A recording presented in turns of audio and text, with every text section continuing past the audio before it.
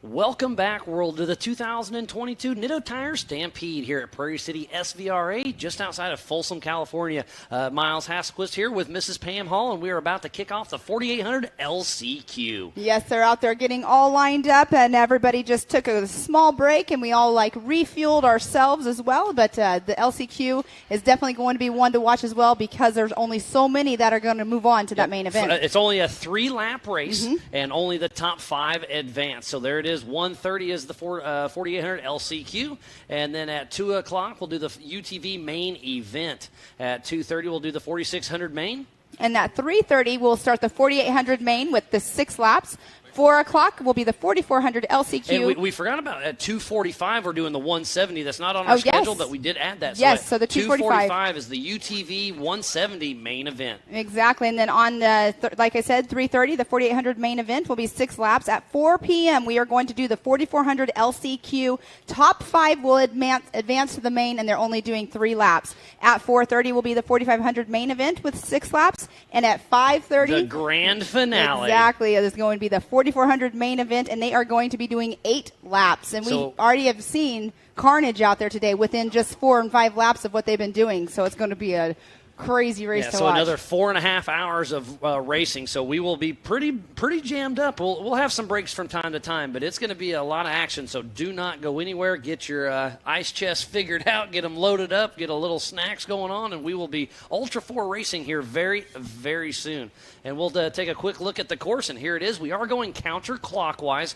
We start at the start-finish right here below the Nitto studio, and then we go around to the long right-hand sweeper to the King Shock or the Kingpin 180, and then head through the rigid rhythm section, a little dog left right to the Gomez tree jump, and that's another uphill jump right into the Yukon launch, left drifting turn into the Gunite drop, and then a little snake section in the Bronco boulders, then the bucking Bronco, is what Pam called it, the other little rock section right before the Recaro rocks, a long left-hand Talladega turn. I have a new name for it. And the start-finish line is a 1.28 mile lap. Sorry.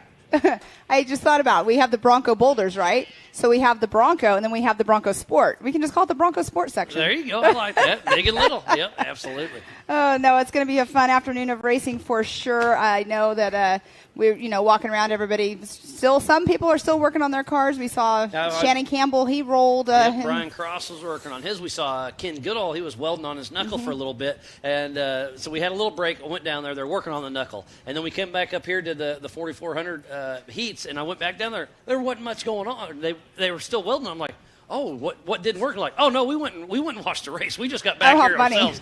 So they said they'll definitely get their car back in action and take her out there. So it'll be a lot of fun to see. It will be. Now we have 11 cars that are going to be taking the green flag for the 4800 Legends and LCQ. Less than half will move on to the main event. Exactly. So let's go ahead and go through that lineup because I see Mr. JT Taylor is down there making sure all is good, and they're going to start doing their little parade lap to get the lineup going. So in that number 1 position will be the 4805 of Tony Howard. In second position, the number 406, Mr. Eric Weichel. In the third position, number 44 of Joshua Boxey. In that 4th spot, the 4806 of Steve Graff. In the 5th position, the 4437 of Dustin Sexton. Doing that wheelie over backwards earlier. In that 6th position, number 4853, Andrew Gorman. And in that 7th position, the 1006 of Derek Summers. In that 8th position, 888, Matty Moon. In 9th position, the 114 of Evan Jesse. We saw Arturo Osorio take a tumble earlier. He's starting in that 10th position, the 4898. And then in that 11th position, the 4802 of Ross Glaive. So this is going to be a dogfight. This is a make or break. So the top 5 move out. The other 6, they're done for the day. Yep. So they are going to be pushing. And this is only a 3-lap race. So it's going to be a sprint race sprint for to the sure. finish, exactly. I love how you name that as a sprint because a sprint it sure is. And they're all wanting to push to get into that main event. I wonder if the people that don't make it are going to stick around and watch the great racing, or if they're going to pack up and go home. They're here to watch, but they'll be bummed not to be racing. They drove all this way to do it, so we hope it's going to be a good race. It's going to be a good race for sure. Yeah, we need to give Can-Am, Ford, Bronco, Monster Energy, Optima Batteries, 4-Wheel Parts, Progressive, Mid-America Outdoors, the Off-Road Syndicate, Holly EFI, LaserNut, Griffin Race Radiators, VP Racing Fuels, Nitto, King Shocks, Ultimax Belts, and King of the Hammers. So please support who supports the sport. What a wonderful, wonderful day. We got a lot of great partners out there, so it's great to have all those people behind us. So it's been a great day. So it looks like we have Woody Rose up here. He's already in the main event, so you're not out there racing right now. So I'm in the main event. You're pretty stoked to be there right there, aren't you? Yes, I am. I'm very stoked. And then we also have your little brother. It's his birthday right now. Yes, so happy birthday, birthday, Dylan. Happy birthday, man. Yeah, his sister's back home. Yeah, but yeah, it's going to be a lot of fun. So it's going to be a lot of fun. But Dylan, how you doing, buddy? I'm doing great. Yeah, it's a lot of fun. You'll be out here racing the main event in just a little bit, won't you? Yeah. At 2:45. So we're about to go live racing. I just want to give you a quick happy birthday shootout. So thank you, Dylan, for that. And we are about to go live racing. Yes, we are. Good luck to Maddie Moon out there. Awesome. So we are live racing. So the whole shot goes to Eric Weichel, it looks like. What a great run he had. Squirrely for Maddie. Yeah, so she's one of your teammates, and that's a very similar car to you. And this is only a 3-lap race, so it's going to be interesting to see how it shakes out. Dylan, what are you thinking? I'm thinking that all these cars have a pretty good chance of winning, and I really hope to see Maddie Moon passing some cars today. Yeah, this is her first Ultra 4 race, so it'll be exciting to see how it shakes out. But we have a car on its side. Can't quite tell who that is. I'm not sure who. Ooh. Come on, you race with all these cars. You're used to looking at the back I do, of them. And I really hope I think who it is. But so somebody's upside down. We'll see. And somebody goes off course a little bit. Nope, Maddie Moon is still in the race. I'm not 100% sure who that is. That's Tony Howard on screen right now. So we'll wait to see who's upside down, and we'll make sure everybody's okay. So Tony Howard coming down the gunite section. How fun is this? Where's your preferred line? My preferred line down the gunite is straight down the middle. Yep, that looks And like there he goes. Just about there. Yep. So Eric Weichel gets past in the gunite section. There is Steve Graff, Andrew Gorman, Maddie Moon. Missed that car. But Tony Howard first into the Bronco Boulders. This is pretty gnarly, too, because you are on 37-inch DOT tires. Yes, it is difficult through those rocks. As long as you stay right pretty much the whole way, you are fine. I know the left section is a little bit more difficult and tricky. Yeah, these cars have to have 2 seats side by side, single shock per corner, maximum of a 37-inch DOT tire, solid axle only. A lot of these cars used to be 4400 cars that they retired down, but you guys actually just built a brand new purpose-built 4800 car. Yes, that's the one car you're racing, right? I'm currently racing. That thing handles amazing out here. Had a little issues with it today, but still managed to take first, so that was a plus. And with no steering the last 2 laps. Pretty impressive. Obviously, Lisa and Derek are your parents. Trent Fab themselves, so it's really cool to see them. Yes, there's that. So, Dylan, are you excited to step up here in a couple years and into your brother's car? Yeah, I'm very excited. That'll be awesome, won't it? We'll see how that goes. Yeah, I'm looking forward to it. Yeah. That'd be really cool. As long as he keeps his mindset that he's going to beat me, I believe in him. Yeah, that's awesome. So out front, it's Tony Howard, Josh Boschi, Eric Weichel, Steve Graff, Andrew Gorman, Derek Summers, Maddie Moon, Dustin Sexton, and Evan Jesse, Arturo Soria, and Ross Glave. So Maddie Moon right now is in that 7th position. She's got to move her way up. Yes, she does. And it's only they're just finished lap 1. They're out on lap 2, so white flag will be out next time around. As they head through the rigid rhythm section, hit the Gomez tree jump, and they're getting ready to hit the Yukon launch. So Tony Howard in that livery Mountain Fab chassis way out front. I'm definitely loving that Yukon launch. The car flies amazing. I'm going to guess you're 75, 80 miles an hour through that section? Maybe 90. Oh, really? I'm so cooking. You're moving. I'm not 100% sure how fast I'm going due to no speedometer in the car. Why don't you have a speedometer? You don't need a speedometer. You don't even know how fast you're going. Just go faster. Yeah, just go as fast as you want. As fast as the motor limits you. Yep, so Tony Howard down the gunite section. Eric Weichel right behind him. And there's Andrew Gorman, Steve Graff, and Maddie Moon makes the pass around Steve Graff and John Dykes. So it is going to be a dogfight to the finish. Maddie is extremely well at passing in the rocks, let me tell you. Yep. And this From is that rock bouncing experience. Ooh. Yeah. She races Havoc back home in a little bit of rock bouncer style. So it'll be pretty fun to watch. Yeah, and immediately after this race, she has another one next weekend. Yeah. So, she's busy in those hours. Oh, Andrew Gorman, it looks like his light bar's dangling a little bit. There's Maddie Moon. Andrew Weichel, Maddie Moon. Moon. Oh, that was Andrew Gorman, so I'm not sure who Ooh. that was up front. Steve Graff. And that was Derek Summers, I believe. Is that 1, 2, and 3 right there? No, we have one out front. Okay. Tony Howard's still out front, so that's Someone 3, is 4, and checked out. 5, I think. Okay, sweet. So Tony Howard just came through, heading out for his third and final lap. This is his race to lose. Right on. So Maddie Moon making another pass on the inside. Atta girl. She's on rails.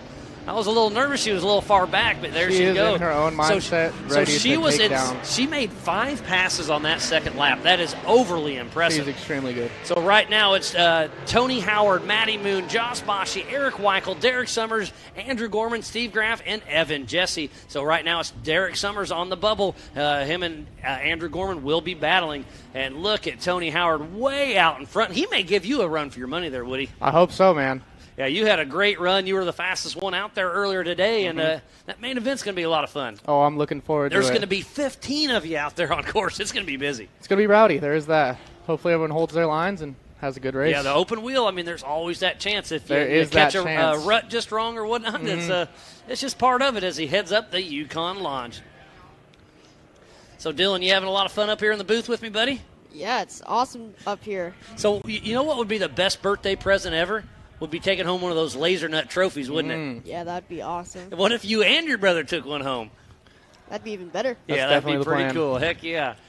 So Tony Howard way out front. Looks like Eric Weichel. There was a blur. I couldn't tell. That may have been Matty Boone. Okay, then Eric Weichel.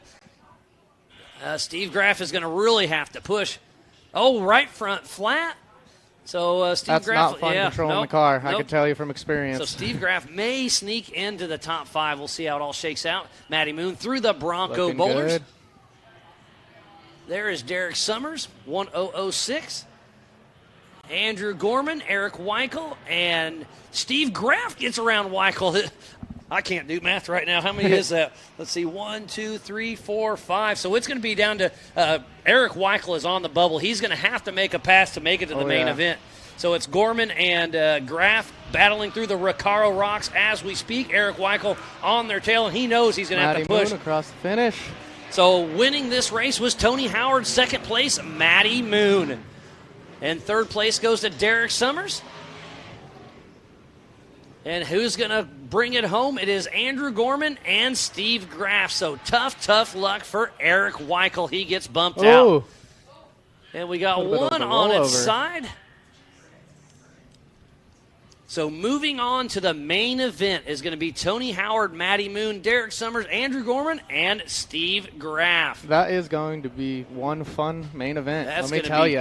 be pretty wild. I'm looking forward to it. Who's on their side, Woody? I can't quite tell. I am not 100% sure who that is.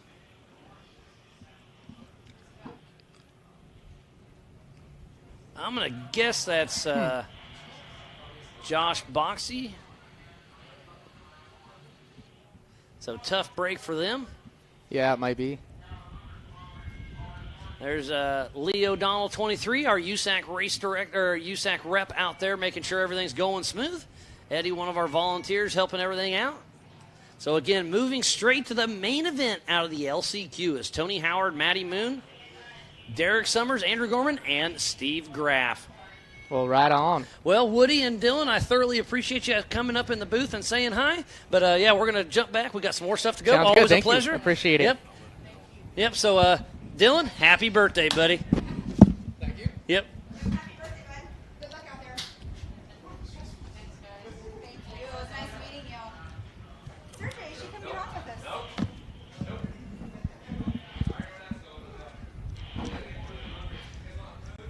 Well, Pam, wasn't that pretty fun to let them kind of come in? I mean, Woody Rose, he's going to be a force to be reckoned with in that class. So he kind of little pre-race recap on it, and then it's cool to have his little brother Dylan on his birthday up here in the booth. So And he's getting ready to race here shortly himself. It's really cool. It's super cool to have guests up here for sure, and future of the sport up there. But I was standing in behind the scenes taking pictures, gave them to Mom so she can post them on the social media of you guys all up here doing some announcing. But, yeah, that was another crazy race. More action out on race course.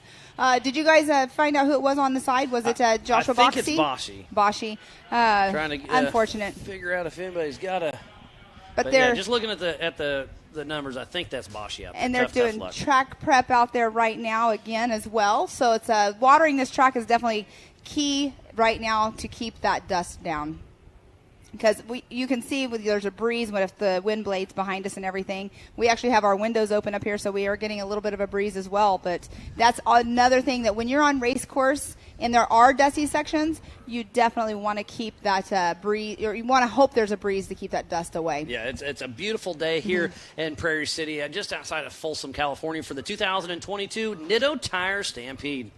So, and we just saw Eric Weichel out on course, and we were able to catch up with him yesterday. So let's see what he had to say.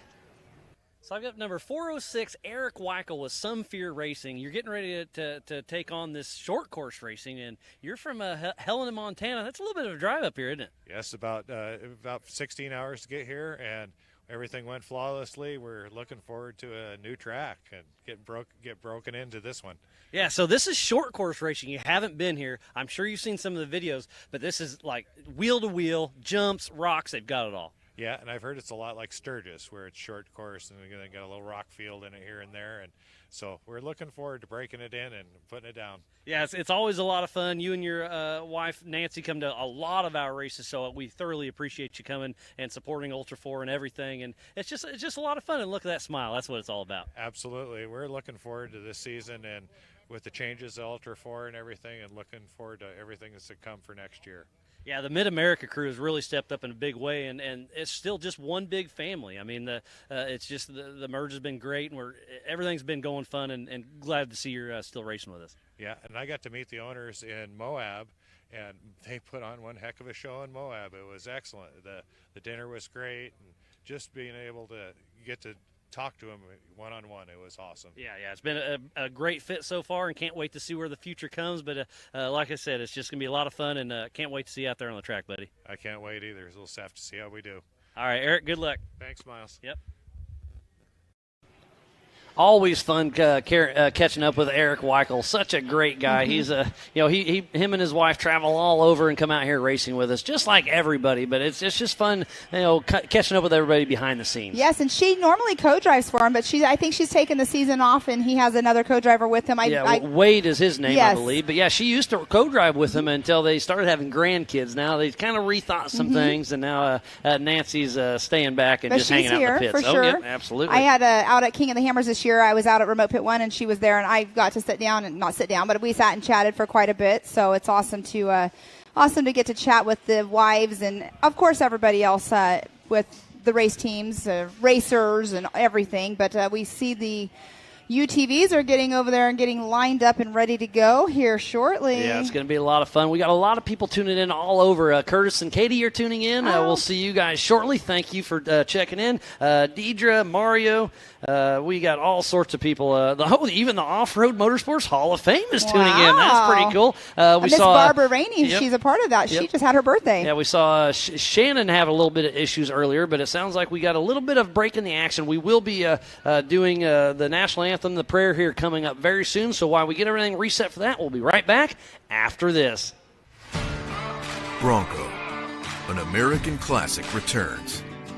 And it only gets better when it's outfitted with the right gear. From bumpers to winches, rigging accessories, suspensions, body armor, and wheels. You need a full array of gear to outfit your Bronco for adventure. Get them now at warn.com. Hello and welcome. Breathe, relax, and enjoy the meditation. Provided by Yukon Gear and Axle.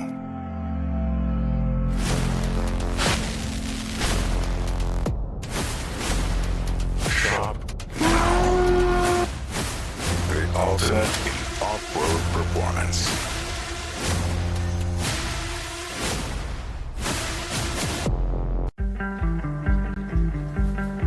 I need it so bad. It's not just a hobby. It's not just something we do on weekends. It's how we live every day. Can we go out and play? I needed to try. Needed to fall.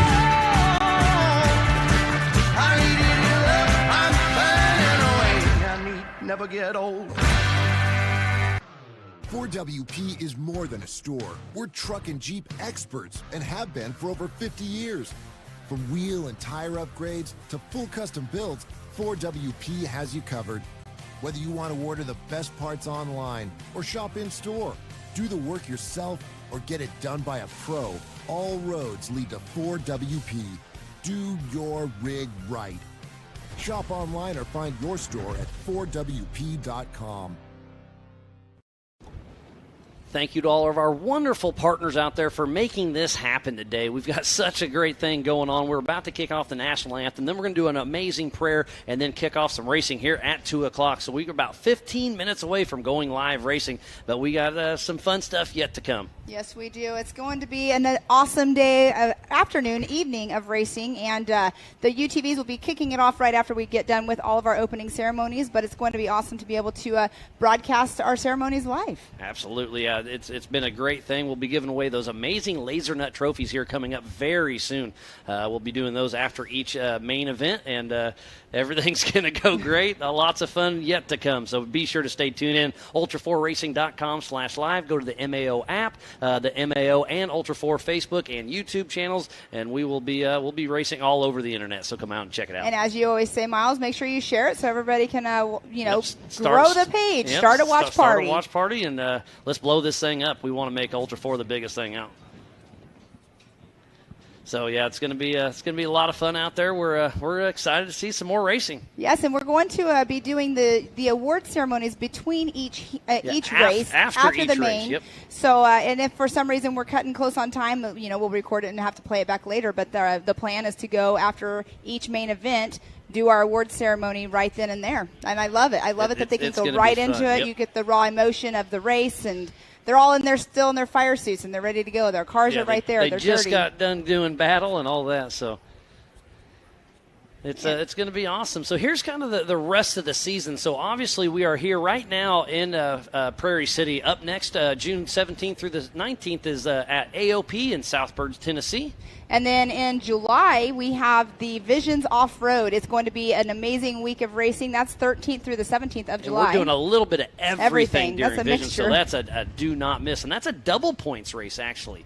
And then on August 5th through the 7th, during Bike Week, we'll be back at the Buffalo Chip at the Black Hill Throwdown in Sturgis, South Dakota. And then September 2nd through 4th, which is Labor Day weekend, we'll be back at the Big House in Crandon, Wisconsin. And then October 26th through the 30th for Legends of the Fall at Mid-America Outdoors. And Jay, Oklahoma will be doing our finals for Ultra 4, rock bouncing, side-by-side championship series. We have so much stuff planned. That's another do not miss and another double points race. Yes, and it's going to be another week, kind of like Visions of everything. It's going to be busy. It's going to be fun. And, there's so much stuff to do there. So bring the family. They've got a lazy river. They've got pools. They've got a splash pad, cabins. They've got wash bays for your vehicles. They've got a little bit of everything there at Mid-America You can't Outdoors. forget about the restaurant. And the power sports. I mean, there's too much stuff you're going to forget a little bit, but there's something to do. But if you forget live something, music all the time, it's amazing. But if you forget something, the Power Sports store might have something for you. You have fire suits. They have everything there. Yeah, they've got everything. They got parts. They've got, The swag. Ultimax belts. Yep.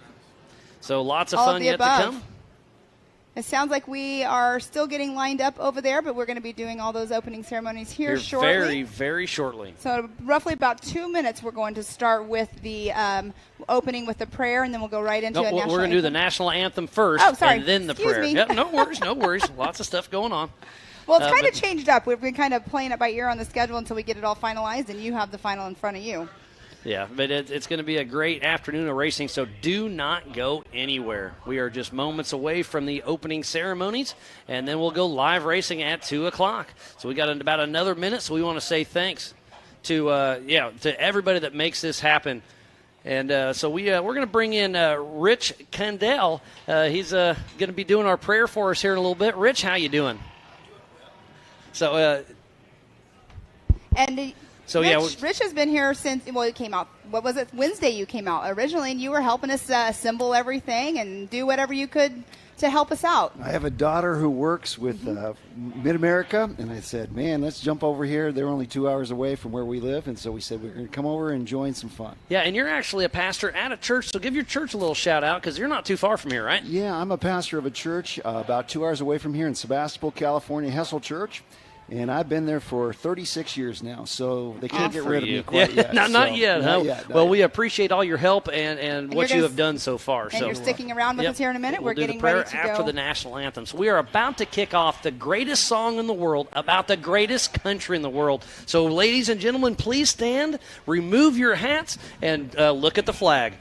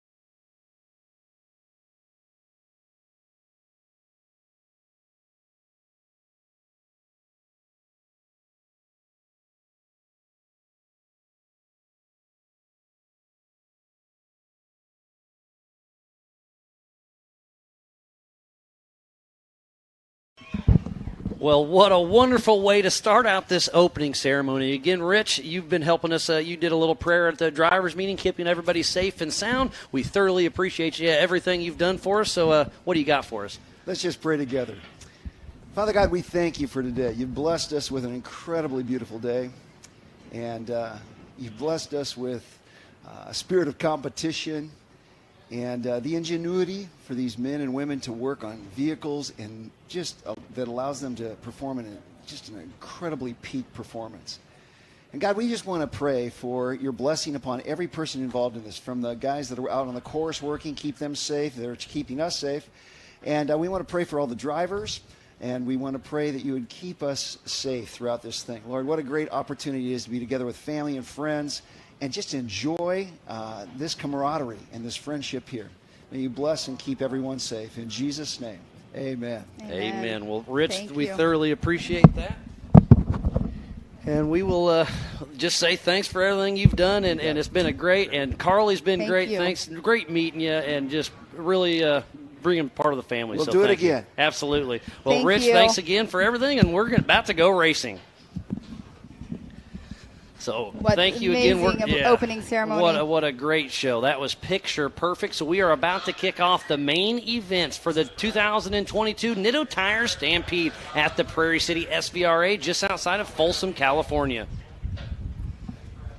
So I hope to be racing here very, very soon. All right, we're getting ready to start here. We're actually going to be ahead of the ball game today. That's awesome.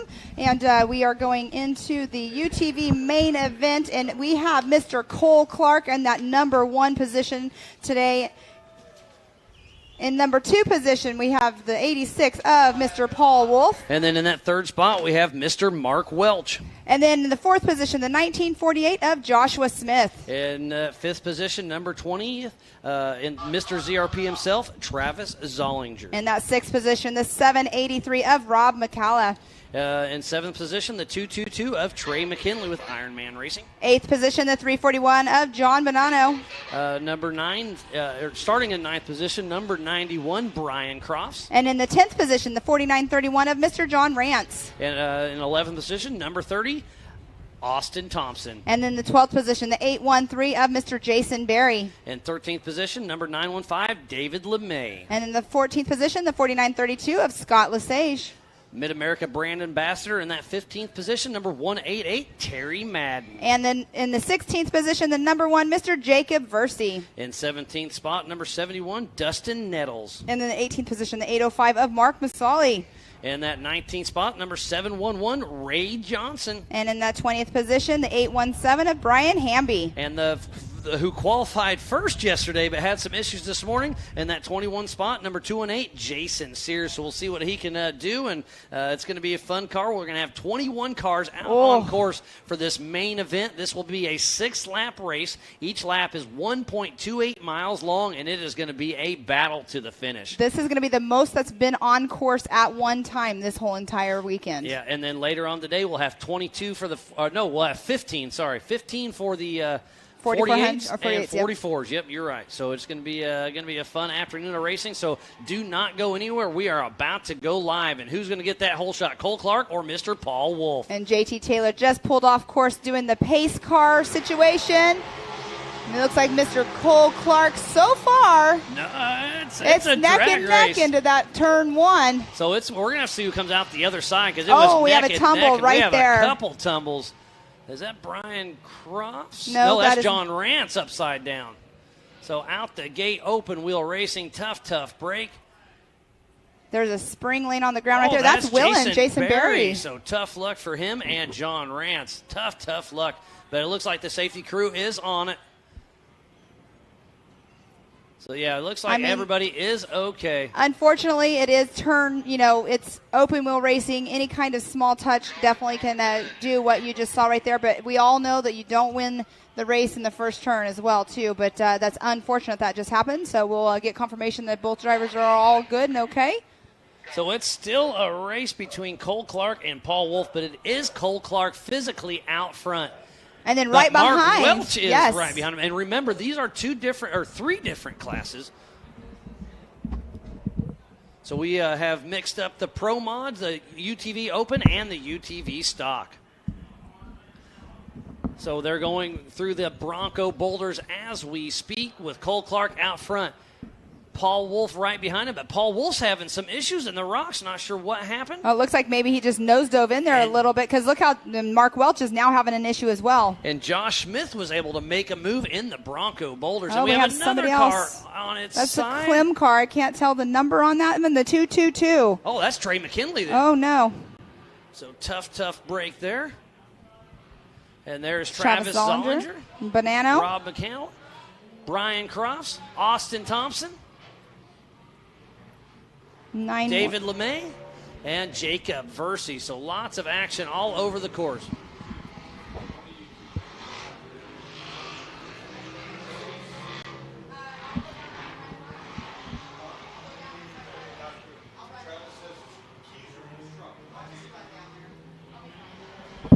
So lots of racing action out there on course for the 4900 Can-Am UTV main event.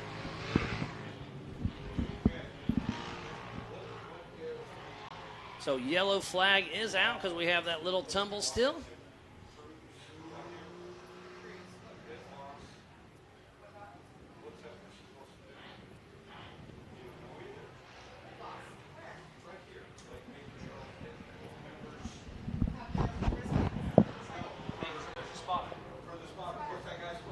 Yeah, make sure they have a spotter and communicate from JT to spotter.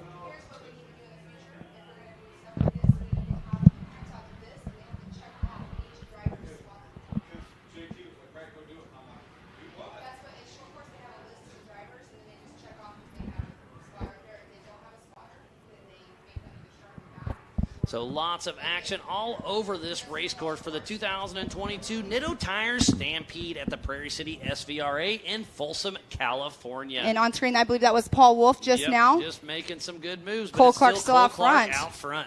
But Paul Wolf is not letting him out of his sights. He took that same line that he was kind of stuck on last time. You can see that the bigger cars have moved those rocks around quite a bit. Yeah, still lots of racing action yet to come. Some of the best short course racing out there for sure. And that's the new, what are we calling that? The Bronco Sport. There you go. As Cole Clark making his way with that RMS built RS1 Polaris Razor out front, but Paul Wolf and that Can-Am UTV trying to chase him down. During our lunch break, Cole and I were in line together ordering lunch, and he was pretty excited for this main event. I He know. really loves this course. I thought you forgot about me. You were bringing me lunch, and I was like, what in the world, Miles? It was a long line. Thanks It's for because just it was a ditching good me. lunch. It was a very, very good lunch. Nice tri-tip sandwich. Stuff I don't get on the West Coast, or the East Coast, I mean. And what a great day of racing it has been here. We've got a great vendor show down here. We've got King, there's Nitto, Jacob Versey. PCI. There's Hamby. Brian Hamby making it through the screen. And David LeMay and Austin Thompson. There's Travis They're going Zollinger. neck and neck. And Jacob Versey. Oh, looks like the right front on It's Zollinger. There's something going on. Definitely so tough not break quite for him. right. And don't forget, Jake Versey is in Joshua Smith's old car, so he's Yes. still in a rental car. But he said he'll have it back in action here shortly. Oh, we have another somebody else? rollover. Oh, that's still Trey. Yep, a rollover at the bottom of the gunite section. Trey McKinley's on its side. Lots of action, lots of carnage, lots of flat tires. So the HCR hot pits, we'll see how much action's in there today. So right there where Trey McKinley was, that's going to change up some of the drivers' lines because they were taking that line. And it's a yellow flag there, so you have to slow down your race pace and no passing in a yellow flag area. Looks like Scott Lesage is down here. He's got something going on.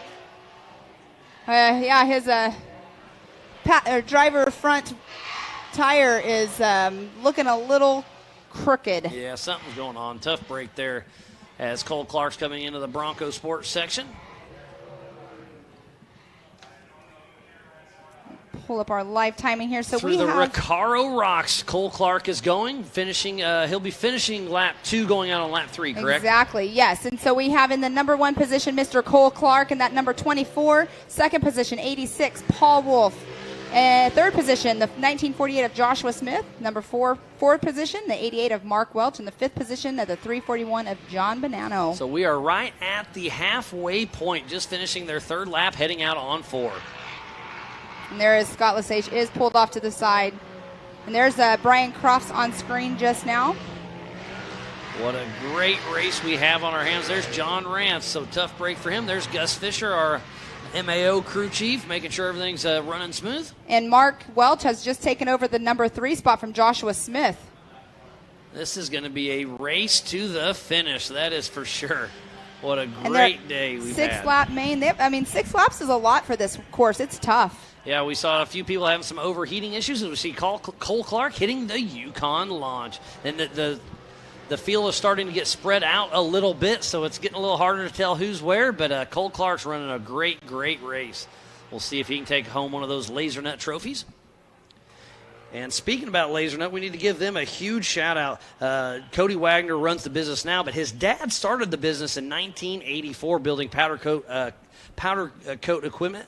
Bought their first laser in 2006. They do laser, bending, robotic welding, tapping, counterseating, and finish sanding. They've got over 80 employees at work around the clock. They have 2 10K fiber lasers and 11 press brakes. So Cody Wagner and LaserNet are running an amazing company. And then they build all of our trophies for all season. So thank you to LaserNet. Exactly, and that would be a great factory to go tour, an area to go tour. We'll make that happen one of these trips. Yes. We were just talking about this at lunch. We're not back on the West Coast the rest of the season. Yeah, you're right. The closest will be Sturgis. And that's not close at all. No, it's not. Almost center. So off the side there is the 813. That is Jason Berry. He's the one that took the tumble early on yes. this morning. Look, Mark Welch race. is getting ready to make a pass right there on Paul Wolf. But remember, we have 3 different races going on at the same time. Something on the front of Paul Wolf's car was shining like it was moving around and it shouldn't be, but... Oh, it's just shiny. He just has shiny parts underneath the car. There you go. So it's still Cole Clark out front, and then Mark Welch physically moves into second, but he is first in his class, and then it's Paul Wolf in the 3rd position, but second in class. And then Josh Smith is leading the UTV stock production class with John Bonanno in 2nd place in that class. And then Jason Sears, Rob McCalla, Brian Crofts, David LeMay, Brian Hamby, Dustin Nettles, and Josh Smith is 4th overall right now, but 1st in class. And there's Mr. Terry Madden. He was on screen just now. He had a rough luck yesterday, but I'm glad to see him back out there.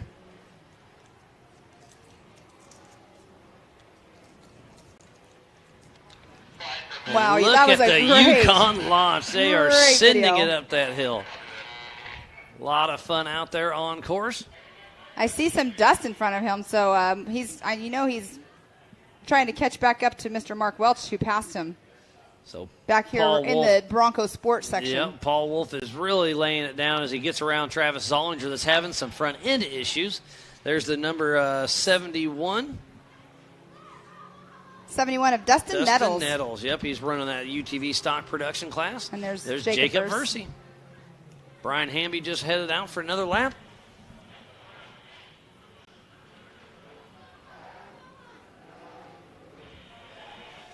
Oh, Cole Clark got a little bicycle. That's a tough break there, but he was able to save it. You do not want to flip over this far into the race. I believe Cole Clark will be getting the white flag on his next time around as he makes it through the Recaro Rock section. Yeah. There's Paul Wolf not too far behind him. Yep, he will be getting the white flag. And, Miles, that is my cue. I will be going down to the podium. You get to give away those LaserNet trophies, I got to unwrap the LaserNet trophies. I want to take one home myself. There you go. You need to get me a race car. But I'll be back up here with you in the booth here as soon as I can. Well, don't forget about me. After trophies, don't go take a nap. All right, see. Pam, appreciate everything. We'll see you down there. Paul Wolf just went back in second position. Yep. Sorry. We'll see you after you give away those trophies. Okay, bye. So Cole Clark is physically out front in first position. Then right behind him is Paul Wolf. What happened to Mark Welch? I am not sure. Okay, I do see him, but he is definitely off pace. Travis Zollinger makes another lap around, but he is a lap down and having some steering issues. There's our physical race leader through the Yukon launch. Joshua Smith physically in third position, but first in class. And then Jason Sears has really moved up. Jason Sears started in the back of the pack and made it all the way in fourth position overall, but second in class. And Mark Welch makes another lap around. He is first in the open class. Then Brian Crofts just crosses the line and physically in sixth, but third in class. So lots of action out here on course. What a great, great day of racing as we get a great shot there of the Bronco Sport boulders. There's David LeMay coming through. Make sure you make it down to the Ultra 4 merchandise trailer. We've got Tona, Angel, and Carly down there slinging all the merch. They've got a little bit of everything, so go down there, check them out. We also have a lot of our amazing vendors here on site, Nitto, King, PCI, and a whole list of others. There is Jacob Versey. But our physical race leader is into the Recaro Rock, so we'll hopefully chase him around to the finish line. Cole Clark physically out lead, got the whole shot. Him and Paul Wolf battled, but he got around Paul. So it's going to be Cole Clark. The checkered flag is out. It will be waving. Cole Clark wins the 2022 Nitto Tire Stampede for the 4900 Can-Am UTV class. That young man's got to be excited. There's the number 71 of Dustin Nettles heading out for his final lap. Second place goes to Paul Wolf. They are in the UTV Pro Modified class. Jacob Versey makes it through, so he'll have one more lap for him. Lots of great racing action out there, and look at them pushing hard through the next little rock section. There's Brian Cross coming into screen and Travis Zollinger.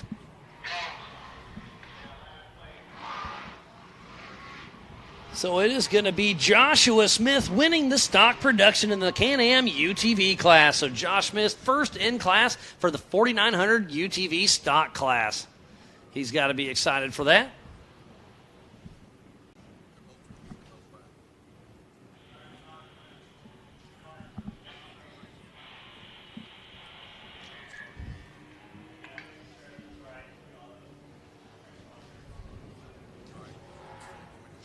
So Cole Clark, Paul Wolf, Josh Smith, Jason Shears, Mark Wealth, Brian Crofts.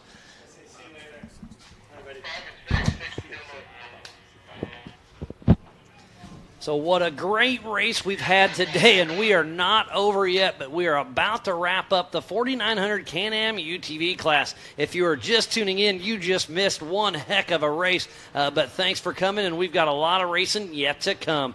Go to ultra4racing.com/live, go to the MAO app, go to the MAO and Ultra4 Facebook and YouTubes, and hit that share button. Start a watch party. Let's blow this up. We've got a lot more racing action yet to come. Up next will be the 4600 Spider Track Stock Class main event.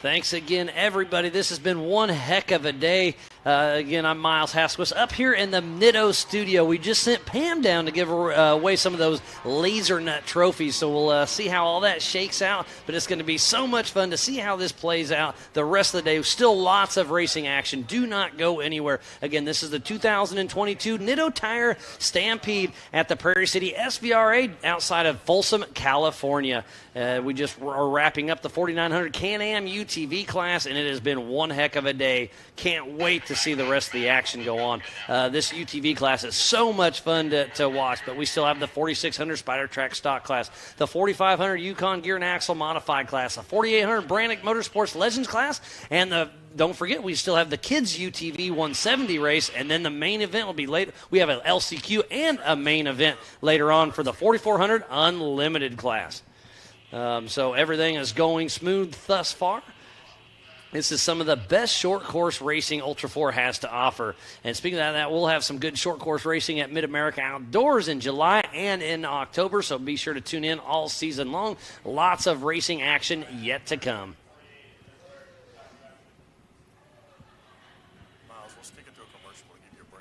So lots of racing action has came up today, and it's been so much fun. But before we give away those laser nut trophies, we'll take a quick break and be right back after this.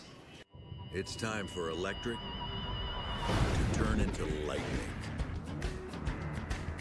An electric truck that can haul on both ends, that can help build your house, and if need be, power that house.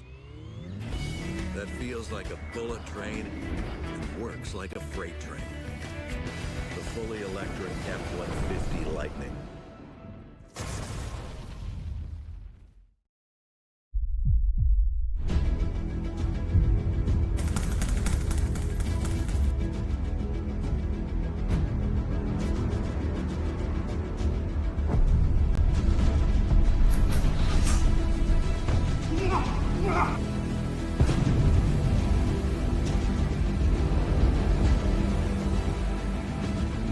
I am Monster Mate.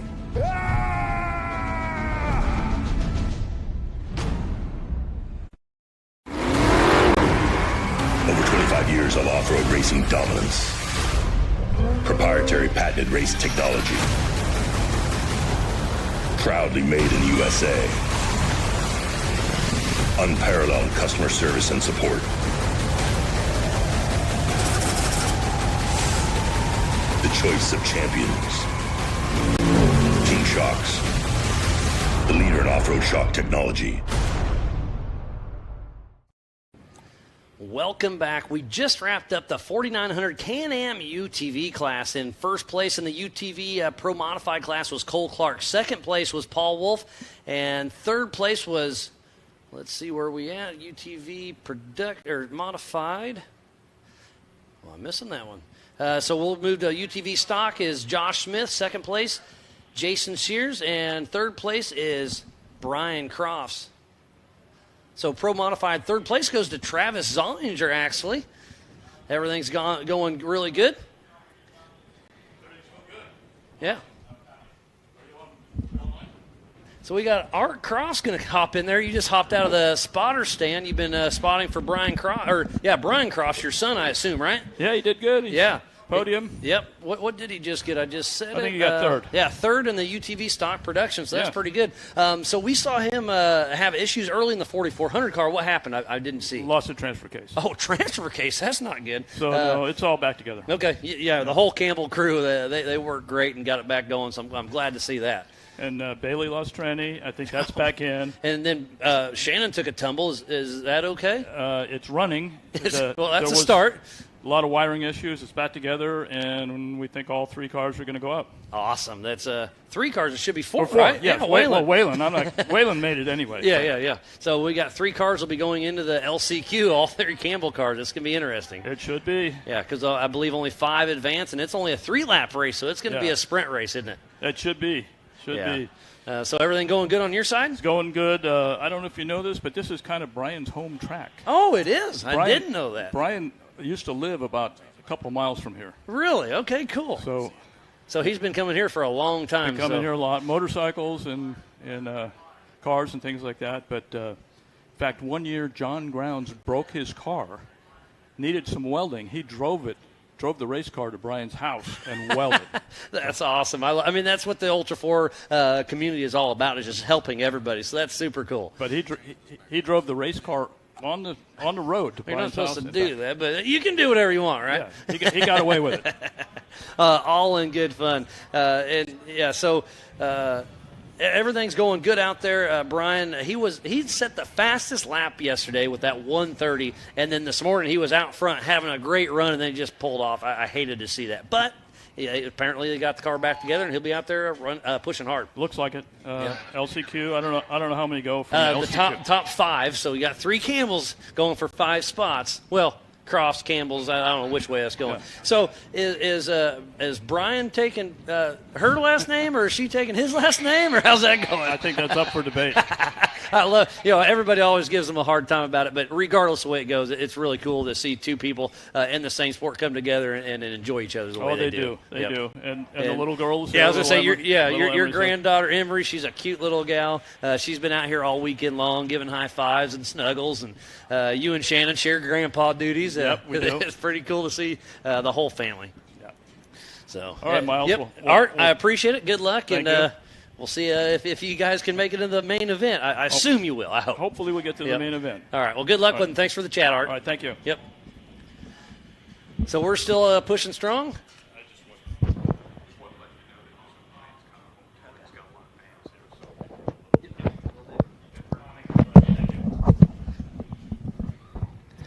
So we just finished up a great run, and I think we'll be getting close to be giving away those Laser Nut trophies here very soon. Pam ran down there. I think they're rounding up a few last things, but we're going to try to stay on time, and so far so good. We're going to be doing the next race here in about 15 minutes for the 4600 Spider Track Stock Class main event.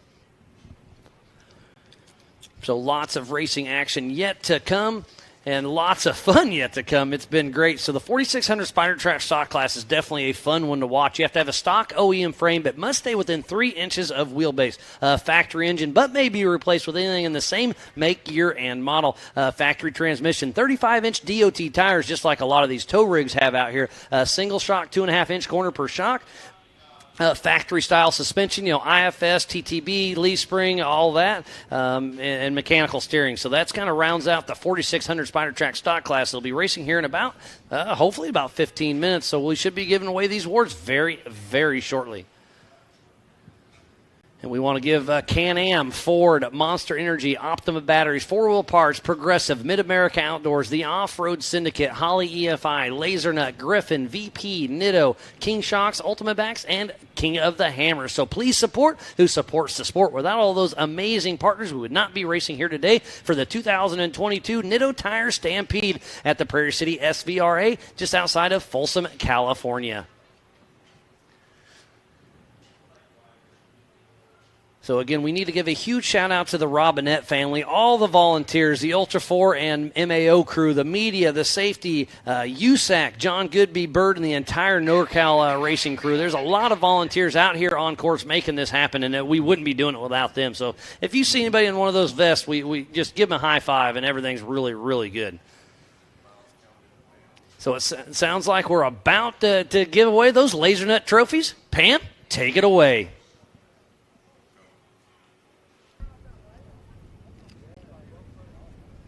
All right, I'm up here at the podium with our Pro Modified class. I'm here with Mr. Travis Zollinger. You had quite the race. Give us a little rundown of what happened. Well, my race kind of went the way that it did early. We got wadded up in a hole in the first rock pile and chasing Paul into there, and played demolition derby like we were told not to, and broke my car, and so I limped it around. Hey, got me here, so I'm super stoked to be with these guys. They race hard, and it was fun to race with them today. So it's the meaning right now is drive it like you stole it kind of thing, because you had a broken car, right? Always drive it like you stole it out here, for sure, in California. You fit in. Awesome. Well, who do you have to thank for getting you up here on the podium? Oh, man, all the guys back at ZRP, Apex Engineering, the machine shop, all my sponsors, BF Goodrich, Fox for sure, Riley and Mike coming out and helping us, HCR, who am I forgetting? Warren, Logan Coach Trailers. Yeah, we got Fox. Yeah,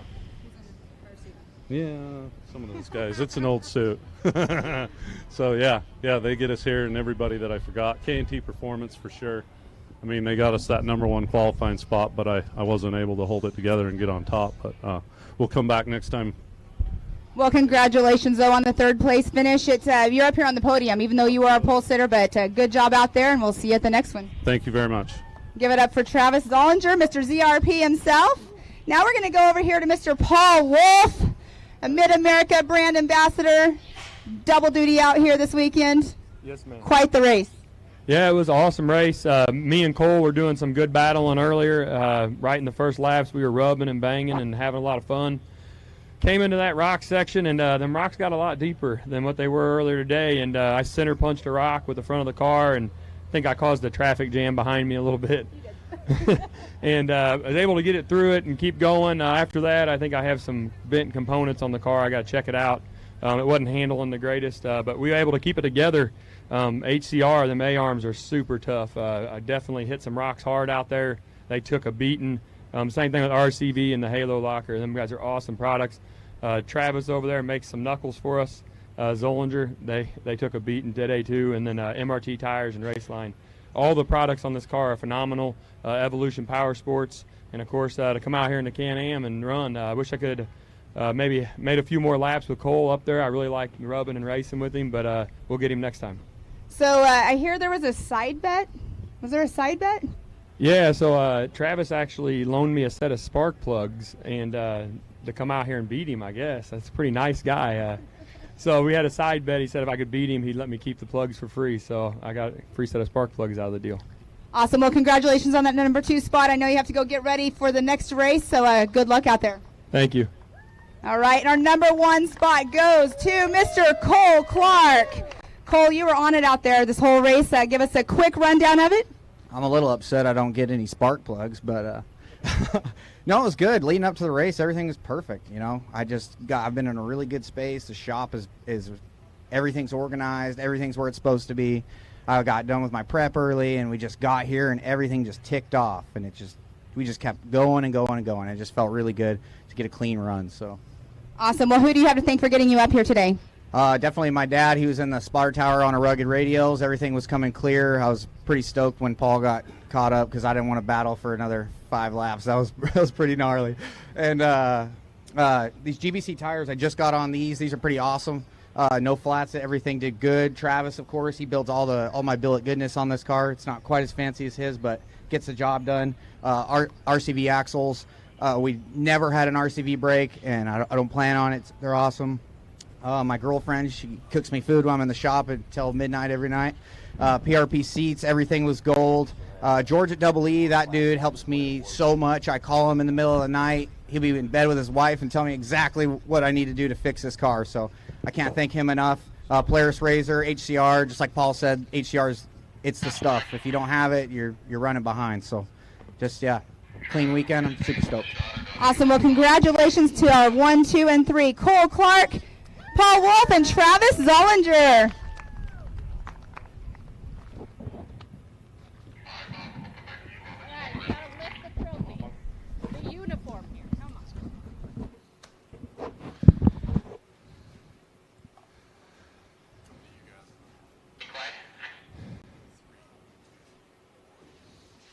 Well, thank you, Pam, for giving away those Laser Nut trophies. Got another guest up here. Kevin Stearns, how's it going, buddy?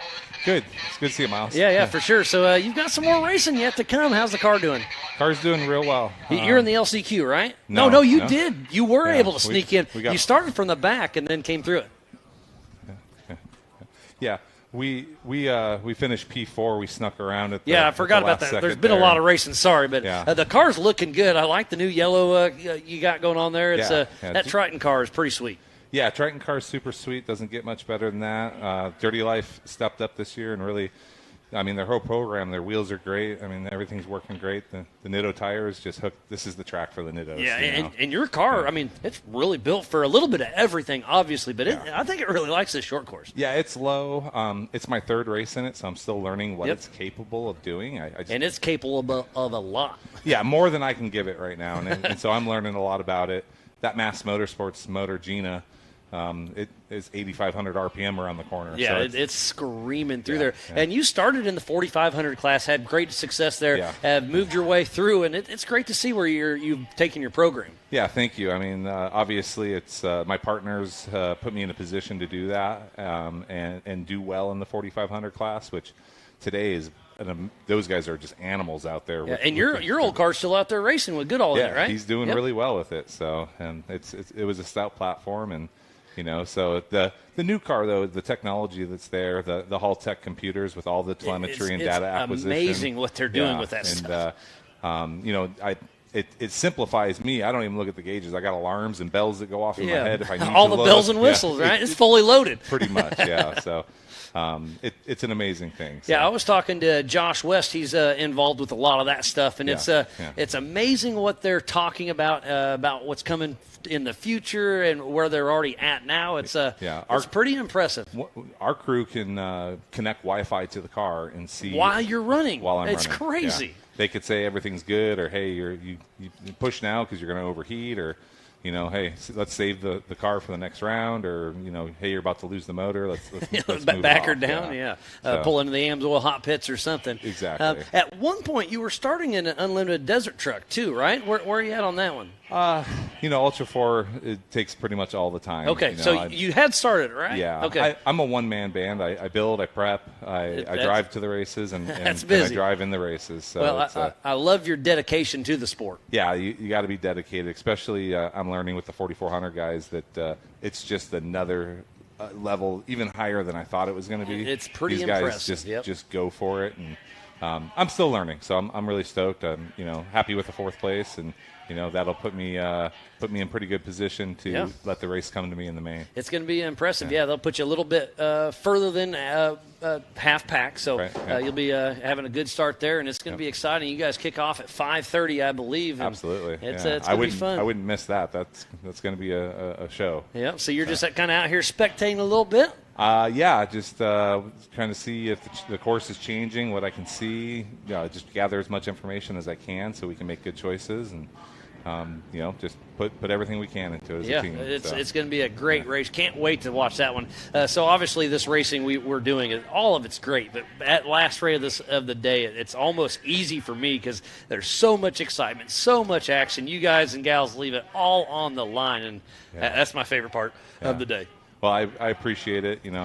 Thanks to all my partners and my family, my wife. I mean, it's what makes it come together, and all the time in the shop and on the phones with my partners, and trying new things and out testing. It's lots of testing and tuning on the new car for sure. Yeah. And it's an IFS IRS, or is that a solid axle? You have a solid rear. That's right. Solid rear axle. Yeah. Lauren has a Triton car that's IRS. Yep. Yeah. But you have this car is very similar to Vaughn's. Okay. So, yep. And runs Vaughn's short course. Gotcha. Okay. Yeah, and then Pellegrino's in a Triton car too, right? It's a Armada Triton mix. Okay. A little bit of everything. Some history there. Yeah. And then it's a Dorby design car now. They pretty much rebuilt that car. Oh wow. Okay. Jordan's pretty dedicated. It's pretty impressive. I believe the guy's name that's worked on it is Dorby, and it's very impressive. Yeah. So. But, I mean, not taking anything away from any of these race cars out here. They're all amazing. But your new Triton car, it's pretty sweet. Yeah, we nicknamed that car the Dirt Ferrari because his was the Lamborghini. Yep. Okay, the Dirt Ferrari. I like that. So,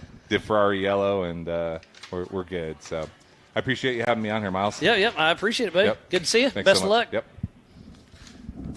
getting everything switched around. We are just minutes away from kicking off the 4600 Spider Track stock class. So getting all my papers swapped up, and we should be live racing here very shortly.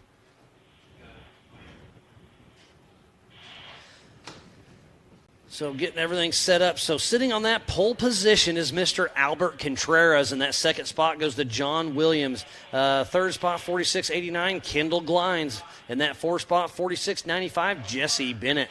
In that fifth position, 4671, John Snell. In the sixth position, the 4628, Alex Fleming. In that seventh position, 3105, Megan Miller. And Dawson Allington's old Jeep, cool to see it still racing around here. I was chatting with her at our racer appreciation dinner last night. She's super excited. Her husband has a 45 car that he races off and on there at NorCal, but this is her first time in the driver's seat at practice here at Prairie City. So she's super stoked to be racing. In eighth position, number 4629, Kaylin Myers. In ninth position, 4616, Charmaine Creer. In 10th position, 468, Amber Turner. In that 11th spot, 4602, Brad Bennett. And then in the EV class, number 617, a prior Ultra 4 employee, Boston Kyle Seglin. Great to see him out there racing in the EV Toyota. Lots and lots of stuff going on. And like I said, we are just moments away from kicking off the 4600 Spider Track's main event. This is our second Ultra 4 Western Series race, and we are excited to be back here. Our third and final race in the Ultra 4 Western Series is the Black Hills Throwdown in Sturgis, South Dakota at the Buffalo Chip during the Bike Week, August 5th through 7th.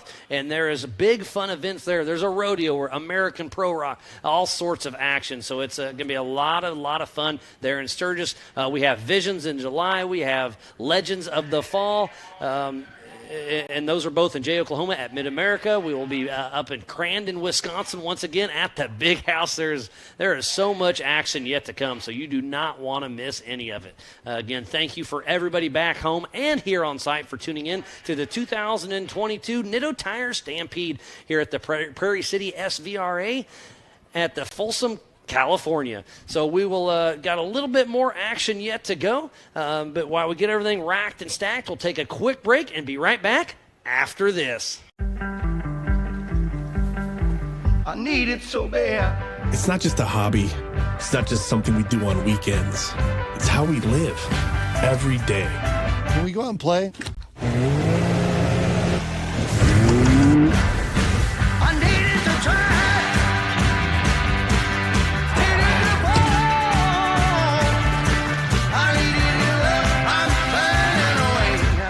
Never get old. Rocks, sand, heat. Life off-road is tough. We wouldn't have it any other way. If AMSOIL products are designed for this kind of punishment, think about what they can do for your daily driver. Upgrade to AMSOIL protection today and get fast free shipping from AMSOIL.com. Welcome back to the 2022 Nitto Tire Stampede at the Prairie City SVRA just outside of Folsom, California. Sounds like we're missing maybe one spotter in the spotter stands because each driver that goes out of course has to have a spotter in the stands for safety reasons, obviously. So it looks like we're missing one, but we will be kicking that off here very, very shortly. Oh, and it looks like the last one. Oh, that's Dan Weierquist slacking on us a little bit, but he's there, so now we can get back under some racing. So all the spotters are in place, giving us some thumbs up out there. So we will be live racing for the 4600 Spider Track stock class here momentarily. So lots and lots of action going out there on course. We got another guy coming in here, Mr. Justin Hall. How's it going, buddy? It's going pretty good. How about you, Miles? Great. So you had some tough luck. You were running strong this morning, and you came to that rock section hard and just stuffed the front end. So I think what happened, it was Goodall was next to me. I thought he was broke. He was getting off track. I was going in to make the pass into first place, and he came back into me and touched touch tires. So you and guys kissed just yeah, a little bit. we kissed just enough, and it backfed pressure into the box and blew the box apart, and it just blew fluid on and caught the car on fire. So it was pretty neat. I was a little nervous at first because I saw the little flames. Little flames turns into big flames. Yeah, and then I saw your window night fly out. Yeah. You were out of there in less than 10 seconds. Weirdly enough, you got to think about like how to get out of your car in emergency situations. It gets pretty hairy, and to remember what to take off and unhook and all that stuff. That's a lot. I co-drove in the XRA days a couple times, and we literally practiced no helmet on, but we blindfold ourselves and time ourselves to make sure you can get in that car in a certain amount of time. And, definitely. And like you said, you need to familiarize yourself with the safety equipment. Exactly. Sometimes you can't see if there's smoke, or if you're Bailey Cole, you go underwater. You got to be able to get yourself out. Yeah, so it can be a scary deal, but I was glad to see you get out quick and thank you very much. Fine. Yeah, I just want to come up like we did get. I was able to get a new steering box. Oh. I got it from Brian Cross' brother, actually. Really? Are you going to be able to race Yeah, it? yeah. I got the car. I got the box awesome. put back in. I had to put a new steering pump in the car. Checked for see if the fire did any damage to wiring. Nothing was singed on it. Really? Went through the car, and she's back. Well, awesome. Back Well, going. I'm glad to hear that. And Yeah. we are off and running. And it's Albert Contreras, but it looks like John Williams gets the whole shot. So we'll get this 4600 Spider Track Stock Class main event going. This will be a 5-lap race, so it's going to be a fun one to watch. And there's Boston Kyle coming from the back of the pack, and that all-electric vehicle. He's running a Nissan Leaf battery. That thing's it's pretty cool. Yeah. Have you spent any time checking it out? I've kind of walked around a couple times, and it's interesting. It drove by me when I was walking the pits last night, and I was like, "What the heck?" I didn't even hear it go by. It's So just like you can hear a little bit of drivetrain rattle and whatnot, Yeah. but you're just like, "What is going on?" It's insane what he's able to do with that thing. It's pretty wild. So they're coming through the rigid rhythm section as we speak, but it's John Williams out front with Albert Contreras trying to take him down. This is a 5-lap race for the 4600 Spider Track Stock Class as they go across the Yukon launch. There went John Snell and John Dykus. Well, I'm going to get out of here, Miles. I just want to make sure I stopped in and give you guys an update on hey, how the car is. I assumed you were done. I'll be back for the main. So I'm glad to hear starting that. Starting at the back and going to make some moves and pass some people. And you were talking about you got some more horsepower now, so it's going to be fun I wasn't to see. using all of it in the main or in the prelim. I got more left in the car. But you will, so, huh? Oh, I'll be using it. All right, buddy. Well, thanks for coming up and giving that info and have a good giving one, the guys. world. So we'll see enjoy what the happens. race, and the live coverage is awesome. Been watching it from the pit, so I hope you guys are enjoying it back at home. Yep. Thanks again, Justin Hall. So lots of action out on course as they're coming through. I believe that, yes, they are going to bypass the Bronco boulder fields we saw in that first race that had some issues. The 35-inch Nitto tires on some of these cars, just a little too much because they're just, it's a stock Jeep on a lot of these. So Kendall Glines is going for a move. Him and Albert Contreras are battling, but it looks like Kendall Glines moves into second position. And Jesse Bennett, I believe, that's the 4695 in his Cherokee. And then Brad Barnett and Alex Fleming still running strong. John Snell, Megan Miller, Kaylin Myers. Where's Amber Turner? She's got her Warren winch wrapped around her hood so it doesn't pop up as they're making their way through the Recaro Rock section. But out front, it is still John Williams out front leading this race for the 4600 Spider Track Stock classes. They're making their way around the Kingpin Corner. Great to see King out here in full effect. Well, we also have Nitto here, PCI. The vendor area is absolutely packed. Make sure you go down and see the Mid-America and Ultra 4 merch tent. We got Angel, Carly, and Tona down there slinging all of our merch. Go check them out. And if you are just tuning in, we want to thank each and every one of you for tuning in. This has been an amazing day of racing, and we've got lots more to come.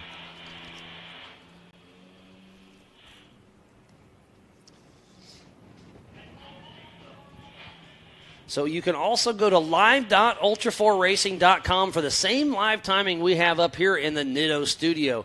So make sure you log into that. Have that on your computer. Have this up on the TV. Do a little double dipping. See where your favorite racer is. See their lap times. So the fastest lap was set by John Williams with a 1:57 in this class. They are racing 5 laps. This is a 1.28 mile loop. here at the Prairie City SVRA in Folsom, California for the 2022 Nitto Tires Stampede. There's a great shot of the Yukon launch, and that just shows you how vast this course is. There's Albert Contreras and John Williams battling for the lead. So where was Kendall Glines? He was up there doing well.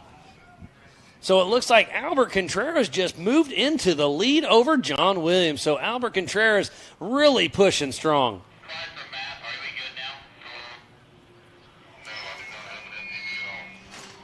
So Albert Contreras heading out for another lap in first position. There's Alex Fleming with Team Sherpa. They've got a great social media following.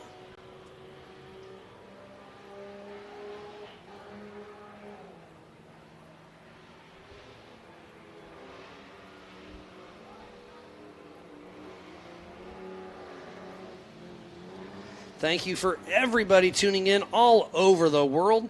We've got lots of action absolutely everywhere on course.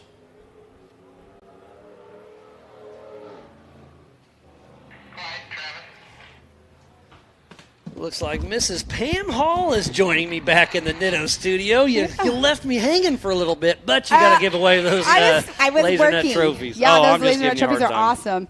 So, Miles, you're going to have to fill me in. I'm back and forth between that, so I don't know what's going on out on race course, but I do know we have the 4,600 stock class out there. Yep, yeah. Albert Contreras and John Williams have been battling back and forth. Kendall Glines was in the mix. He's dropped back. But right now, out front is Albert Contreras, then John Williams, Jesse Bennett, John Snell, Kendall Glines, Alex Fleming, and Megan Miller. And then Kaylin Myers just went through for another lap. So they're still pushing strong out there. It was a great chat. And you missed Justin Hall just came up here. Oh, did he? And told us he was able to get some parts from Brian Croft's brother. Oh, nice. And he's got the car fixed, and I was bummed for him, but he was excited, so he'll be racing in a little bit. I was wondering if he was going to be able to get that fixed. Now, was it a power steering issue? Yep. So what happened? You called it that him and Goodall did bump tires, and it was enough to backfeed his line, and it blew out the pump. Because I saw it happen. As soon as they touched, I saw like a little bit of a flame, so I kind of figured it was something to do with that. Yep. So, yeah, that's pretty. Because I was. Ooh, Albert Contreras is moving a little slow. Not sure what's going on. Oh, no, he's got a little lap traffic in front of him. That's what's going on. Amber Turner's there, so he's turned it back up. So they're in the Recaro Rock section. So Jesse Bennett's still running strong. We just saw him in the Bronco Sports section. There's John Snell and John Tykus. Oh, and he got a little stuck there. So I was nosed in a little bit. Down there, I'm sure you were listening, doing the podiums, but Paul Wolf, he said that the rocks were a little bit different out there from earlier on, and what happened is he was on his normal line that he was taking, but he ended up nose diving. And then made a traffic jam, he said. Yep. But, hey, at least he won a couple spark plugs. And Mark plugs. Welch was behind him, so. But, yeah, no, that was a great job by all the drivers just now. And there's Kendall Glines having a little bit of issues. The rear tire's spinning. Oh, missed it just a little bit.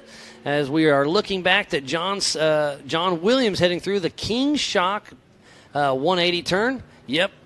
JT Taylor saying something broke in the rear, and that's what it looked like. So tough break for Kendall Glines. He's had a good run, but his day may be over.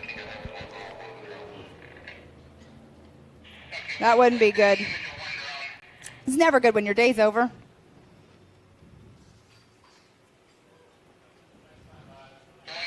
Next time by for the leaders, I'll be leaving you again here in just a moment, Miles. You're going to get your steps in today, Pam. I know. I just actually hitchhiked a ride back just now. Sergio, who's out here working with NorCal Rock Racing, he gave me a ride just now over here. So why are you out of breath if you got a ride?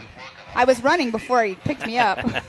All in good fun. I love it. Yeah. I love doing the podiums. It's a lot of fun to go down and chat with the drivers as they're getting their awards. And and it's been working really well doing it right after. That way you get that raw emotion. And none of them are leaving. They all want to stay and watch the 4,400 race. Oh, yeah. Nobody's leaving anywhere. Look at the grandstand starting to fill up.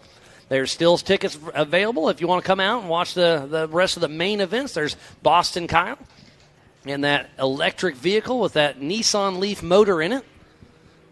Really to see, cool to see him thinking outside the box. All right, so we have John Williams out in front in first place. Oh, I missed it, but you're right. Where is Albert Contreras? He's was in third leading. position right now, but so first position, 46.23, John Williams in the 4,600 stock class. Second position, the 46.95 of Jesse Bennett. 46.05 of Albert Contreras in that third position, and the 46.71 of John Snell in that fourth position. And then the 46.28 of Alex Fleming in that fifth position. And on screen right there is Albert Contreras and Jesse Bennett. There is John Snell. And there's Alex Fleming coming in. He's had quite a weekend, but you know what? He's out here racing and he kind of nose dove in those rocks. He broke his front diff yesterday, so they put a new one in last night, and I saw him this morning kind of driving around trying to break in the front diff. Apparently he got it going, but he's having a little bit of bad luck in that rock section. There's Amber Turner going for a pass through the rock section. Oh, and she's got all four spinning right now. She looks like she's turtled on a rock. Yeah, and she's got those huge 31-inch tires on that Samurai. They are way too big. And probably the only carbureted vehicle out there racing today, but her and her brother Stuart are having some fun with it. I have to say, every single time like I see a Suzuki Samurai, I think of her, and I'm like, man, I would love to get one of those and race it. I had a Samurai for a little bit. They are so much fun, but I use mine as just kind of a beater out in the woods. Yeah. I tore that one up pretty bad. And they're doing 5 laps this race, 5 correct? laps, Okay, so we have the white flag is out. So right now we have John Williams in that number 1 position still. And I'm going to have to leave you again, Miles. That's no problem. We'll see how it all shakes out. And it looks like it could be a race all the way to the finish between John Williams, Albert Contreras, and Jesse Bennett. But don't forget, John Snell and Megan Miller are still in the mix. There's a shot of Kendall Glines having some issues. Tough break there.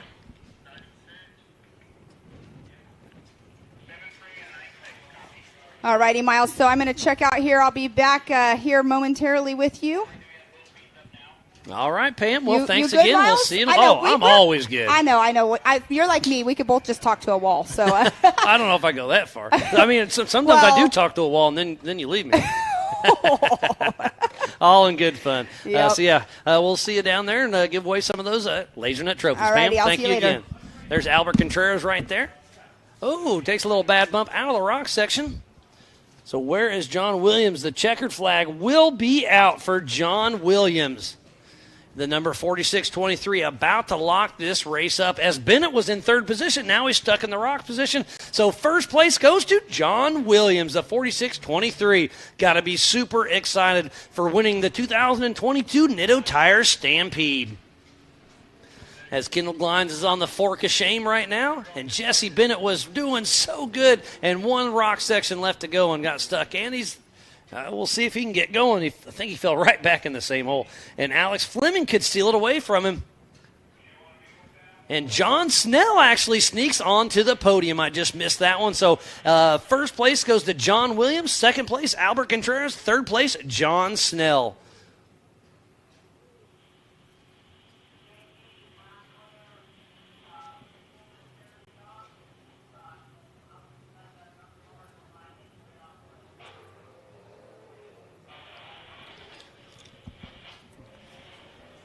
So Jesse Bennett still struggling in that rock section. Those 35-inch tires are a little bit deceiving from time to time, so tough break there. It looks like Alex Fleming moves into fourth position, and right behind him is Mrs. Megan Miller on her first race ever with Ultra 4, stealing that fifth position. So great run by all of our guys and gals out on course. Again, I'm going to give Megan Miller a huge shout-out for finishing her first race here at Prairie City SVRA.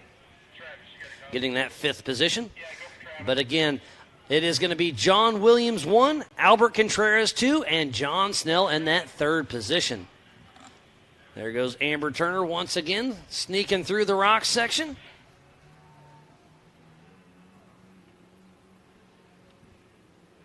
That's Charmaine Creer, I believe, still running strong.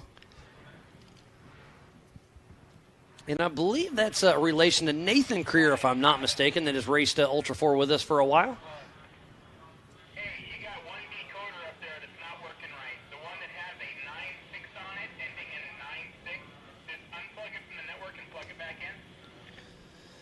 What a great day of racing it has been, and we are about to wrap this one up and then go to the UTV 170 main event for the young tykes. That'll be a lot of fun to watch, but we are just wrapping up the 4600 Spider Track stock class. Pam's running down to do podiums down by the Ultra 4 merchandise and the Jumbotron down there, so she'll give away those Laser Nut trophies here very soon, and we'll be moving on to the next race. We'll be kicking that one off here pretty soon. So lots and lots of racing today. We'll do some track maintenance after the 170s and then kick off the 4800 LCQ at 3:30. So lots of racing action yet to come. Then we'll do the 4400 LCQ, and then the 4500 main event will be at 4:30. A little maintenance after that, and then at 5:30 we'll do the 4400 main event. It's going to be a lot of fun to watch them go. And the 4400 main event will be an 8-lap race.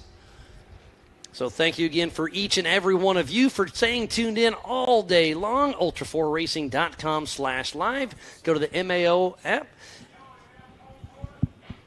We'll log into the MAO app. Go to the Facebook and YouTubes and check it out. And it sounds like we caught up with one of our drivers yesterday. So we have John in the pits. What's up, buddy? Down here in the pits once again with Mr. John Snell. He's racing the 4600 Spider Track stock class. You've been racing it for quite a while. It's such a fun family-friendly sport. The class is really close. I'm glad to see you still out here racing with everybody. I'm glad to be here. This is a super fun class. People always ask me, when are you going to step up? I'm happy in the stock class. It's a fun class. It's got challenges and compromises because you have to keep the body. You can't mess with the body. You have to use the engine block that it came with, the transmission that it came with. Everything else you can kind of play with, but that puts you in a tight box, and it's hard to get it to go fast, and it's hard for it to be reliable. But you've done a great job with it. And another huge thing is these 35-inch Nitto tires, too. They're DOTs, so you can put them on your tow rig as well. So it's definitely another rendering spot. I just walked the course with some 4800 guys, and they're saying, oh, this is easy. We'll go through these rocks. Not on 35s you won't. That's completely different. So, but yeah, you'll have John Dykes riding shotgun with you for most of the time, I believe. And again, you've just been racing this stock class for such a long time. It's great to see you out here still, like I said, all smiles, enjoying it. Oh yeah, we have a ton of fun. Dykes is one of the best co-drivers in the business. You are well aware of that. I would absolutely agree. And I'm very fortunate because he keeps agreeing when he can to co-drive with me, so that gives me a little bit of confidence. And we always have a lot of fun. And that's what it's all about. If you're not having fun, why are you out here? No, that's right. You got to have fun. It's a challenge, to get the cars ready and get them prepped and come out, but it's worth it because we have such a fun time. Well, John, it's going to be a lot of fun out here racing at Prairie City, short course racing at its finest. Best of luck, buddy. Thank you very much. We're looking forward to it.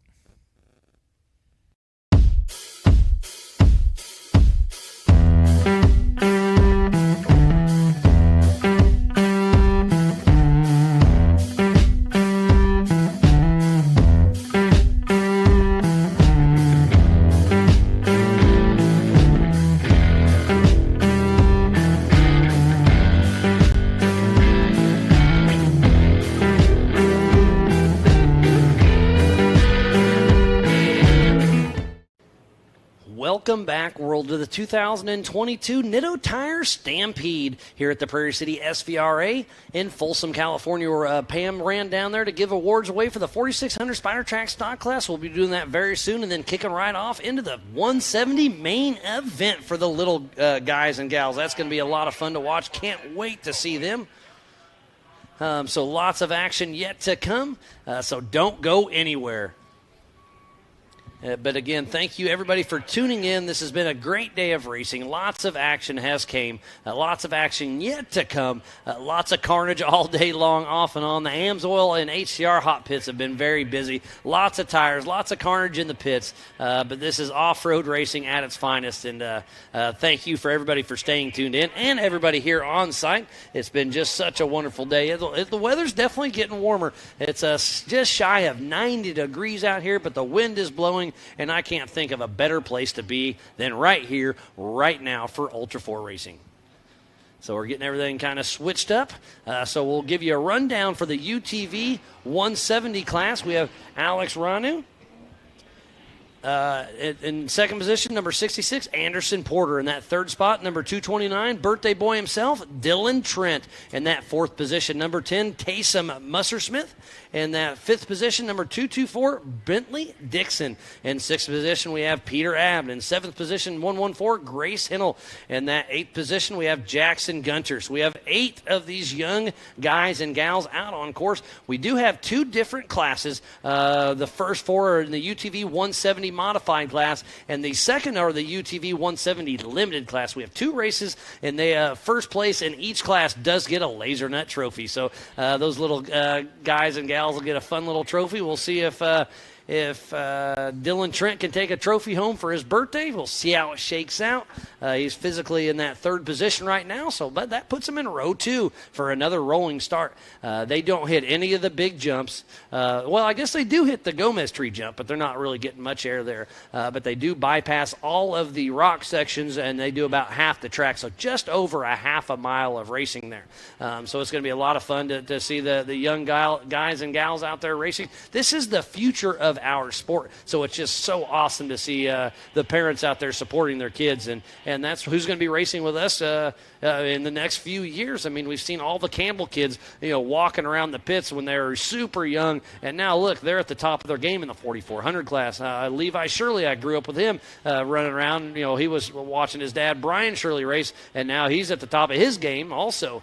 So obviously they got to start somewhere. So it's really great to see them pushing strong through here. So we will be kicking off the 170s here very soon. Looks like we're recovering Jason Barry's car just behind me on the Fork-a-Shank. Getting the course cleared. We'll be throwing out these 170s here very soon. And giving away the trophies down there with Pam. Hopefully she'll be ready here any time.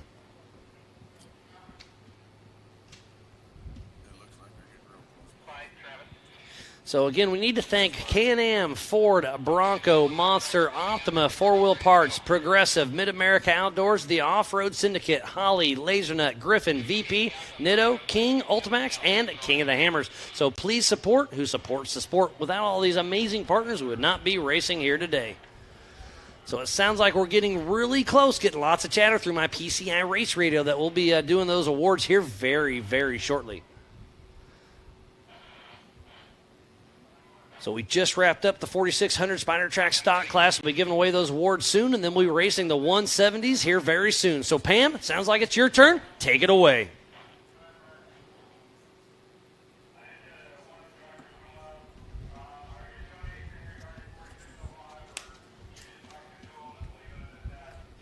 Quite the race out there today. It was. We had a lot of fun. We had to come from a little bit back because we broke in the first race. Got our car all repaired, obviously, and we gave it the best we could. Got third. Well, you're up here on the podium. Who do you have to thank for getting you up here? Fox Shocks, Dirty Life Wheels, Rough Stuff Specialties, Yukon Gear and Axle, Torco, which has great lubricants. We really love them. All of our sponsors really did a great job of getting us here. Well, awesome. Congratulations on getting up here on the podium spot, because I know you just said you had some issues, but congratulations on today. Thank you very much. All right, and we're going over here to our second position, Mr. Albert Contreras. He had quite the fan base at home on our Facebook page cheering you on. Great race today, huh? Oh man, awesome racing over here with these guys. It was amazing. We loved it so much. We had a little bit of issue at the rock section, but we managed to pull second, so we're still here. Awesome. I know out here it's a race to the finish for sure because of the rocks and everything. Anything can happen throughout the whole entire race, but who do you have to thank for getting you up here? Oh man, the first person that's got upstairs, that's the man. And then second, my wife and my kids and my family and my 2 guys at the shop, Danny and Rafael. I mean, these guys burned the midnight oil at the shop, and all my sponsors that are on my tagged on my on my social media. I mean, there's so many of them, but I can't name them. But thank you to all my sponsors and all the fans that are out here watching this race. You guys keep us going, and we do this for you guys. Awesome. Well, thank you so much for coming up here and racing. Congratulations on that number 2 spot, Albert Contreras. Over here in this number 1 spot, top of the podium, John Williams. Great day for you. Any issues? It was really a good day. We have a little bit of engine and a little bit of shock. We still need to do some more work on our suspension, but all in all, it was a great day, a lot of great racing. Well, obviously it's a great day. You're on the top of the box. I was hoping for it. Had my fingers crossed the whole time. How did you drive with your fingers crossed? One-handed. Well, congratulations. Who do you want to thank for getting you up here? Big thanks, number one, goes out to my brother. I mean, he keeps this thing in check. We're burning the midnight oil. All of our families that support us getting here. Big support of ours is BF Goodrich, the Active Air system that's in this, Dynatrack axles. Everybody on here has just been a great help in getting this Jeep going. We started this Jeep after Christmas with the intent of beating a Bronco. One day, hopefully, I get it. Well, congratulations on getting a number one spot up here. And you guys going to stay around and watch the rest of the racing? Oh, yeah, we're going to stick around for a bit, for sure. Awesome. Well, let's give it up for our 4,600 stock class. In the number one position, John Williams. Number two, Albert Contreras. And third position, John Snell. And back to you, Miles. Well, thank you, Pam, for giving away those laser nut trophies, and thank you to Cody Wagner and company for giving us our trophies for all season long. Those things are absolutely amazing. Don't forget, if you won one of those trophies today, you can order a second one and have it shipped to you wherever you want, and give it to one of your sponsors, give it to your co-driver, whatever. It's a really cool program that Cody Wagner and Laser Nut does for everybody. So again, huge shout out to them for the trophies. Thank you, Pam, for the 4600 Spider Track stock class. We are about to kick off the Youth 170 Limited class, so it's going to be a lot of fun to watch them. We also want to give Brannick a lot of love. Brannick started in 03. They started with one CNC mill and some manual equipment. Started out primarily serving the aluminum industry, building permanent molds new from raw billet, tool, and steel. They also repaired molds and made other foundry tool components. We've been into off-road Jeeps and 4x4s and started making some of their own parts with the equipment they had. We started making parts more and more as long as they went. They've been racing and transitioning into 90% of our business being off-road related, and a complete line of axles and drive lines components and other hardcore off-road racing parts. They also private label many parts components for other big companies in the industry. So a huge shout out to Stan, Brandon, and their whole crew there at Brannick Motorsports for doing what they do. And they are our lead sponsor for the 4800 Brannick Motorsports Legends class. So we've got so many amazing partners that really help us out.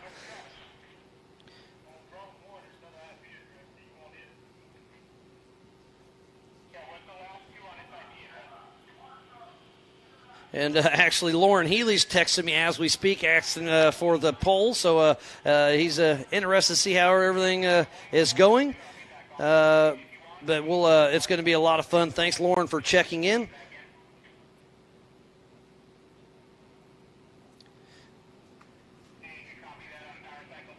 So we still have the 4,500, the 4,800 main event yet to come. And then we have the 4,400 LCQ, then the 4,500 main event, and then the 4,400. And we are live racing with Alex Renew on the pole, and then Anderson Porter, Dylan Trent, Taysom Messersmith, Brentley Dixon, Peter Abt, Grace Hindle, and Jackson Gunter. So we have two different classes racing at the same time. We have the Youth 170 Modified and the Youth 170 Limited out on course racing. And first place will go to one of each. So lots of action out on course. It looks like that could be the 66 of Anderson Porter running strong up front. Where's Alex Renew? It looks like it's still out front. So lots of stiff action out there on course with these young guys and gals. All these little UTVs look very similar, so I'll do my best to keep it honest. A lot of them are new to me, but it's just great to see them out there on course. So Alex running strong, Anderson Porter, Dylan Trent, Taysom Messersmith, Brentley Dixon, Peter Abt, Grace Hindle, and Jackson Gunter.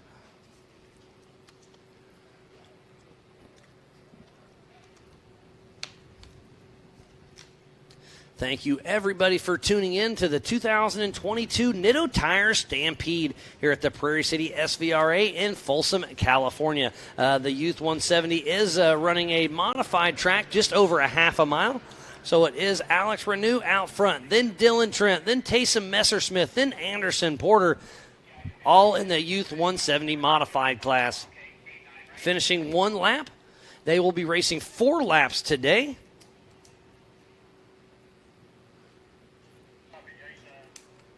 And then up next will be the 4800 Brannick Motorsports Legends class. They'll be racing 6 laps.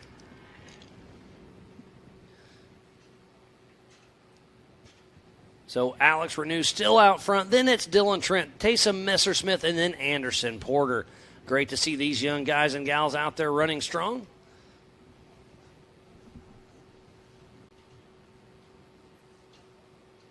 These little guys and gals are getting a little spread out, but it's great to see them out there racing strong. We got most of their mom and dads up in the spotters tower making sure everything is running smooth.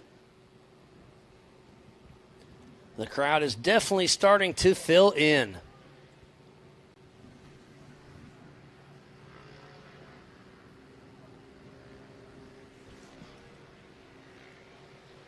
And here we go out for another lap. Alex Renew finishing lap 2, heading out for lap number 3.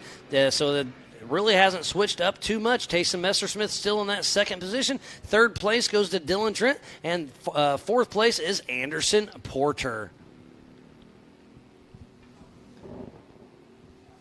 Looks like our first UTV 170 limited class will be crossing the line here very shortly. And it is Bentley Dixon. She's been running a great race in that 170 limited class, and that just goes to show you how much faster the 170 modified class cars are. They're definitely purpose-built machines.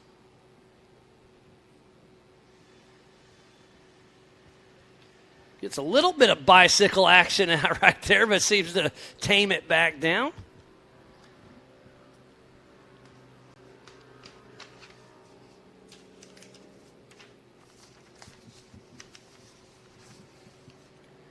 Dylan Trent's in a loaner car from California Custom, still running strong out there. Great to see.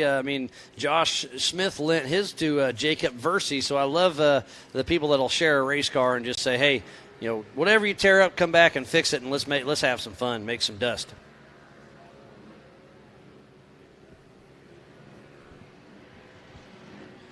So Brentley Dixon in first position, Peter Abd in second position. This is Jackson Gunter in third position, the UTV Limited.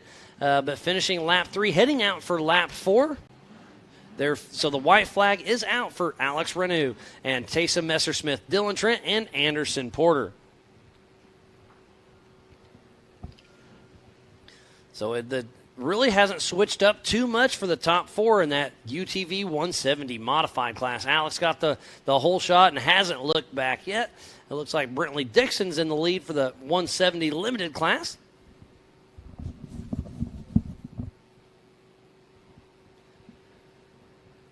But that's the 66 of Anderson Porter on screen. And how cool is it that their moms, dads, grandmas, teachers, or whoever can tune in and watch them race here at Prairie City in Folsom, California for the 2022 Nitto Tire Stampede. Peter Abd comes through, finishing lap 3, getting that white flag. So the checkered flag is out, and it does go to Alex Renew. So great race for them. Second place goes to Taysom Messersmith. We'll see if Dylan Trent can pull down that third position. It's going to be a tight race between Dylan Trent and Anderson Porter. So it does go to Dylan Trent. So first position, Alex Renew. Second place, Taysom Messersmith. Third place, Dylan Trent. And fourth position, Anderson Porter. So we'll see how it shakes up for the Youth 170 limited class. Bentley Dixon is in the lead. Then it's Peter Abd, Jackson Gunter. So it'll be fun to see them line up. And like I said, I believe we have a first place trophy for each class from Lasernut.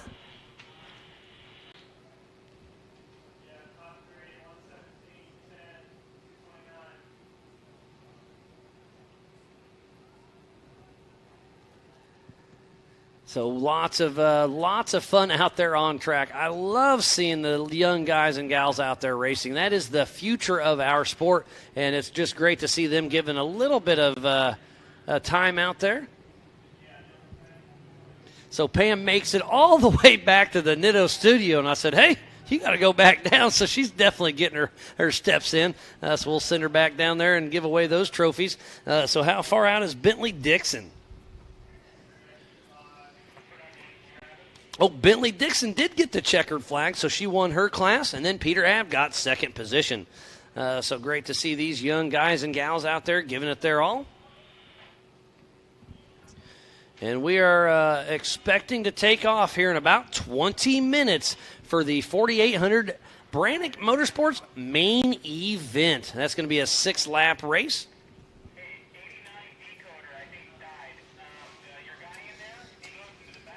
So up next will be the 4800 Brannick Motorsports Legends class. You have to have a front-mounted engine, but unlimited horsepower. And there is a little bit talk of adding in those rear engines, so we'll see how that all shakes out.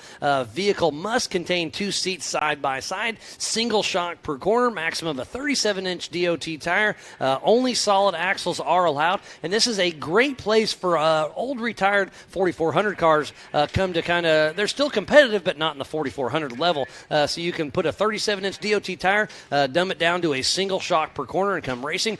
So there's lots of those cars out there.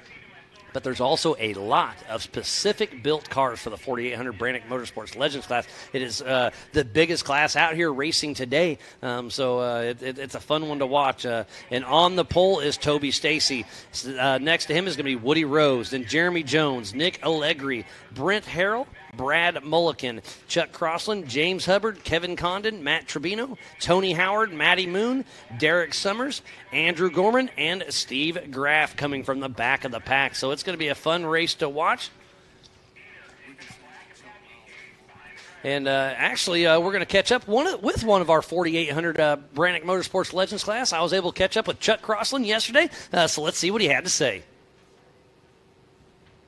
So I'm here with Chuck. Oh my God, it's 4869. Justin Hall. How's it going, twin buddy? Turbo in it. I love hearing this thing rip. How you doing, Miles? I'm doing great. You're out here just taking with the car. You just got everything all set up. Camp's here, camp's ready. And last time you were here, if I'm not mistaken, you fun beverages. You kissed the car up pretty good, didn't you? Yeah, we're getting the car all dialed in. We just put a new motor, training, and transfer case in the car, and just kind of getting everything last minute dialed in and getting ready. I mean, that's just all part of racing. And I think, and this is, I think, the only single-seat car in the 4500 class. Give a quick rundown what that means. Yes, sir, that's correct. We're the only one that read the rules a certain way and did it to benefit ourselves. And going to go out there and try to give her help. And I love that part because Ultra 4 is all about that. I mean, I've heard this. Illegal's just a sick bird. So if you can just read these rules right, as long as you play the rules, there's some loopholes in there. You know, there's a lot of gray area, and I love how the Ultra 4 guys really push the envelope on that, and you're here. And that's a Phil being a modified class car, we always have to read the gray areas of the rules and try to benefit them. It's been a lot of fun to see you progress. So these are a lot of these cars are retired 4400 cars. Yeah, this one is a good car for this kind of track. Correct. This was a purpose-built car. I built this car for racing short course. So what's your favorite part about the good cars out here that are racing, and look forward to a great time with them. Going wheel and door to door. Absolutely, that's what the Stampede's all about here. A little bit of audio issues there. I do apologize, but it was great catching up with Chuck Crossland. He'll be racing in this next race. He starts in that 7th position, so it's going to be a lot of fun yet to come. Pam will be giving away those laser nut trophies to the young tykes here very soon. They're doing some track maintenance, and then it looks like we will be kicking off the 4800 Brannick Motorsports Legends main event at 3:30 here in just about 20 minutes. So don't go anywhere. There's lots of action yet to come. So it sounds like we may have got that audio fixed with Chuck Crossland. So let's give it another shot. So, Chuck, what do we got? So I'm here with Chuck Crossland, number 4869. This thing's got a twin turbo in it. I love hearing this thing rip. Oh, yeah. It's a twin precision turbo LS3. It definitely likes to party. And last time you were here, if I'm not mistaken, you kissed the K-Rail pretty good, didn't you? Yeah, we're here at NorCal, practiced, and literally drove straight into the K-Rail and practiced. Literally, sun in my eyes, failed to turn. I mean, that's just all part of racing. You got the car put back together. So this is a 4800 car. Let's kind of give a quick rundown what that means. Obviously, it's a custom tube chassis. You have to run a single shock per corner, 37-inch DOT tires. Yeah, so the 48, it's a single shock car. Some of the little bit of work in the gray areas of it, we're running custom long shocks, which is basically a bypass with a coil carrier on the bottom.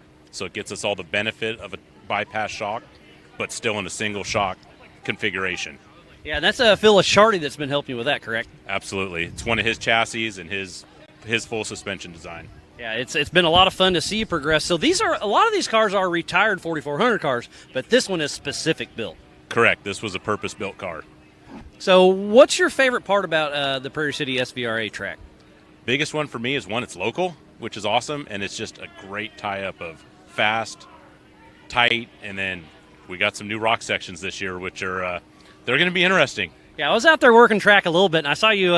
You kind of gave me the smile and nod in that first the Bronco Boulder Field, we're calling it, and it's going to be a little nasty, isn't it? Yeah, there's going to be a lot of hate. There's going to be a lot of hate of people going through that section that's a little too greedy. Yeah, it's going to be a lot of fun. So wheel-to-wheel short course action, lots of jumps, lots of whoop sections. It's going to be fun. Can't wait to see you out there. Yeah, dude, we're excited. We are ready to party on it. We got to get an elephant off our back here, so hopefully this is the weekend. Well, Chuck, always a pleasure, buddy. All right, brother. See you soon.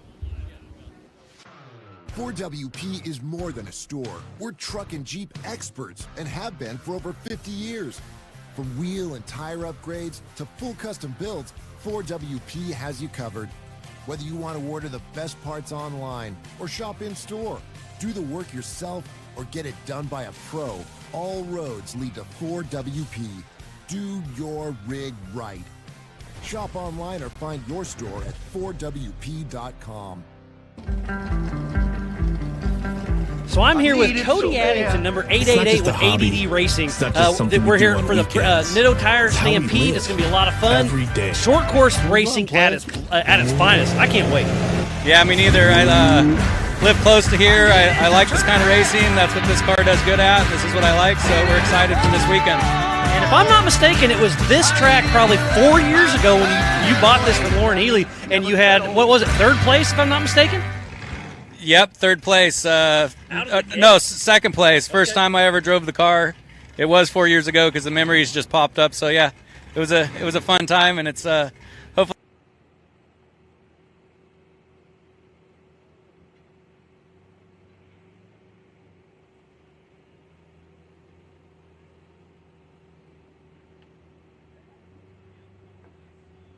Nothing. There it comes. Welcome back to the 2022 Nitto Tire Stampede here at the Prairie City SVRA, just outside of Folsom, California. We just wound up the 170 youth class. That was a great little fun race to watch. Lots of the families out here checking it out. Everything's going good. We are about to kick off the 4800 Brannick Motorsports Legends class here in about 15 minutes. So it'll be a fun one to watch. So make sure you stay tuned in for that one, and we'll be giving away those Laser Nut trophies here very soon. I believe Pam is still down there getting ready to do that. We have a first place for each one. So again, huge shout out to Cody Wagner and Laser Nut.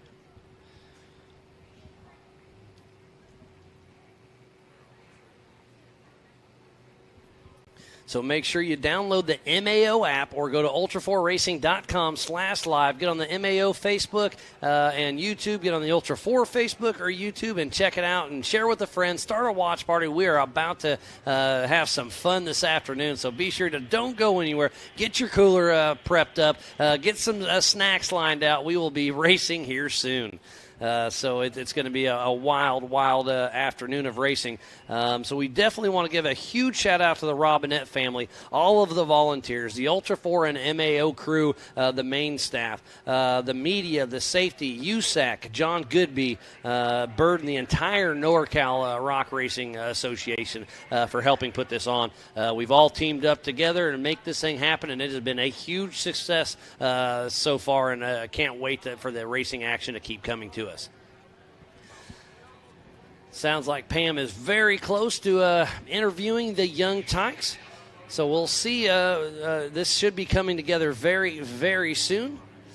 So it sounds like, Pam, it's your turn. Take it away. All right, I'm over here at the podium with the future of our sport, the 170 limited class, and in third position, we have Jackson Gunter. Did you have fun out there? Yes. Yes, we got you yesterday watching the big boys on the big screen. Did you have fun watching them? Yeah. What do you think of your race? It was fun, and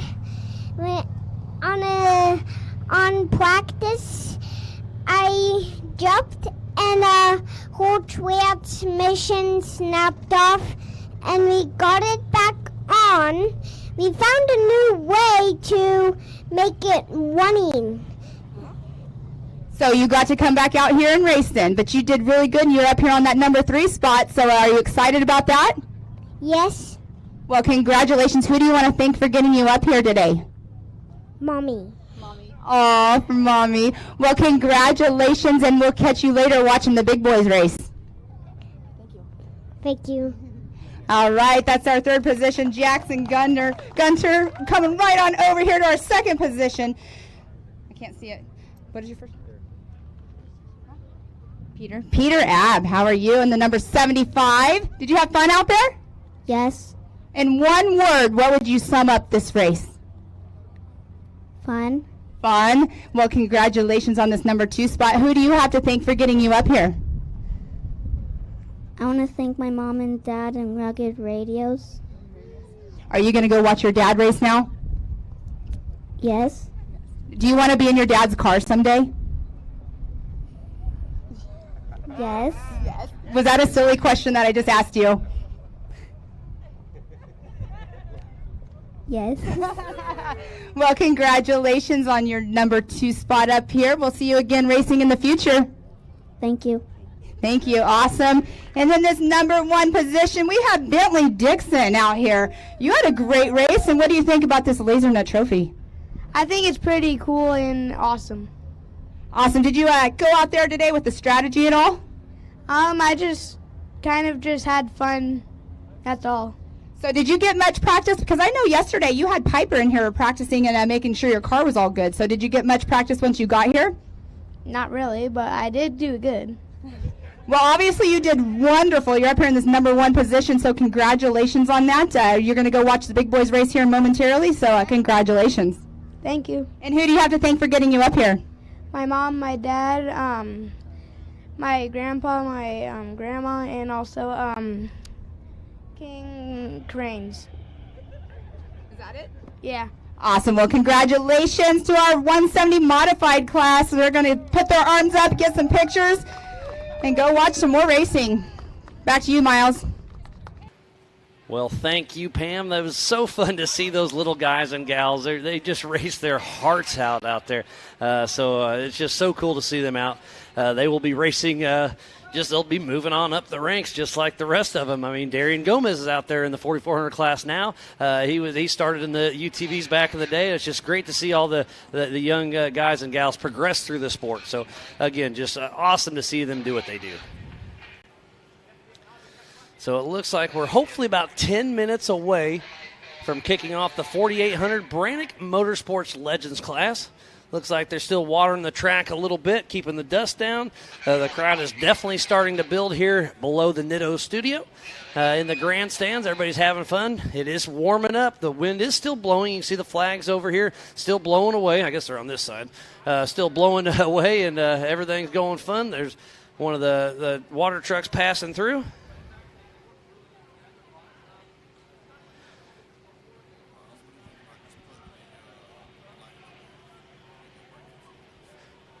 So, yeah, thanks again, everybody, for tuning into the 2022 Nitto Tire Stampede at the Prairie City SVRA in Folsom, California. So we'll have some live racing coming up here very soon. So we'll take a quick break. We'll be right back after this.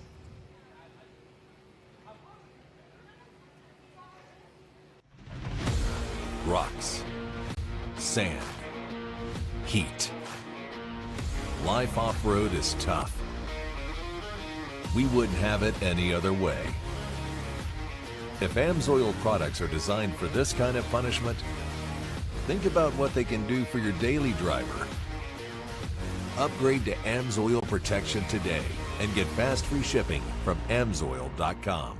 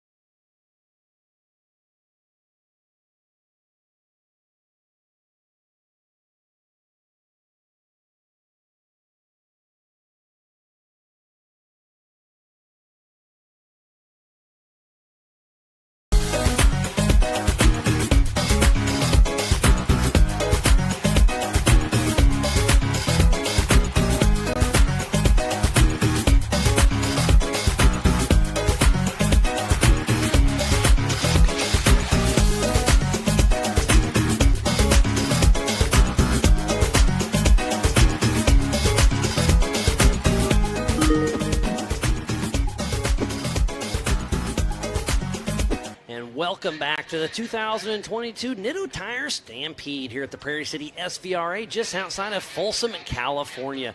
I'm Miles Hasquist, and joining me soon should be Mrs. Pam Hall. We will be kicking off the 4800 Brannick Motorsports Legends class here very, very soon. Sounds like we're waiting on a couple more spotters yet to come, but they should be here soon, and we'll be kicking off this race here momentarily. Getting lots of chatter through the PCI Race Radio. And thank you, everybody back home, for staying tuned in all day long. So I want to say thanks to each and every one of you. This has been an amazing day of racing. We started this morning at 7:30 a.m. We've had a couple small breaks, but it's been busy all day long. So we've got yet a couple more hours yet to come, and it's going to be an exciting day of racing. So it's we've been live from the Nitto studio all day long, and we don't anticipate quitting anytime soon.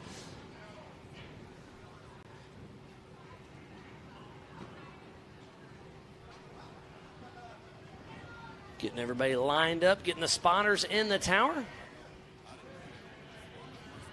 So if you're on our Facebook, we apologize. Not sure what happened, but it looks like we are back live there. Everything is going good. So it looks like a few of the chase trucks are heading down to the AMSOIL hot pits as we speak. So, again, thanks for everything. It's been a wonderful day. We need to give another huge shout-out to USAC. They are our sanctioning body that help run timing, scoring, race operations, safety, and tech. And we have our USAC rep, Mr. Lee O'Donnell, 23, out there on the course, making sure everything's running smooth, working side by side with JT Taylor, our race director. So, yep, it sounds like everything's good to go. Thank you, everybody, for staying tuned in. We need to give a huge shout-out to Can-Am, Ford, Bronco, Monster Energy, Optima Batteries, 4-Wheel Parts, Progressive, Mid-America Outdoors, the Off-Road Syndicate, Holley EFI, LaserNut, Griffin Radiators, VP Racing Fuels, Nitto, King Shocks, Ultimax Belts, King of the Hammers, Spider Tracks, Recaro Seats, Baja Jerky, Raceline Wheels, PCI Race Radios, AMSOIL, Method Race Wheels, Axial RC Cars, 360 Wraps, ARB, Rigid, Brannick Motorsports, Tread Lightly, Action Sports Canopy, Warren, Factor 55, HCR, Yukon Gear and Axle, MBRP, and Off the Grid Clothing. So please support who supports the sport. Without all those amazing partners, we would not be racing here today in Prairie City and Folsom, California for the 2022 Nitto Tire Stampede. There's a chase truck heading to the AMSOIL hot pits. You can see JT with his Can-Am blocking the 4800 cars, but we should be moments away from live action racing. They are going to do 6 laps, and it sounds like I heard already, and there goes our race director, JT Taylor, hopping in his Can-Am, getting ready to take him on that quick little parade lap, and they are going to be racing here in about a minute and a half. Need to thank the Robinette family, all of the volunteers, the Ultra 4 and MAO crew, all of the media, all of our safety crew, USAC, John Goodby Bird, and the entire NorCal Rock racing crew. Lots of people in lots of places making it happen. We've got all of our camera guys that have been working all over the place all day long. So, again, just thanks to everybody. And make sure you go check out Vendor Alley. We have the Ultra 4 merchandise trailer with Angel, Carly, and Tona, and Christina down there slinging all the merch. And then we have King, Nitto, PCI up here, and lots of other companies.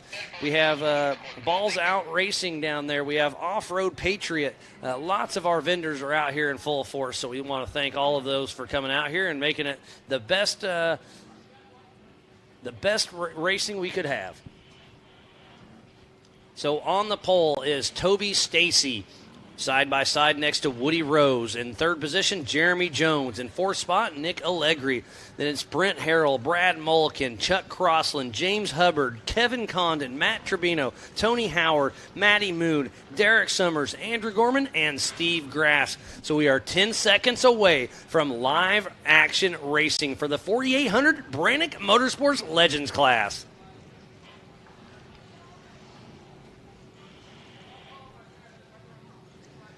Who's going to get the whole shot? Is it going to be Toby Stacy or Woody Rose? Looks like Toby Stacy gets a little slideways, and it may be Woody Rose. It's side-by-side racing action. They just watered this course. Did they touch tires? I don't think so. It is Toby Stacy out front who won his heat race earlier on today. And Woody Rose is hot on his tail as they head into the Kingpin 180. They'll be hitting the rigid rhythm section here shortly, and who's going to come out in front? Is it still Toby Stacy? Look at the dust, and we just watered it. This track is a lot of fun out there. All these Trent Fab cars up front look alike, but I believe that is Toby Stacy, then Woody Rose, and Jeremy Jones close behind as they hit the Yukon launch right there and getting some hang time. Nick Allegri still in the mix. Brent Harrell, I expect good things out of Brent Harrell as well. Brad Mulliken still running strong. Chuck Crossan with those twin turbos. James Hubbard, Kevin Condon, Matt Trevino, Tony Howard, Matty Moon, Derek Summers, Andrew Gorman, and Steve Graff. But out front once again is Toby Stacy, but he is being pressured heavily by Woody Rose. We had some great racing action down the Gunite section.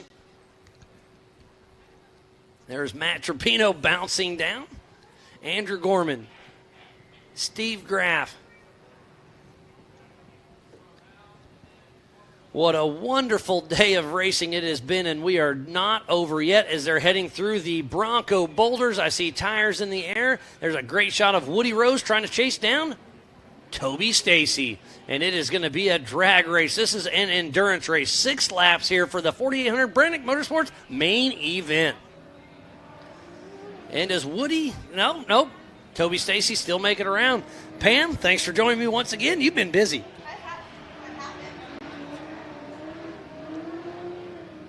It's been a good day out there.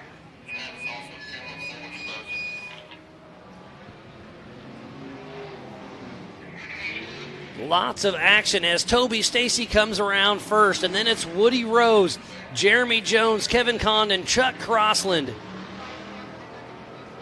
Brad Mulliken. All right, I am back up here with Miles. You were introducing me back in. My mic was cold because I wasn't up here, but you've been running, huh? Yeah. It's been a lot of fun, but yeah, you didn't miss a whole lot. Well, I guess you missed a lot. I missed the start of it. And you didn't even help with the 170 race because you were back and forth. I got up here. I got up to the top of the stairs. I'm like, oh my gosh, it's already over. But yeah, all in good fun. Everything is going great so far. But Toby Stacy still out front, but Woody Rose is really putting the pressure on him. Those Trent Fab cars are running strong out there. Whereas Jeremy Jones, I assumed he'd be up there in the mix. I saw him when I got up in here. I saw him on camera, but I have not seen him since I saw that. He is. So he's physical in that third spot. And there then it's he Kevin is. Condon, Chuck Crossland. So not much has switched up since they crossed the line last. This is a 6-lap race for the 4800 Brennick Motorsports main event. Yeah, it's getting a little dusty out there, but you can tell that they just wet it down. But it is warm out there, Miles. You're up here in the shade. Down there at the podiums, we are not in the shade. It's a little bit toasty. But it's a beautiful day nonetheless. It's a beautiful day in the neighborhood. Absolutely. So it's still Toby Stacy out front, then Woody Rose, Jeremy Jones, Kevin Condon, Chuck Crossland, Brad Mulliken, Matty Moon, Tony Howard, Derek Summer, Andrew Gorman, Matt Trevino, James Hubbard, Steve Graff, Nick Allegri, and Brent Harrell. Oh, it looks like he might have had he just hit the bank just slightly. I know earlier in the heat race, Matty Moon, or not in the heat race, but in the LCQ, she hit the berm a little bit, almost popped her up, but she recovered it very well. Coming through the start-finish right now is Mr. Jeremy Jones. Physically in that third position. So it's still Toby Stacy, Woody Rose, Jeremy Jones, Kevin Condon, and Chuck Crossland in the top 5, heading out for lap 3. And they are the only 5 that have crossed over, and they're out on lap 3. So they are doing 6 laps. Matty Moon just came across. She's in that number 6 position.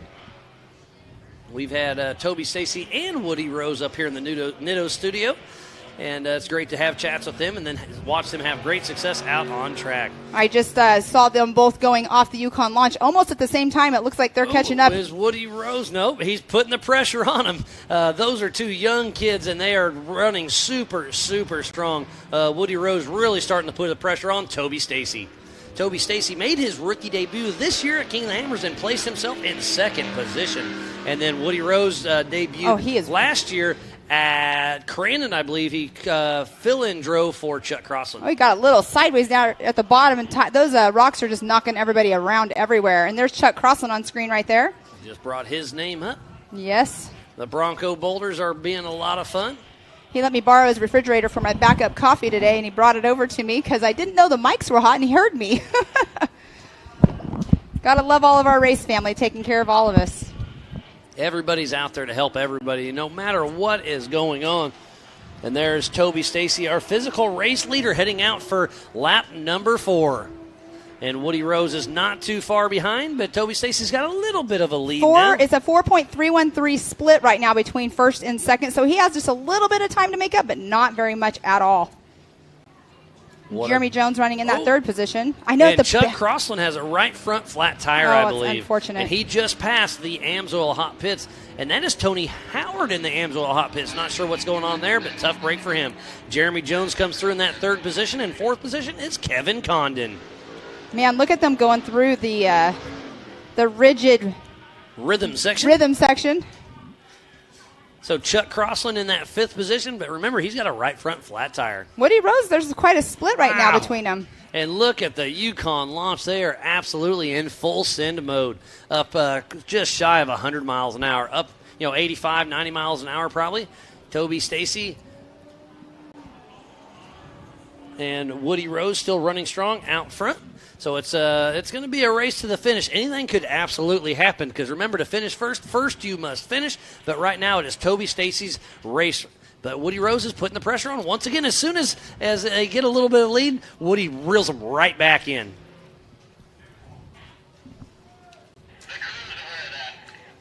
Nick Allegri still runs strong out there. Man, the crowd is growing out here. Thank you, everybody, for coming out here and watching the racing with us and putting up with the heat that's here today. We went from like 70 degrees at the beginning of the week to now we're at, 90 or something? It's just shy of 90 degrees out here, but the wind is blowing. It's still a nice day. You know what? Something's going on with Woody. No, that's not Woody Rose. I'm sorry. Somebody's got a right front flat coming through right now at the start-finish line, though. But I believe they are a lap down, and that's a Kevin 1006. Oh, that's Summers then, isn't it? Yes, it is. Yep, Derek Summers having a tire issue. Right side tires. Yep, so there's a rock out there somewhere that keeps on catching him. So Toby Stacy and Woody Rose is the name of the day for this race right now. Who's going to bring it in? Toby Stacy's had that clean air all day, but now they're starting to get into a little bit of lap traffic. Yes, and then the next time around, they are going to get that white flag. On screen, Chuck Crossland still will trucking away there. So in the top position, we have Toby Stacy, number 1. Woody Rose, number 2. Jeremy Jones in that third position. Kevin Condon in 4, and Chuck Crossland rounding out the top 5. Well, Chuck Crossland has that flat going down, though, so coming around, who knows if he'll be right there or not still. Yeah, he still hasn't pulled in the Amsoil Hot Pits. I'm not sure why he hasn't. I sure would have, but hey, it's his race. You know, sometimes it's just such a short race. It's like, why go in there and do that? Just keep on trucking on. And I'm physically watching. It looks like Maddie Moon may be having a tire issue as well. So tires are really starting to play their part. Yeah, it looks like her right rear. And remember, these tires are a 37-inch DOT tire, so they're not a race-specific tire like the big boys and gals run. Racing is so tough, and it's such a mental game. Like, you get out there, you race, you're putting your all into it, you put all your time into the race prep and everything, and then you come out here, and a flat can take you out. That's what's not fun about it. But look at the Bronco Sports section. And haven't heard much out of Brent Harrell, and you know why? Because I see him pulled off to the side of the race. So a tough break for him. Not sure what happened with that car. That young man is super fast most of the time, but Brent Harrell looks like he is out of the race. So the 48.53 of Andrew Gorman is probably so close to getting lapped by Toby Stacy and Woody Rose. And Woody Rose has made up 2 seconds on Toby Stacy. There's only a 2.117 split between first and second right now. That was the white flag. So they are on their 6th and final lap. Is Toby Stacy going to be able to hold off Woody Rose? Woody Rose knows it right now. He's got to let it all hang out if he wants to take home that first place trophy. But Toby Stacy knows the same thing, too. And look at that right front coming completely apart for Chuck Crossland. What a great, wonderful day of racing it has been for the 2022 Nitto Tire Stampede here at the Prairie City SVRA just outside of Folsom, California. Oh, man. Chuck Crossland just exited the Bronco Boulders, as I saw, but you're going to see on screen. His right front is just flapping rubber everywhere. And that's Maddie Moon on screen coming through the Bronco Boulders, and she's got a left front tire going down as well. Tires are definitely an issue right now for a lot of people. And it looks Jeremy like Jones was off course for just a second. Maybe he got a little off, but he's still pushing. So right now, physical out on course is Toby Stacy, Woody Rose, Kevin Condon, Jeremy Jones, Chuck Crossland, Maddie Moon, Andrew Gorman, James Hubbard, Steve Graff, Matt Trevino, Derek Summers, Brad Mulliken, Tony Howard's out. There's the white flag right now. So we'll see. We should see Toby Stacy and Jeremy Jones Woody Rose soon. Jeremy Jones is completely pulling off race course, so he had something unfortunate must have happened. So Jeremy Jones and Dan Young have pulled off the track. Hate to see that. And he was on the podium at Moab. I think he won his class, I believe. Somebody is on their side there. Let's see who that is. 48.53. Oh, that is Andrew Gorman. He's had a break. tough day. Isn't that the second time he's been? Yeah, he rolled over in the Bronco Sport Boulders. All right, so that is Toby Stacy in that number 1 position. So Toby Stacy takes the checkered flag. What a great run from that young man. What happened to Woody Rose? I'm not sure, Miles, but I'm going to go ahead and start heading on down to the finish line. Is that Woody Rose in that last Bronco Sport Rock section at a complete stop? I think it is. I hate to see that for that young man. There's Matt Trevino in the Bronco Boulders. And another right front flat tire on Trevino. These rock sections have really been brutal on tires. All right, Miles, I'm going to go ahead and head on down there so we can get these podiums on the road because we have lots of racing coming up. So I will be back up here shortly. All right, Pam, we thank you for all your help, and we'll throw it down to you here very soon as Matt Trevino's still making work. And Kevin Condon gets that second position. So that just shows you it's not over till it's over. Woody Rose is still at a complete stop. I hate to see that for him. What a bummer. So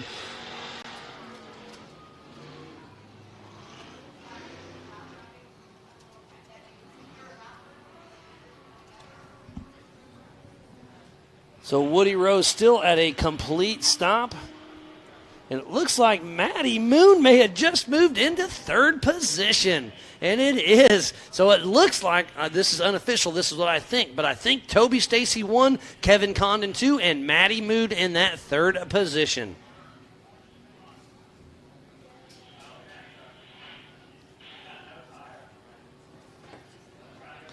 And look, the right front for Chuck Crossland is completely missing, but he's still pushing through.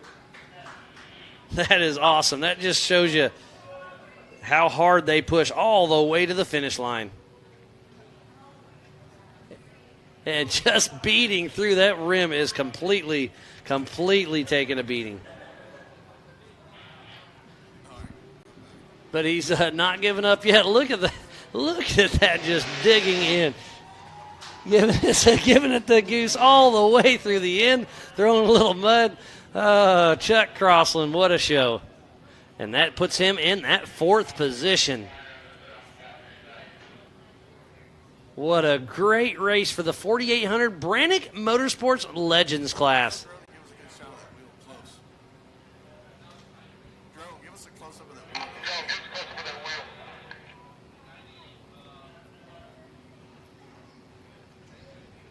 Thank you, everybody, for tuning in to the 2022 Nitto Tire Stampede here at the Prairie City SVRA just outside of Folsom, California.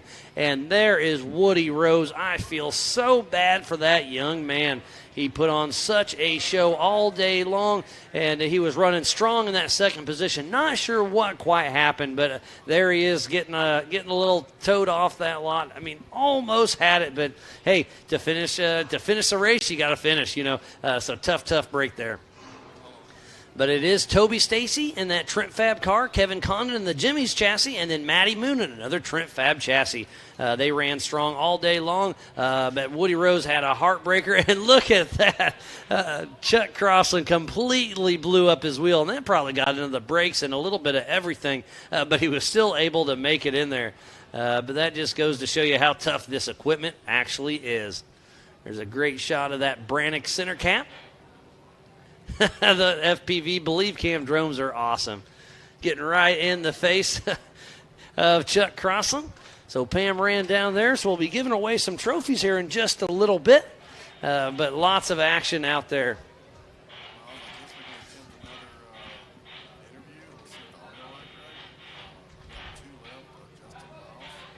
So it looks like earlier we were able to catch up with Justin. I had a chat with him today. He will be racing in the main event in just a little bit. So let's see what Justin had to say.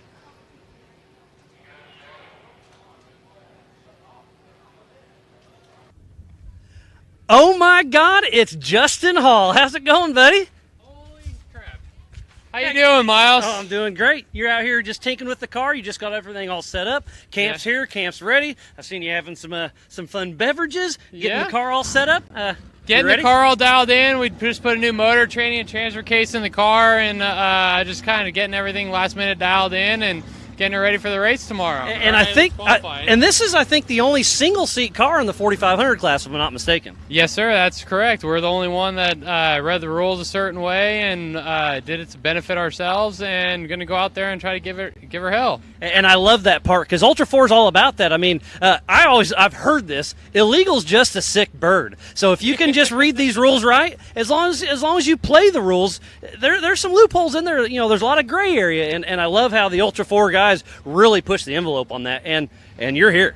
Yeah, being a modified class car, we always have to read the gray areas of the rules and try to benefit them to our benefit to ourselves and do the best we can. And yeah, this is a good car for this kind of track. It's a short course track. I built this car for racing short course, and we got a couple other good cars out here that are racing, and look forward to a great time with them, going wheel to wheel and door to door. Absolutely, that's what the Stampede's all about here at Prairie City. Lots of fun. You've been racing with us for quite some time. You had a pretty good run at Crandon. Like I said, you love this short course. Now you got a little more horsepower, so it's gonna be a lot of fun to see you out there. Yeah, I got about 100 horse more than what I had when I was at Crandon, and this was first race with a new motor, new training, new transfer case. Like I said, I just swapped to an SES case in here, do a little gear reduction in it. Just trying to step up the game in the 4500 class just a little bit. Just try to stay just above the bar than what everybody else does and do my best to do it. Well, Justin, best of luck. We'll see how it goes, buddy. Thank you, Miles. Appreciate it.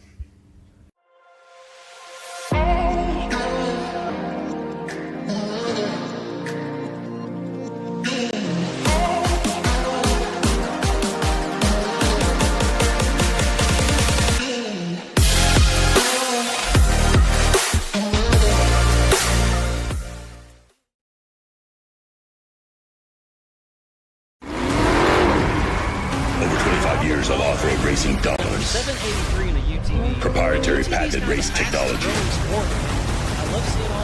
proudly made in the USA, unparalleled customer service and support.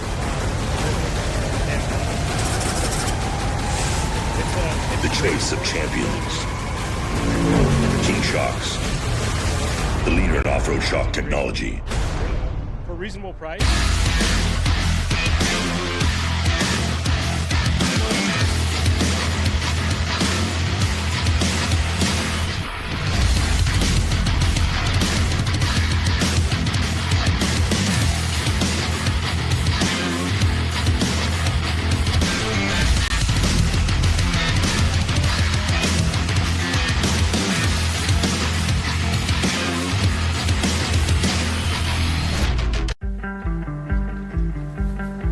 I need it so bad. It's not just a hobby.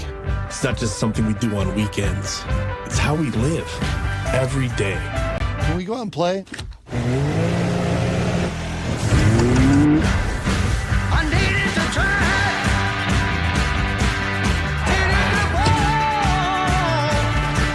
I need it in love. I'm burning away.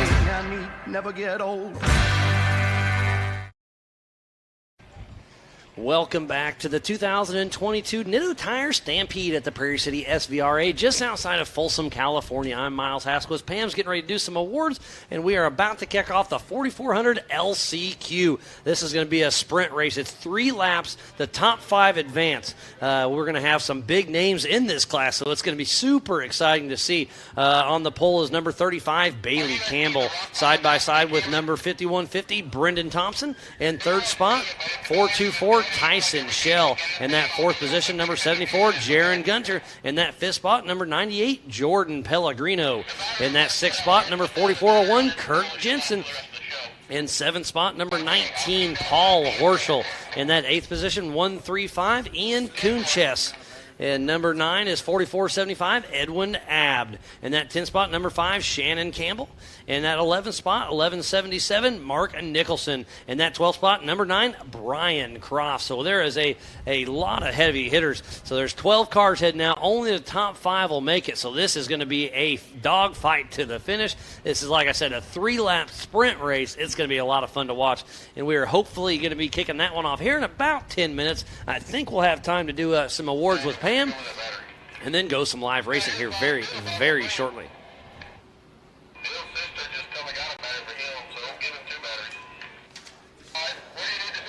So we still got a lot of racing yet to come through this entire race schedule. We are here in Prairie City. Up next, we head to South Pittsburgh, Tennessee, June 17th through the 19th. Then we head to Visions at Mid-America Outdoors in Jay, Oklahoma for a double points race, July 13th through the 17th. August 5th through the 7th, we head back to Sturgis, South Dakota at the Buffalo Chip. September 2nd through the 4th, we head up to the Big House at Crandon, Wisconsin. And then we head back to Mid-America Outdoors at Jay, Oklahoma for the Legends of the Fall 4 Nationals. And we also have some short course racing going on at Mid-America Outdoors for the MAO Side-by-Side Championship Series. In just a couple weeks, we'll be kicking off Memorial Weekend for Round 3. And Round 4 is June 18th. Round 5 is July 16th during Vision. And then over Labor Day weekend will be Round 6. Round 7 will be October 1st. And then Legends of the Fall will be racing with us for round number 8.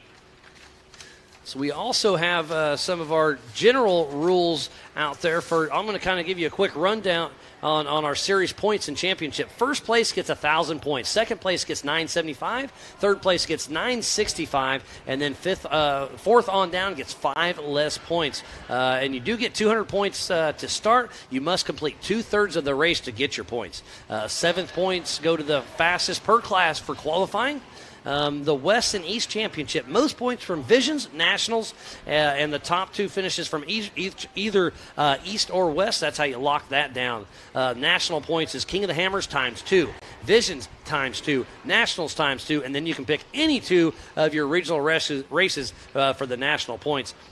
And at each race, the top 10 from the national, or the top 10 out of 4,400 that are not qualified get qualified for King of the Hammers. And then, driver of record must start or finish this race.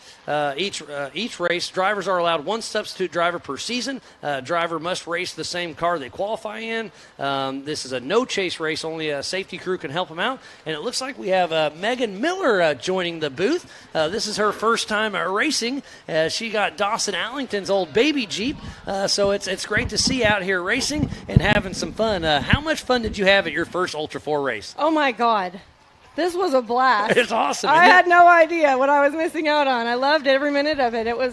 It's a super steep learning curve for me because I've never raced before, but man, we just went out there, sent it. That car held up amazing. I beat the crap out of it, honestly, and it just held together. So I was talking to your husband last night, and that car started around this area. Then Dawson bought it, raced it for quite a while, and now it's back to you back in the hometown. So it's really cool to see the full circle. Yeah, we brought it home. Yep, it's cool. So he races 4,500 from time to time, mainly NorCal, if I'm not mistaken. Are you going to make some more of the Ultra 4 races or kind of stay local? I think I'll stay local.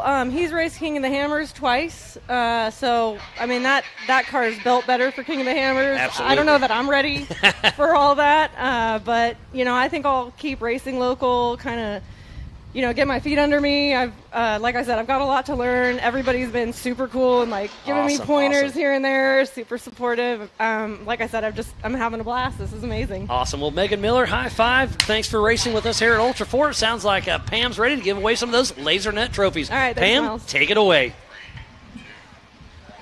Here with our 4800 Legends class, I am here with Miss Maddie Moon. She has already cried once since she came across the finish line. So, one word, sum it up for us. You know what? I went out there to do some driving, and that's what I did.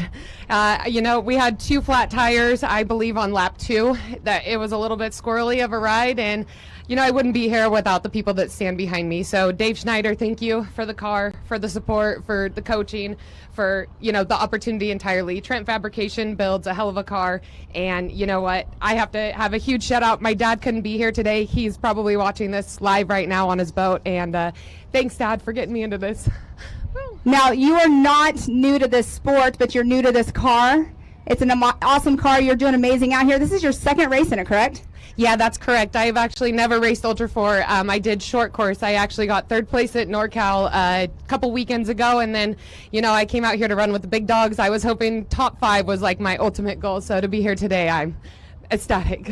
Well, you're up here rounding out the top 3 of the podium spot. Congratulations. It's awesome. Anybody else you would like to thank? My co-driver, he had to jump out on the track and take off. He's actually getting in a 4400 car right now. So thank you, Cody. Thanks for letting me beat you up in the car, and we took a couple hits that hurt. Well, congratulations again. You got some celebrating to do. Now you get to go watch your co-driver tell someone else how to go around the track. Absolutely. Thank you, Pam. You're welcome. All right, over here now in our second position, we have Mr. Kevin Condon. How was your race out there? It went good. We battled some demons with heat. We were running 330 in the trans by lap 3 and 310 in the motor. So we made it work, and we pulled it together and got a podium. Well, congratulations on that. Who would you like to thank for getting you up here today? A major shout out to the pit crew. We got DJ, Daryl, Brandon. We got Kyle, Stephanie, Sharon, all the guys at Jimmy's 4x4, Randy especially at Jimmy's 4x4 for overnighting us parts to get us here. Obviously my wife, I couldn't do this without her being here, major supporter. And my company, Casey Home Services. All my guys are working their tails off to make sure that this stream is a reality, and it's a major team effort. And Kyle Schaefer, I couldn't do it without Kyle. And you have your little guy down here. Is he wanting to race one day? Do you want to race like your dad does? Yeah. Well, one of these days I bet you'll be out here in one of those 170s. What do you think about your dad being up here getting that laser nut trophy today? Good. All right. Well, thank you so much. Congratulations again on your number 2 spot. Go watch those 4400s race. Awesome. Thank you, Pam. Awesome. Up here now on the number 1 position, Mr. Toby Stacy. You're up here partying already. Wife's right next to you. You tell us in one word about your race. What do you think about it? It was a stampede. Stampede it was. I know. I've been keep hearing that the rocks have moved since this morning. Did you have any trouble on any of the rocks out there? I just went faster. I guess pedal down, throttle. What is it? Throttle out? No. Head out or something? I don't know. Well, who would you like to thank for getting you up here today? Good friend Richard with BD Fab back in Medford, Trail Tough. Yukon Gear and Axle and Nitto. Who am I forgetting? Redneck Sticker, my vinyl guy. Yeah. Girlfriend Aiden here. It's okay. Close enough. Yeah. Well, no, congratulations on that number 1 spot. You did a heck of a job out there today. I greatly enjoyed watching what I got to see because I'm back and forth here, but congratulations, and ready to go watch the rest of the racing. Hell yeah, thank you. Awesome. Well, congratulations on our 1, 2, and 3. We have Toby Stacy, Kevin Condon, and Maddie Moon.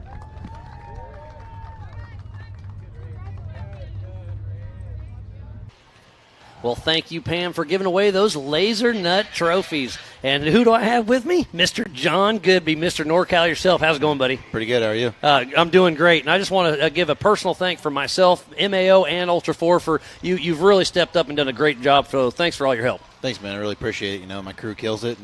We came out full staff, and here we are. Making it all work. You've been working on the track. You've been helping parking. You guys have been running the show and helping us a lot. So, again, just thanks. And this is one of my favorite tracks to come to. Yeah, I'm glad to have everyone back. Glad to have, the Gomez boys and Healy and everyone and all the fast guys. And it's The main's going to be crazy. Yeah. This race is going to be crazy. Yeah, this is the LCQ, so this is a 3-lap sprint. I mean, it's going to be gnarly. And we have some heavy hitters coming up. I mean, Bailey Campbell, Brendan Thompson, Tyson Schell, Jaron Gunter, Jordan Pellegrino, Kirk Jensen, Paul Horschel, Ian Kunches, Edwin Abb, Shannon Campbell, Mark Nichols, and Brian Crofts. I mean, only 5 of those get to advance. It's going to be a dogfight. That's probably like the biggest stacked LCQ I think we've ever had. And most of them are running. Races. Yeah, it's going to be a gnarly race. And this is kind of your home track. So it's just been great to come out here. And you just had a race here about a month ago. Yeah. So it's been great.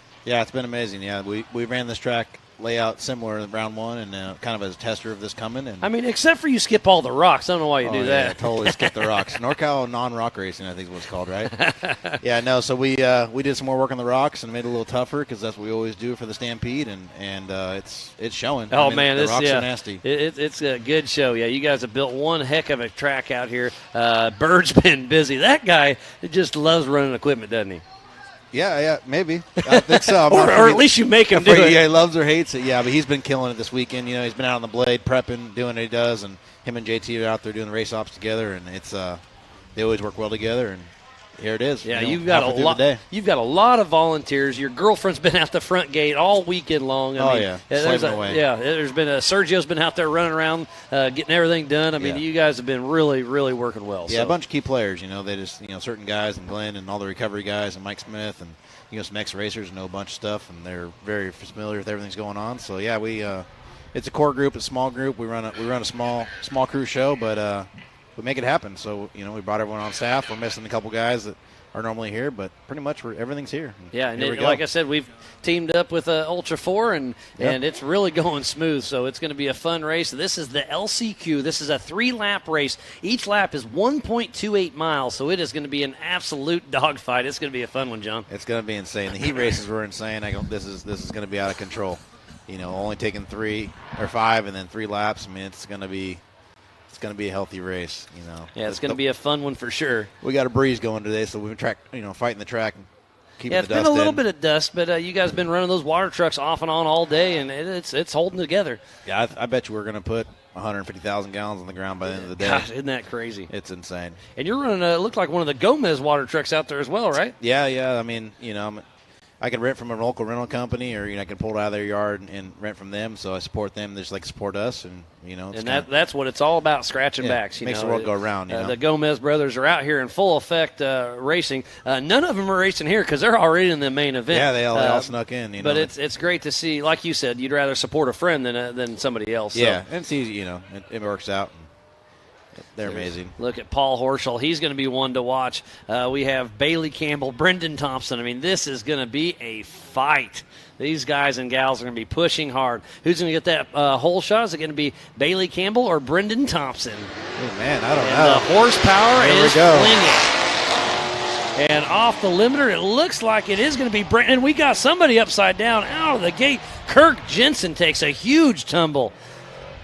But he's on all 4 wheels, but he took a real bad tumble. Look at all that dust. I hate to see a race start like that. But I believe it was Brendan Thompson out front with Bailey Campbell right behind. There's Herschel going out wide. Yeah, he's taking it wide, pushing it all he's got. There's Tyson Schell pushing strong. Looks like we got a little gap between the top 4 and 5, actually. Yeah, the 5 advance, so it's going to be exciting to see how this goes. But Brendan Thompson, that brand new UFO Jomez built car. Jomez. You like that one? It's his own brother, but it's Jomez. It's crazy. We built these 2 uphill jumps for round 1, and we tested them. And obviously we get a bunch of the cars out here, so to change the jump a little bit to make sure they clear all the way up on the top of the second one was what I envisioned, and here we are doing it. Like it's insane. These guys are just killing the course. And you and Bird built a great course because you were in the drivers' meeting or for practice. You were saying, "Hey, pay attention a little bit and feel it out a little bit." No, full send, and it jumped great. Yeah. I mean, we rebuilt the rock sections. Added some new rocks. We always got to try to build something special for this event. And Brendan Thompson still out front with Bailey Campbell and Ryan Miller trying to chase him down. Then Tyson Schell, Paul Horschel. And that's Ian Kunches in that 5th position. So we'll see how that shakes out. Is that who's in the Copart car? That's Tyson Shell. That's Bailey Cole's old car. Oh, yeah, makes sense. Full circle, huh? There we go. Oh, Shannon's coming through the. They are giving it all they got. There's Cross. Is that father-in-law? Yeah. And son-in-law? So Brian Cross and Shannon Campbell pushing hard. This is going to be one heck of a race. But physically through, it was Brendan Thompson, Bailey Campbell, Tyson Shell, and Paul Horschel, and now Shannon Campbell. So they are giving it all they got. How far back is Brian Cross? Not too far. No. It's going to be an interesting race. We'll see how it all shakes out. Man, Shannon had a tough roll earlier. Yeah, right there in that Kingpin 180. Yeah. As they're heading through the rigid rhythm section as we speak. Oh, Herschel. Yeah, Herschel went for a pass and got around Tyson Shell. So moving in that 3rd position. Remember the top 5 advanced from this LCQ. I can't believe I'm saying LCQ and all of these big names. This is crazy. We know we're looking at the drivers list. There's not, sad to say slow cars in 4400, but we've got most of the big names. There's here. no one slow here. Yeah, it's pretty impressive. Bailey Campbell bombing through. Paul Horschel still right behind, and Tyson Shell and Bailey Cole's old car in that Trip Fab 2-seat IFS machine. So leaders are into the Bronco Boulders. It is still Brendan Thompson. Brian got past Shannon, looks like. Really? Shannon got a flat. It looks like. Tough break for Shannon. Driver's side front. This course has been tough on tires, that's for sure. Yeah, we stacked the rocks in there to try to make them safe as possible, and not hazardous and pop tires. But man, they just don't slow down. Yeah, they just and rocks don't full move. Sin. And rocks don't move. Yeah. So. Lots of Nitto tires out there laying it down, and Tyson Shells broke down in that second little rock section, the Bronco Sports section. Not sure what happened. So Brian Cross is able to get around Tyson Shell. So still it's out front is Brendan Thompson, then Paul Horschel. So Paul Horschel's moved all the way into 2nd position. Bailey Campbell's in 3rd. So we have got a race on our hands there, John. Yeah, this is insane.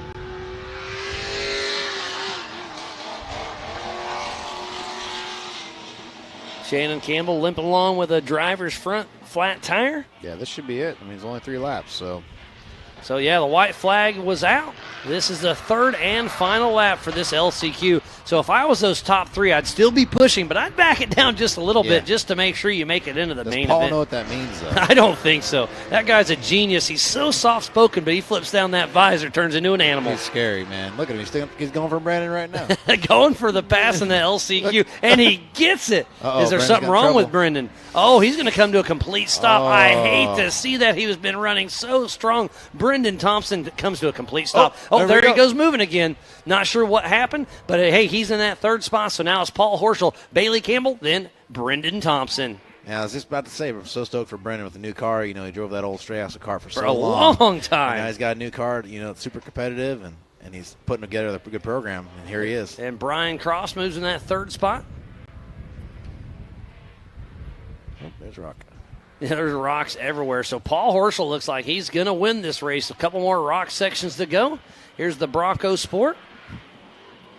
Heading through the Recaro rocks, and Paul Horschel looks like he's going to win the LCQ. But that still puts him in that 6th row. He's still a ways back for the main event. He's going to have some work to do in the main. Absolutely. So Paul Horschel winning the 4400 LCQ. Moving on to the main event. There is Bailey Campbell and Ryan Miller riding shotgun in that 2-seat IFS Campbell car. Those Nitto tires, Monster Athlete putting it down. 2nd position for Bailey Campbell. And then 3rd spot, really close, was Brendan Thompson. So not sure what happened, but I'm glad to see him keep going. Those SDS cases do those weird pop-out things. So maybe he lost a case there, popped out of gear. That's very possible. And in 4th position goes to Brian Crofts. It has a 5 minutes heat race. Whoa, look at that. Getting a full send there. Trying to get some content there. So who's going to get that 5th position? It looks like it could be Edwin Abd. Oh, yeah. Awesome. Good for him. Edwin Abd gets that 5th and final position, moving on to the main event. Yeah, sneaks in there. Yeah, just barely. And there's Mark Nicholson. So moving into the main event in that first spot is Paul Horschel, then Bailey Campbell, Brendan Thompson, Brian Cross, and Edwin Abb moving to the main event.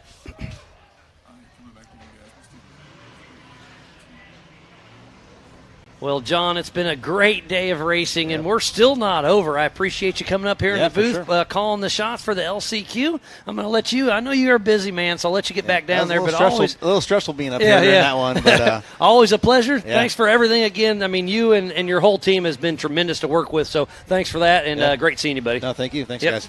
Mr. John Goodby, NorCal Racing himself.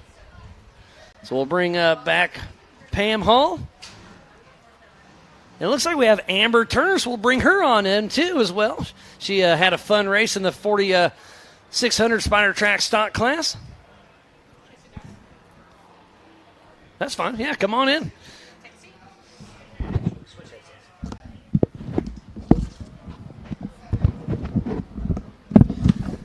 So we have Amber Turner joining me in the booth. You had a lot of fun in that Little Samurai that could. Oh, yeah. It's Little Samurai that does. Yeah. You and your brother Stuart have been racing with us for a little while, and it's great to see you overcome everything. During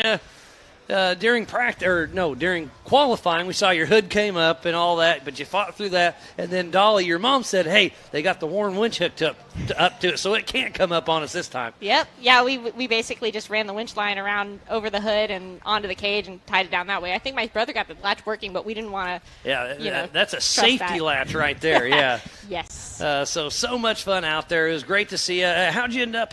There's so many numbers in my head right now. I'm still dead last. I'm still slow, but that's all right. Do the cars together though. Yeah, that's all that matters. I took my first checkered flag. That's what I like to hear. And I think you may have been the only one, maybe a second one, running a carburetor out there. Yes, as far as I know, I don't know if the other Samurai is still carbureted or not, but and that's a brand new motor too. Huh? Oh, that's awesome. I finished putting the motor together last Wednesday, and then I waited for the carb to show up on Thursday before I got everything together and running. And you're running the smallest tires out of everybody. You're on 31-inch tires, and that's smaller than all the UTVs. Miles, I'm on 35s now. Oh, you are on 35s. Yeah. I'm sorry. Okay, you used to be on 31s, right? Correct. Okay, yeah, I was on 31s moved up. for a long Okay, time. well, good. Sorry about I missed that, but no, it's okay. It's all in good fun. The Jesse Combs Foundation has helped you in the past. Give us a little rundown on that. Yeah, so the foundation was founded after Jesse's passing, and it's based on empowering, inspiring, and educating women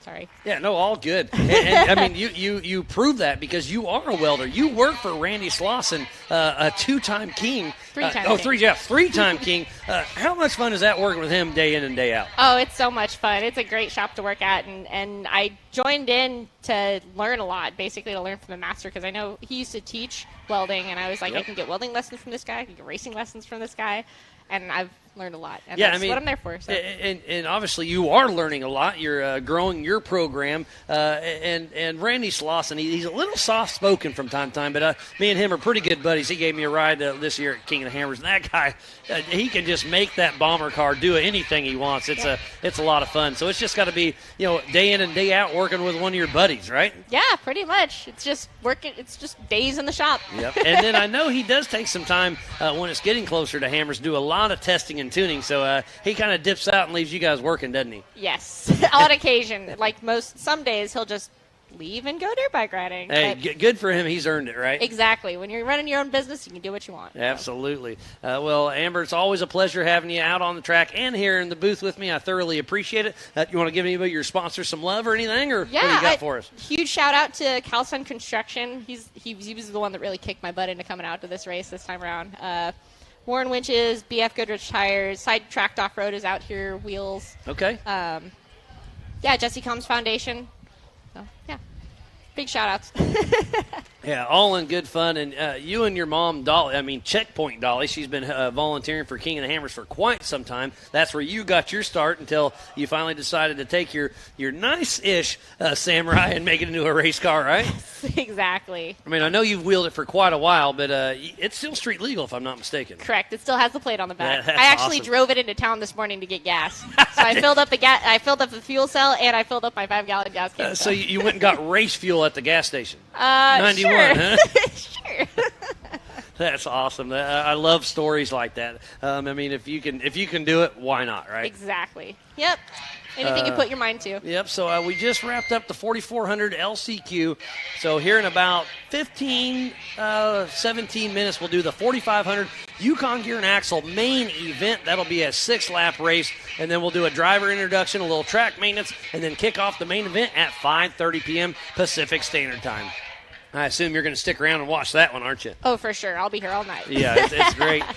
Starting to get a little tickle in my throat. Sorry about that, everybody. It's starting to crack a little bit, but we'll fight through it and have some fun. It's been a long weekend. It's been a long You're killing weekend. It, Miles. Well, I thoroughly appreciate that, Amber. Always a good time.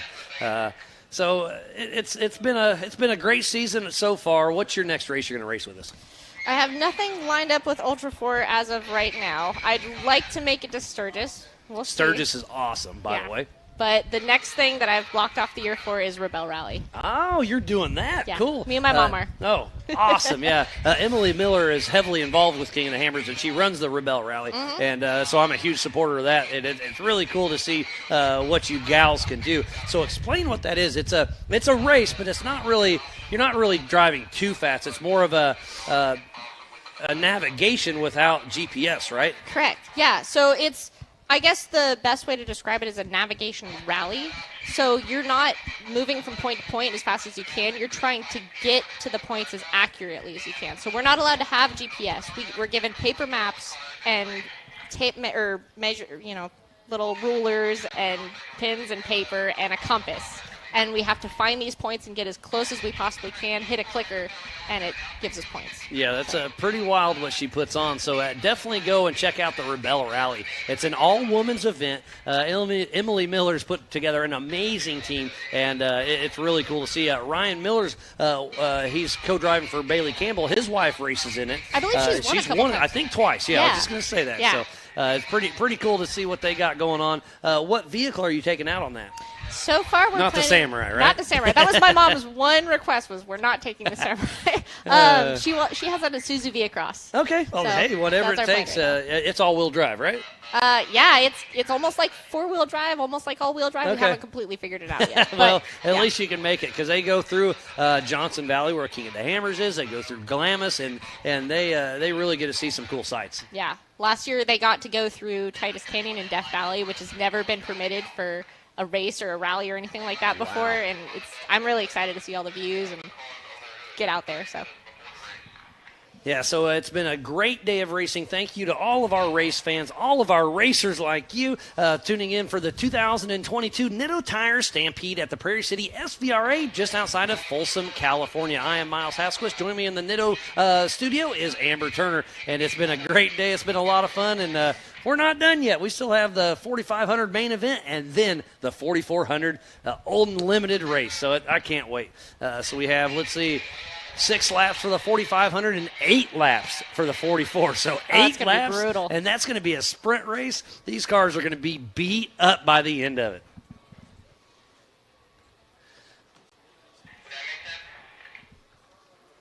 So we're getting ready to kick off the 4,500 class. So it's going to be, sorry, getting my papers shifted around. Did you get a chance to watch the 4,500 prelim? I watched it live. But yeah, that prelim was nasty. There was so much carnage out there. Yeah. Chad Jesse took a tumble earlier. John Matthews, Justin Hall caught fire. I know. Goodall busted a knuckle. I mean, they were hard on equipment. Yeah, but I do believe Ken Goodall and Justin Hall were able to get their car back together. Good. I'm glad. I know he walked through my pit looking for a power steering box. So Yep. I'm glad He found was able one. Brian Croft's brother had one, fairly local. They were able to figure it out, got it put back on, and rocking and rolling. Awesome. I'm so glad. That's what the Ultra 4 family is all about, is helping everybody out. So, it's been a lot of fun. We've been roaming through the pits just like we were talking. They were looking for parts, but I was able to catch up with Rob McCalley yesterday and had a quick chat. So here's what he had to say. So I've got Rob McCullough right here, the number 783 in a UTV. And UTV is kind of the fastest growing sport, and I love seeing all of you guys come out and play. Yeah, I've been doing this for quite a while. As you can tell, this is a 2018. It's a little bit older car.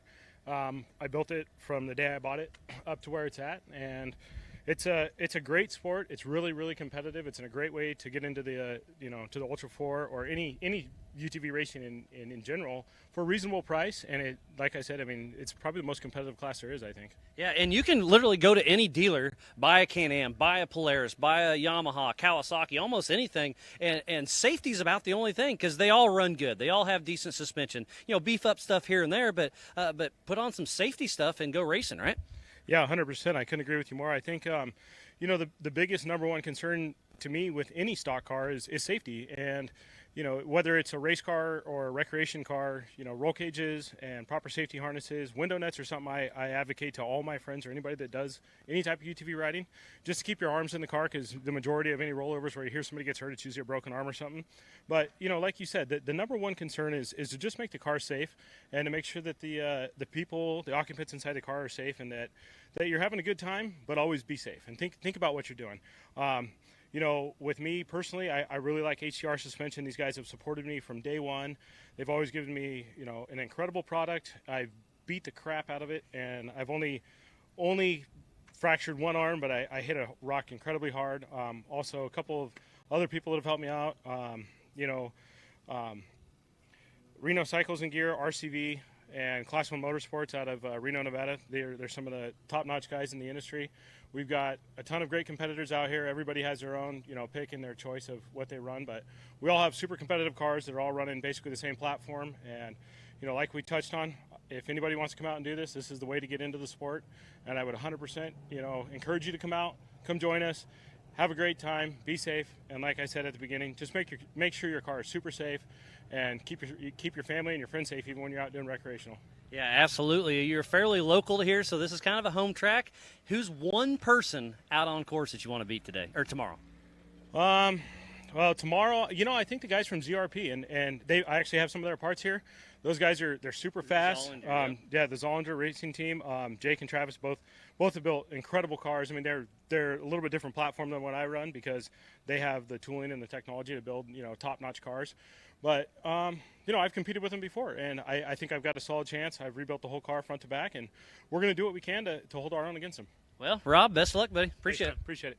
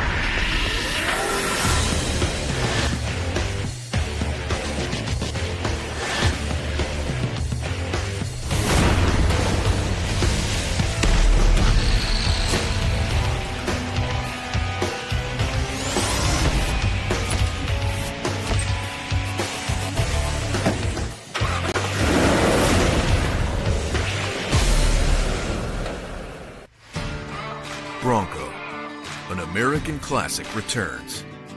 And it only gets better when it's outfitted with the right gear. From bumpers to winches, rigging accessories, suspensions, body armor, and wheels. You need a full array of gear to outfit your Bronco for adventure. Get them now at warn.com.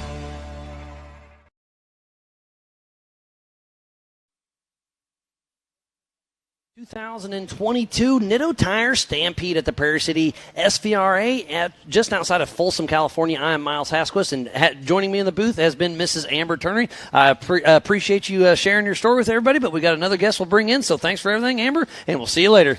Good to see you, Miles. Yep, likewise. So up next, we're going to have Jason Berry with Wheeling coming in. He took a pretty good tumble right out of the gate in his UTV race. I obviously couldn't quite see what happened, but you took a pretty good tumble. Yes, sir. Who'd you get into, do you know? I actually didn't hit anybody. I don't know who was actually in front of me, but he slid out. He hit that K-rail. And I hit the brakes on this corner right here and just slid right into the KRL. Like, okay. It was almost verbatim, like one and the other. So and just the domino effect of and it's slick course, so whatever happened. Yeah, and it's brand new. They just watered it down, and I should have known better. But we were on the outside line because we just started and just did it. Oh man, I hate to hear that, but that's all part of racing. It's part of racing. It is what it is. So, you took that tumble, and I know we talked to you earlier about the wheeling stuff, but again, thanks from the Ultra 4 and the MAO crew for everything. Of course. I said, you say no big deal, but it is a big deal. Everybody helps everybody, and we are thankful. Yeah, and, I appreciate it too as well, and I know Wheeling does too, but it was a rowdy wreck. yeah, that was nasty. And I hate it. I mean, you worked so hard to get here, and obviously you're still all smiles. That's part of racing. You're definitely bummed, but, I mean, it's just part of it. Yeah, I'm not going to lie. I was a little pissed off at the moment. It's hard not to, and I got off the course, and my son ran up to me, and he just started bawling. He's like, Dad, I'm so good. I'm like, if you cry, I'll cry. Yeah, I know that feel. I definitely get a little soft if one of my girls gets up next to me and sheds a tear like, no. No, don't do it. But at least he came up and checked on you, and you were okay. Yeah, everybody was fine. Co-driver was fine. I'm fine. Actually, you know what's funny is Toby got out, and then he hopped in with Kyle Seglin. I didn't know that. Yeah, cool. Literally, we just rolled, and he hopped out and hopped in Kyle's car and ran with him as co-driver. That's awesome. Well, Jason Berry, always a pleasure. Great to see you, and thanks for everything. And we'll see you at the next one for sure. Oh, for sure. Yeah, thanks, buddy. Appreciate it. Miles. We got another guest we'll be bringing up here. It looks like Mr. Albert Contreras is going to be joining me in the Nitto studio. So you're fresh off your podium finish there, and how you feeling right now, Albert? Oh, man. You had a great run going, didn't you? That was you were battling strong. Dude, it was insane, man. This course is just an eater course. Yeah, it just gets your car up and it's nasty. You had some really good passes, and then you got passed back and forth, and John Williams ended up getting you, right? Yeah, you got second, right? He got me in the rocks because I had some issues with my car, electrical fuel, and it was just, oh man, it sucked. But that's part of racing. Part of racing. And again, we always talk about the Ultra 4 and MAO family. And talking about family, you have your son Tristan riding shotgun with you. How much fun is that to share these memories, make these memories with your kids and family? Oh man, it's the greatest feeling in the world, I tell you. He's just turned 16, and this kid is just amazing kid. He's an excellent co-driver, and he knows everything about the Jeep, and he's just super keen on driving the Jeep and being in there, and it's super fun to have him, and it's just the greatest feeling in the world to have him in. Yeah, I love it. And then he helps you in the shop too, do a lot of stuff. And then when you guys walk up together, he's got about a foot on you. This kid's just good tall, isn't he? This kid's a giant. He takes after his mom, But this kid's amazing at the shop. He can really take the whole car apart, put it back together, and he's very technical on it, and just like his dad. Yep. Stuff like that. So he's learning from the best, and I love having him at the shop. He's super busy at school. He's a scholar athlete, and he's probably gonna go play football somewhere in the university or something. Oh, that's gonna be awesome. But, so you talk about in the shop. You have Jeep Thrills off road. Give yourself a little love. Where is it at, and what do you do? So my shop is based in Compton, California, and I started a Jeep shop there, and I started in my mom's driveway. Yeah. That's awesome. I mean, that's a lot of stories start out like that. Yeah, I started in my mom's driveway, and I got kicked out, got a letter from the city, say, hey, take a hike. This is not zoned for this. Like, all right, cool. So we found this shop, and we were able to buy a shop. And you've been in that one for quite a while now, right? Yeah, so my shop, I've been in my shop legitimately for 20 years, and I worked out on my driver for 7. So I've been at it for 27 years. That's awesome. So, and we built some awesome vehicles and awesome relationships with companies and customers, and we're super strong. And, when we come out to race, we close up the shop. We close up the shop. I mean, we come to race. Bring out the whole family, and I love you bring the entire family most of the time. I bring my wife and my kids and anybody that's family that wants to follow us, and my kids just love coming out to the races and watching their daddy race, and my wife is the backbone of the whole operation. She keeps us going, keeps the kids going, keeps them fed, keeps you in line. Sure, keeps me in line, and then Tristan's racing in the UTV next year and stuff like that. Oh, really? She's going to start racing? Tristan. Oh, Tristan. Oh, awesome. Tristan and my daughter Sierra. Cool. So they're going to be racing, and they got a page called thrillchasers.com. Okay. So, chasing the thrill. I dig it. So they're racing the UTV, and then Tristan co-pilots with me in the 4600 class, and then eventually he's going to take the wheel. And then will you start riding shotgun with Tristan? I'll start riding shotgun with Switch, and then we might move on to another class or something. Oh, move up to what class would you move into, do you think? I'm not sure, They're all awesome. All the classes are awesome. I mean, the 4600 class, it's super awesome. Super awesome. I love that class. I love the people that are racing there. But, 45 is awesome, too. 48s are awesome. And 44s are expensive, but they're awesome. Expensive, no doubt.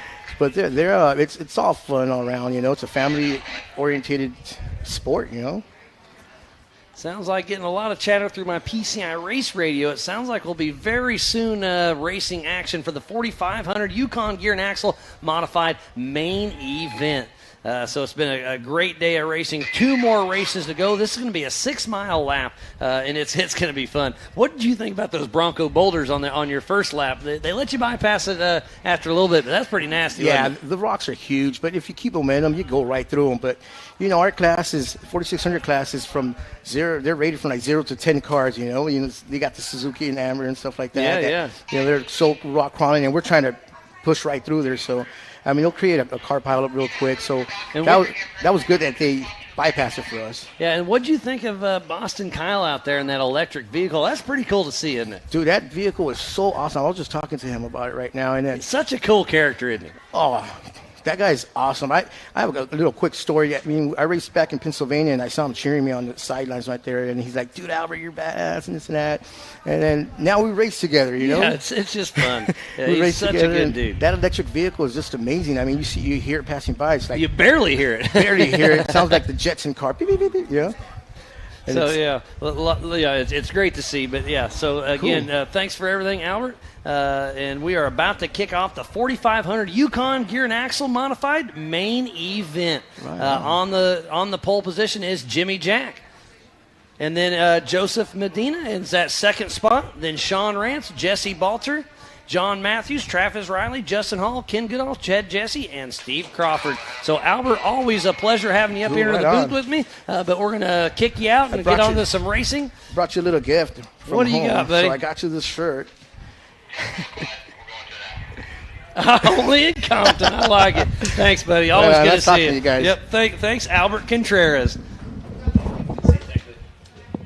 So we'll bring back in Mrs. Pam Hall to the booth. So we are about to kick off the 4500 Yukon Gear and Axle Modified main event. Pam, it's been a great day, and we aren't over yet.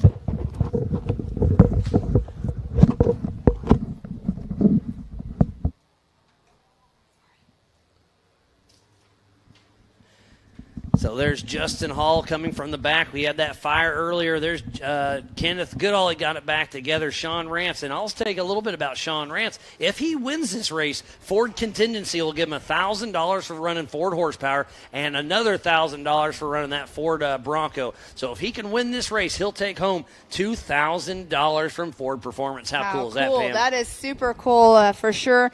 Like he said earlier, it's awesome that we have had, a Ford come on and do that for the drivers. It gives them a little bonus, but off the line they are. And Jimmy Jack like, in that number one position. Jimmy Jack takes the whole shot over Joseph Medina, and Justin Hall takes a complete spin out, but keeps on rocking and rolling. So he's got his work cut out for him coming from the back of the pack in that single-seat 4500 car. And this is definitely not a new track for Jimmy Jack. They race out here with the NorCal Rock Racing as well, so they are well seasoned out here.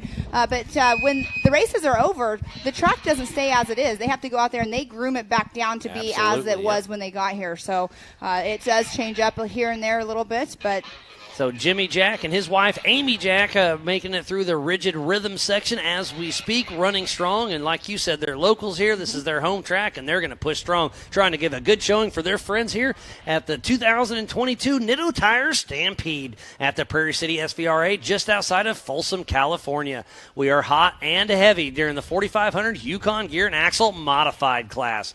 There's a great shot of Jimmy Jack. Going down that gunite section.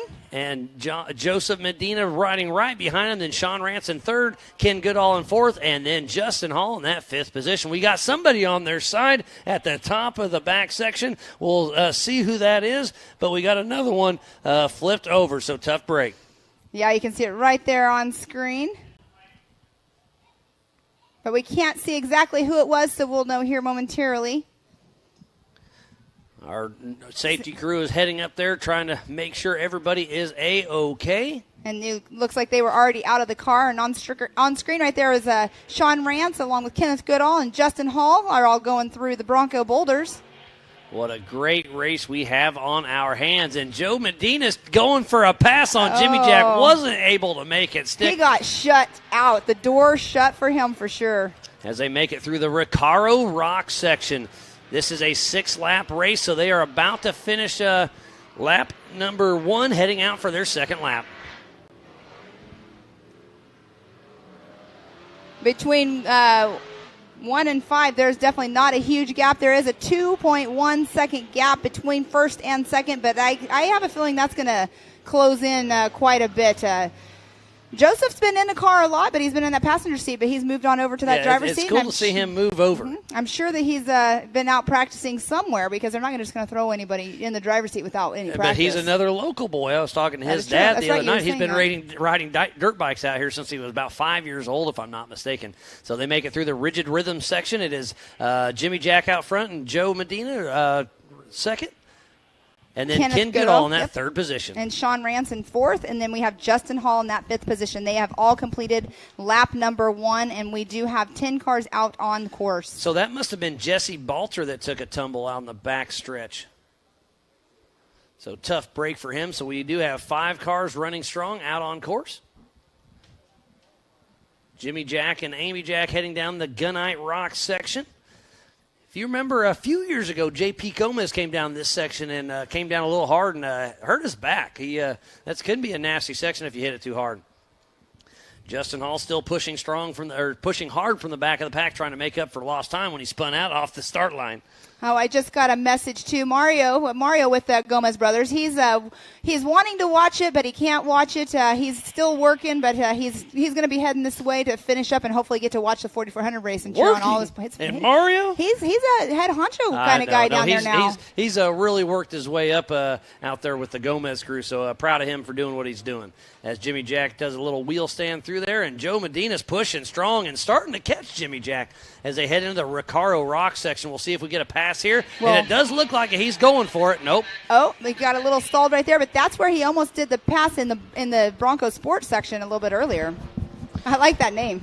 Yeah, it's working out well. So finishing lap number 2, heading out for lap number 3, it is still Jimmy Jack out front. Joe Medina in that second position. Ken Goodall welded up his knuckle and was able to keep it. Uh-oh, the voice is starting to crack, Pam. I'm sorry, everybody, but I'll do my best to keep it together. It's been a long day. It's been an exciting day, but we're still having some fun up here.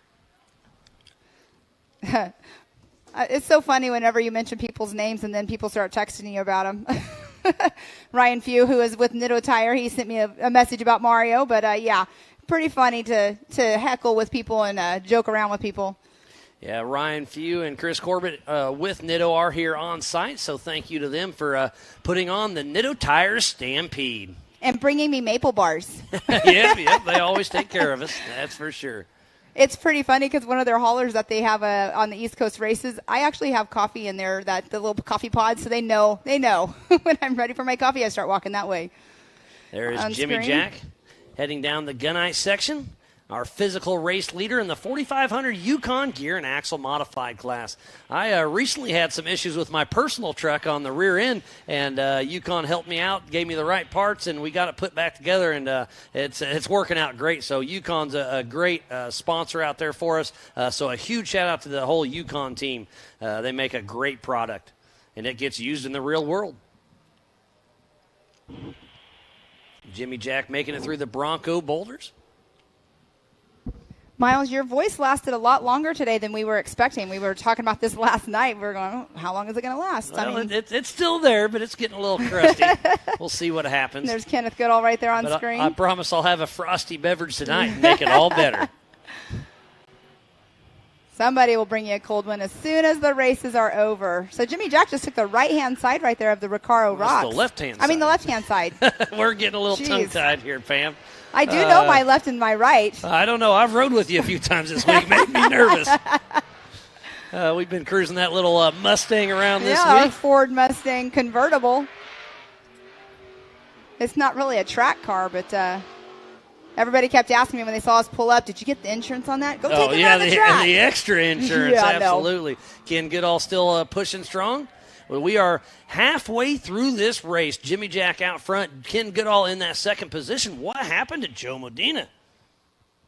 Oh, that's right. And then we have somebody else pulling off to Joe the side. Medina, I can see him in the AMSOIL hot pits. Looks like they're jacking up the car, so he probably has a flat tire on that fly off-road machine. So tough break. He had a great run going, but hey, that is racing. But look at Jimmy Jack. They got out front. They got that whole shot, and they have not looked back ever since. He's hitting the Yukon launch as we speak.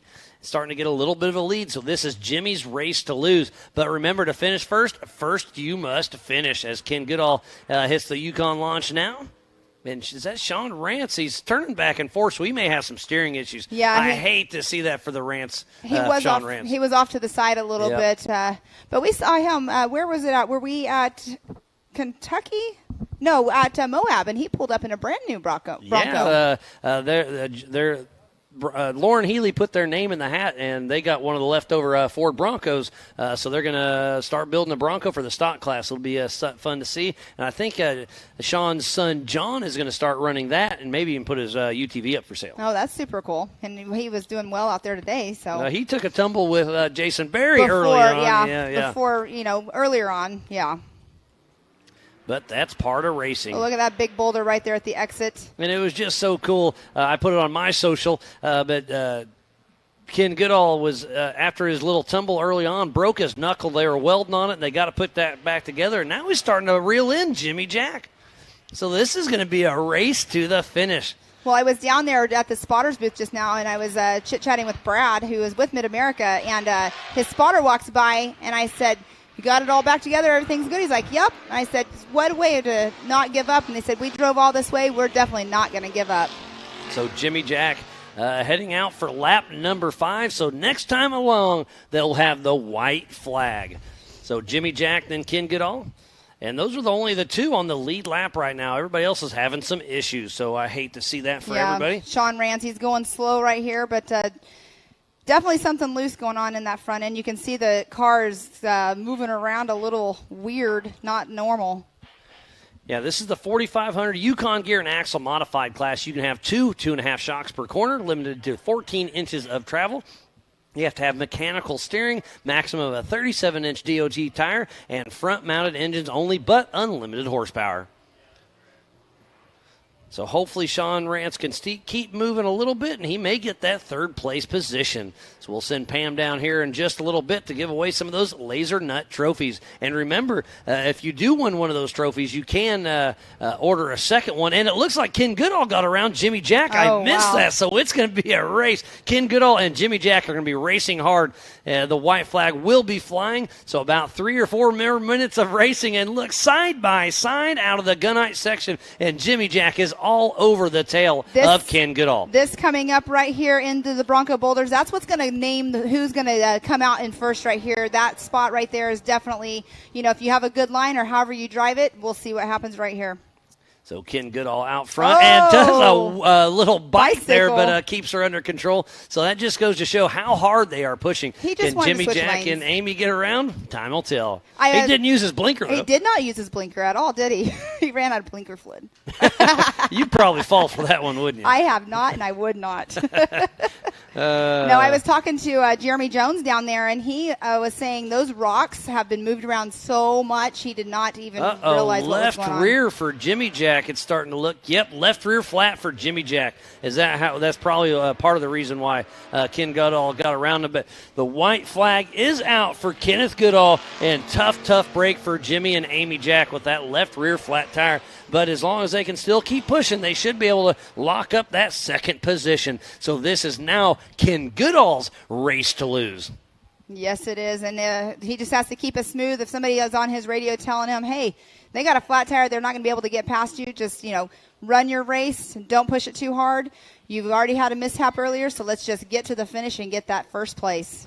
Yeah, tough break. But like you said, for short course racing, you have to have a spotter in the stands. So Yes. right now they're saying, hey, run smooth and consistent. But Jimmy's got that flat tire coming through the rigid rhythm section, and we'll see how it all shakes out. But so far, so good for them. That'll definitely throw off how the car's working for sure. So probably having to drive just a little bit different through that rhythm section for sure. All right, I am going to head on down to the awards area so we can get these guys going, because up next is the 4,400 main event. So before that, though, we are going to do some driver introductions. Yeah, so it's going to that'll be be super fun. cool. But, Miles, I'll be back up here with you shortly. Pam, always a pleasure. I'll throw it down to you later. But now look, Kenneth Goodall has a right front flat, so it's flat tire racing flat tire, and he's got a flat tire on the front, which is actually worse than having a rear flat. So is Jimmy Jack going to be able to chase him down? Ooh, this is going to get interesting through the Bronco boulders. I love this part of racing.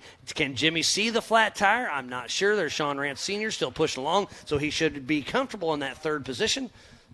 Oh, no, Joe Medina got back and moving. I missed that, so we'll see how it all shakes out. But Jimmy Jack is out. Oh, so Goodall is crossed up in the Bronco boulders. Hate to see that, so Jimmy Jack gets back in the lead. And that shows you how tough these Bronco boulders are, but tough luck for Ken Goodall. Jimmy Jack does get around, and we'll see how it all plays out. But it looks like, man, this race has switched up so many times. But Jimmy and his wife, Amy Jack, looks like they're going to tie up the win for the 4,500 Yukon Gear and Axle Modified class. The checkered flag is flying, and Jimmy Jack wins the race. They got to be super soaked. Flat tires all the way around on the podium. So everybody that gets a trophy, a Laser Nut trophy in this class, had a flat tire today. And Ken Goodall's, what's he doing? He's having all sorts of issues. Not sure if he's having steering issues or what, but he's trying to get around. Driving around in circles. He's got some steering issues for sure. Is he going to be able to put it in reverse and back through? I don't know. Oh, no. I love the never give up attitude. So they must not have any steering whatsoever. Hey, you better not hit any of my flags. He is just, this is Saturday night at midnight, isn't it?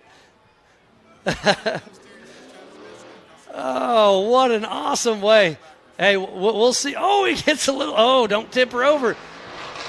But and Joe Medina all over him. What happened? That was an amazing finish. So Ken Goodall has no steering. Joe Medina trying to come through as fast as he can. And I think it's going to be Jimmy Jack first, and then Ken Goodall in that second position. And then Joseph Medina, I think Joseph lapped down, but kind of, like I said, no steering. He didn't know where he was going, but definitely clipped him. That was a wild finish for the 4,500 Yukon Gear and Axle Modified class. What a finish. Poor Ken Goodall had some issues with his steering, but never give up attitude. But they're crawling out of the car. The crowd goes wild for the Goodalls. What a wild finish. That was awesome. Look, bump into the K-rail. So we'll have to get the grate all up there and get it fixed. But the crowd goes wild for the Goodalls. That was an awesome finish, and he is wore out. Could you imagine trying to finish this race with absolutely no steering?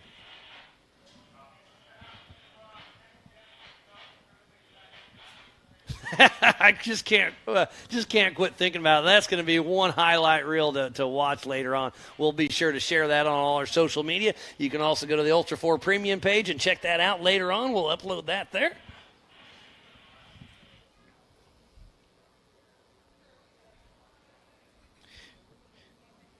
Looks like Bobby, our truck driver's tuned in, checking everything out, having fun.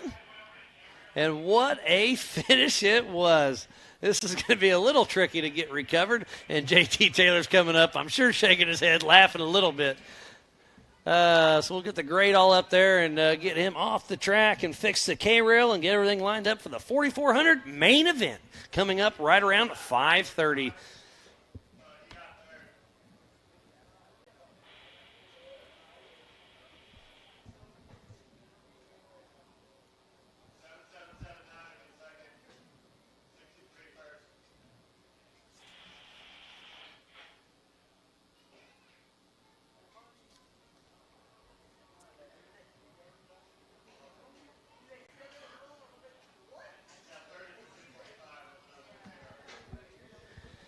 What an amazing finish it was to the 4,500 Yukon Gear and Axle Modified class. And you know Ken's just down there all smiles. The crowd went wild for him. That was an epic finish for sure.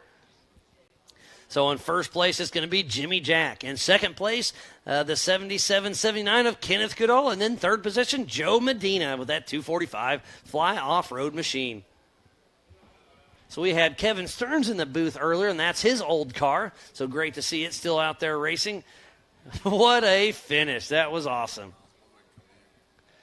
So we've had a lot of fun. I hope you've had as much fun as we've had up here in the Nitto studio watching everything. There's been action all day long. It's been absolutely amazing. We'll give away a few more LaserNet trophies and then kick off the 4,400 main event. What a show it's been, and we are not over yet. So if you need to refill some beverages, get some snacks, I would lock your couch down if you're at home, because this is going to be a show here in about 40 minutes. So you got a little time to get some things going. Like I said, we'll give some awards away here shortly, and then kick off the 4,400 Unlimited class. We'll have 15 of the fastest cars out on course at the same time. It is going to be absolutely amazing. So while we have a little break in the action before we throw it down to Pam, we'll take a quick break and be right back after this.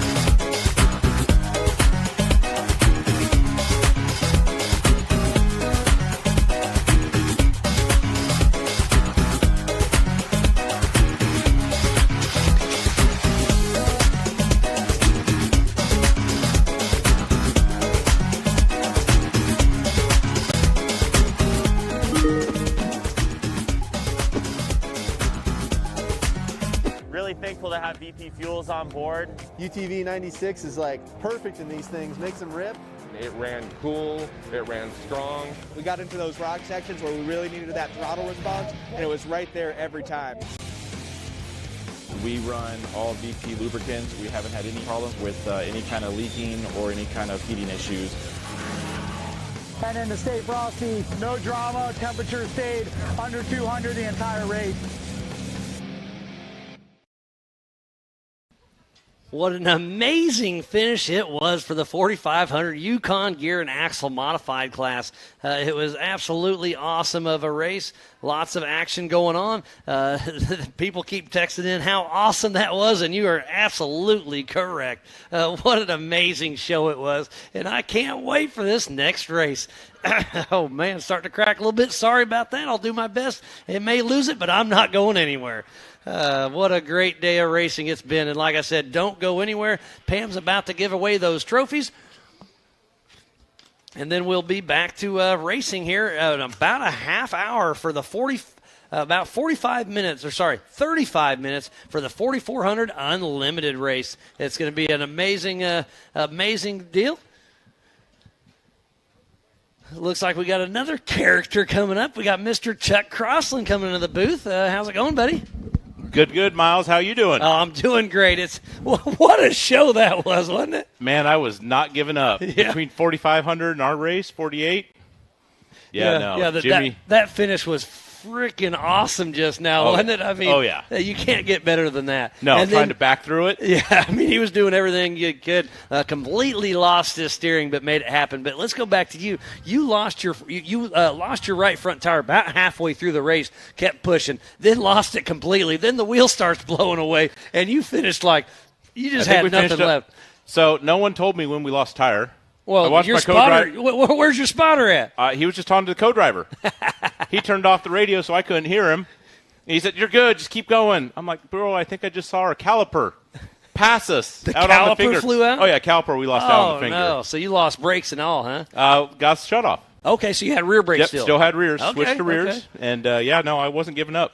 Yeah, that was awesome. That's our best Ultra 4 finish now. High five, buddy! You got to be stoked. I was not for quitting. That. Yep. Yeah. And that Liberty Mountain Fab chassis you run is super cool, and I love the twin turbos. Oh yeah, it's got to make the whooshy noises. Yeah. That's the key. You go around the turn, it's yeah, it whistles at the ladies, but the ladies don't whistle at you, right? No, not so much. Nope. Oh, Chuck, all in good fun. But what a great race it was. So do you tune it different? Because you can probably turn your boost up and down, I assume. So the best part about that car, run like all the Holly stuff, is we run a low boost, 10 pounds tune-up, and then we've got a scramble feature. Now, can you do that on the fly? On the fly. So off the start, you're all you got, and off then the fly and then, we can up it. Yep. Okay, cool. So you go from 10 psi up to what? 20? 14. Okay, 14. That's it's built not for bad. about 30. Oh, wow. It's got no need for it yet because it's still, like you said, it's 850 to the wheels. So that is pretty incredible for a 4800 Brannick Motorsports Legends class car. It's pretty awesome with all the Brannick parts. Yep, yeah. When they zoomed in on your tire at the finish line, you could see the Brannick slug on there around what used to be a wheel. What used to be a wheel? Yeah, no, that Duralife wheel. Hey, that ring's still there. There's still some tire. Barely. Tires barely. I mean, it is pinched on there, but It's you had a great race. That was a lot of fun to watch, and just like we saw Goodall, the never quit attitude is absolutely awesome. Yeah, we had a blast. This has been great. This has been a great trip.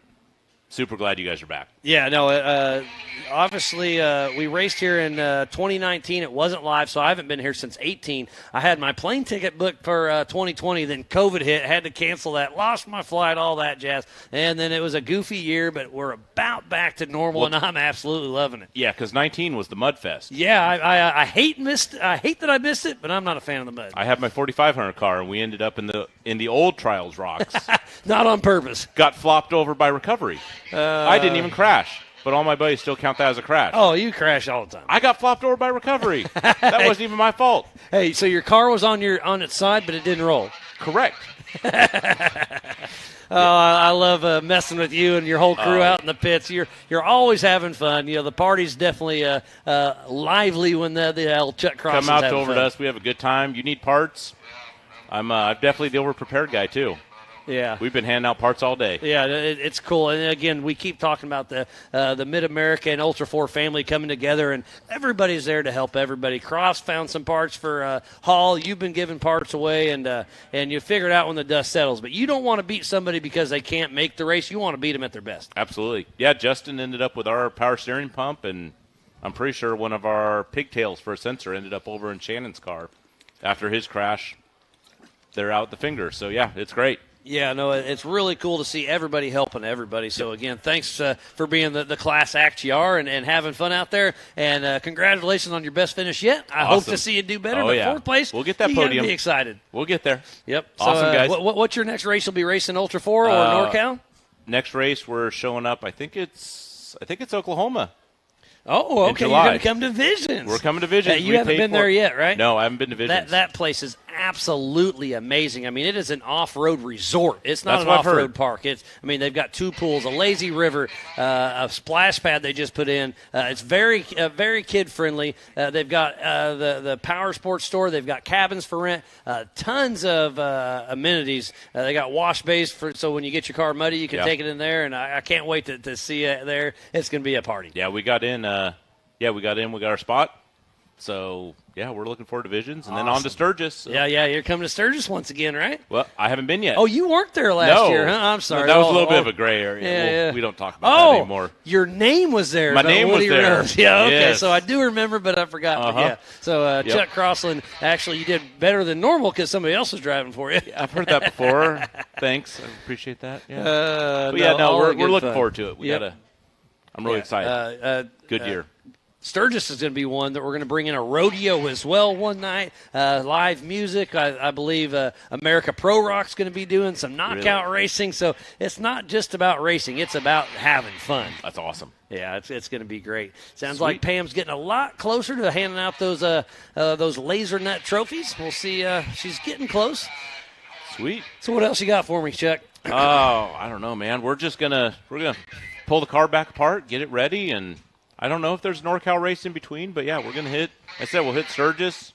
Now that we get to drop a race, we're ready to. We might still make a run for Western Points. Hey, I'd love to see you do well. So thanks for joining me in the booth, but we're going to send it back to Pam to give away those laser nut trophies. Pam, back to you. All right, back down here at the podium. We are here with the 4,500 Modify class. It was quite a race out there. I know you guys were all on your toes like we were. I am here with third place, Joseph Medina. Tell us about that finish just now. That was quite the finish. I believe I collided with Goodall there. It was not planned, but everything worked all well. Nobody's hurt, and we crossed the finish line. So you've been a co-driver for quite a while. Now you're up here driving. How do you feel about that? And I was actually up there with Miles, and I was talking to him. I'm like, he's got to have some kind of seat time in that driver's seat. So have you been out there practicing? Yeah, we've definitely been out there practicing. I had a full season of Ultra 4 co-driving last year, and, finally got to step up in the driver's seat and control the car. And I hear that this is kind of your hometown, home track. You've been here, I believe, since you were 5 years old racing motocross? Yes, this is actually a special place for me. I grew up racing District 36 here 3 times a year. First race actually was here on a PW 50 or Honda 50. It's just an awesome place. Great weather today and everything. Well, give us a little shout out to who you want to thank for getting you up here on the podium today.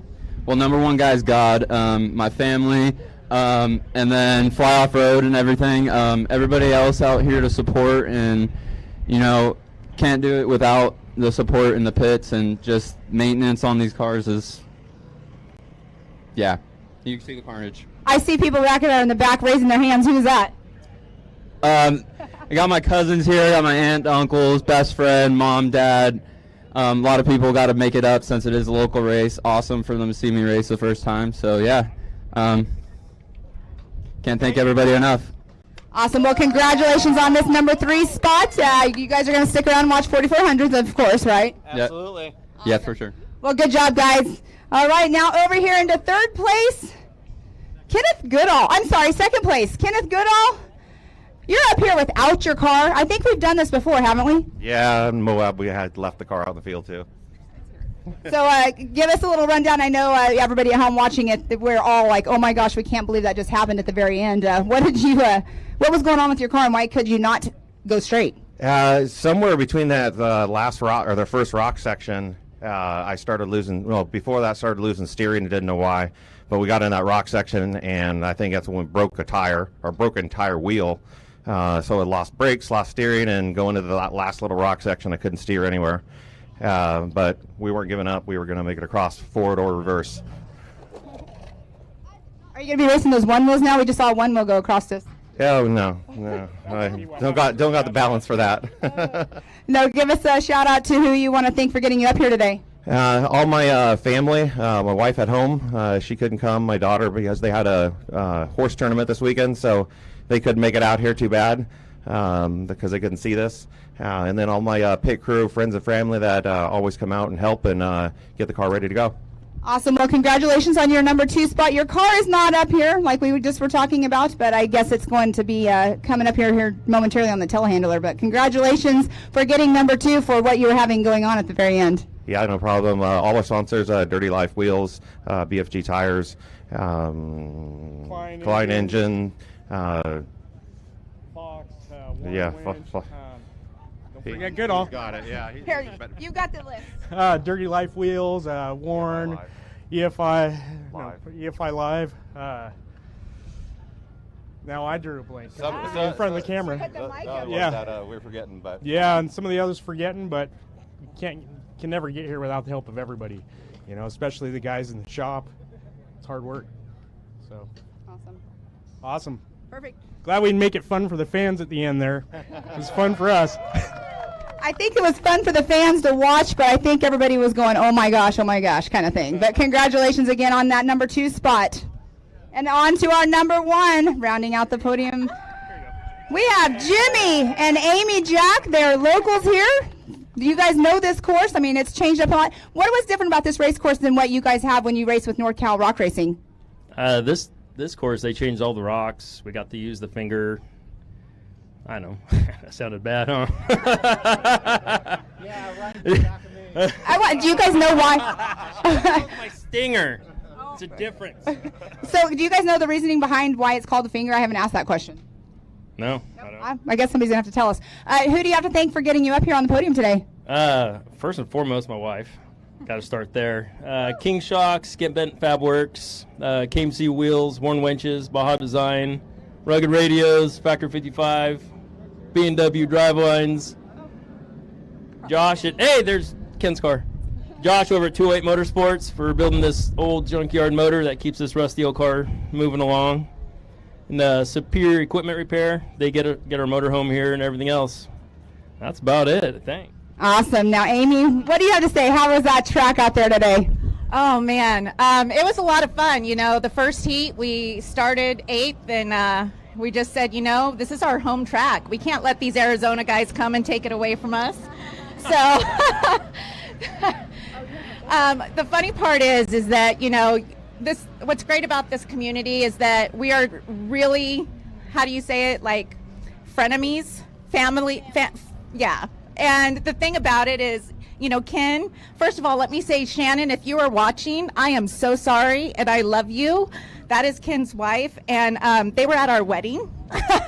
So they're super good friends of ours. And when we went into that rock pile, Jimmy says, what are we going to do? And I said, you know what? I said, we're just going to go for it. And he said, okay. And Ken got a little sideways, and it was like, go, go, go. And I was on the horn, and you know, you didn't get over. So we helped you to get over. But, you know, we love these guys and everybody out here. Yeah, Jimmy used to co-drive for Ken. And his son, his son has been a co-driver for us at KOH. So it's a big family. And, you know, we love you. Sorry about that. Well, it sounded like a lot of fun out there on course, but we are gearing up for the 4400 race. I know you guys want to get, yes, you may. Because my husband forgot, we couldn't do this without each and every one of the people that come out here. Dougie, our crew chief, comes out for almost every race of ours, so thank you. We had Kevin Doobie and his wife out here, Brittany, and they were spotting for us.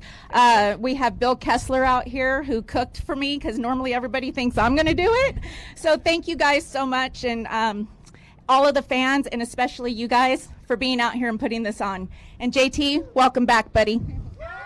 All right, that's definitely a welcome back for sure. Let's give it up for our 1, 2, and 3 of our 4500 modified class. Back to you, Miles.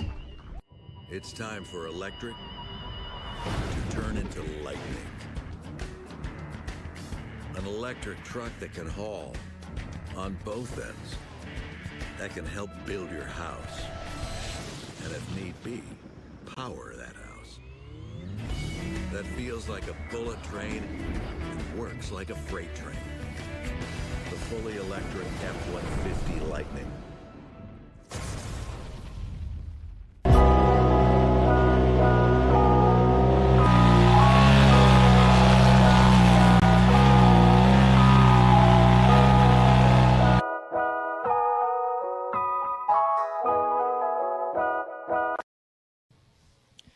Well, thank you, everything, for going on. It looks like Brian Crofts just had to drop out of the race. I'm going to try to flag him in here real quick. He was kind of giving me a quick rundown on what was going on. Sounds like you're having some T-case issues, so you could take the green flag, but you wouldn't be able to race, so you're giving your spot up to somebody.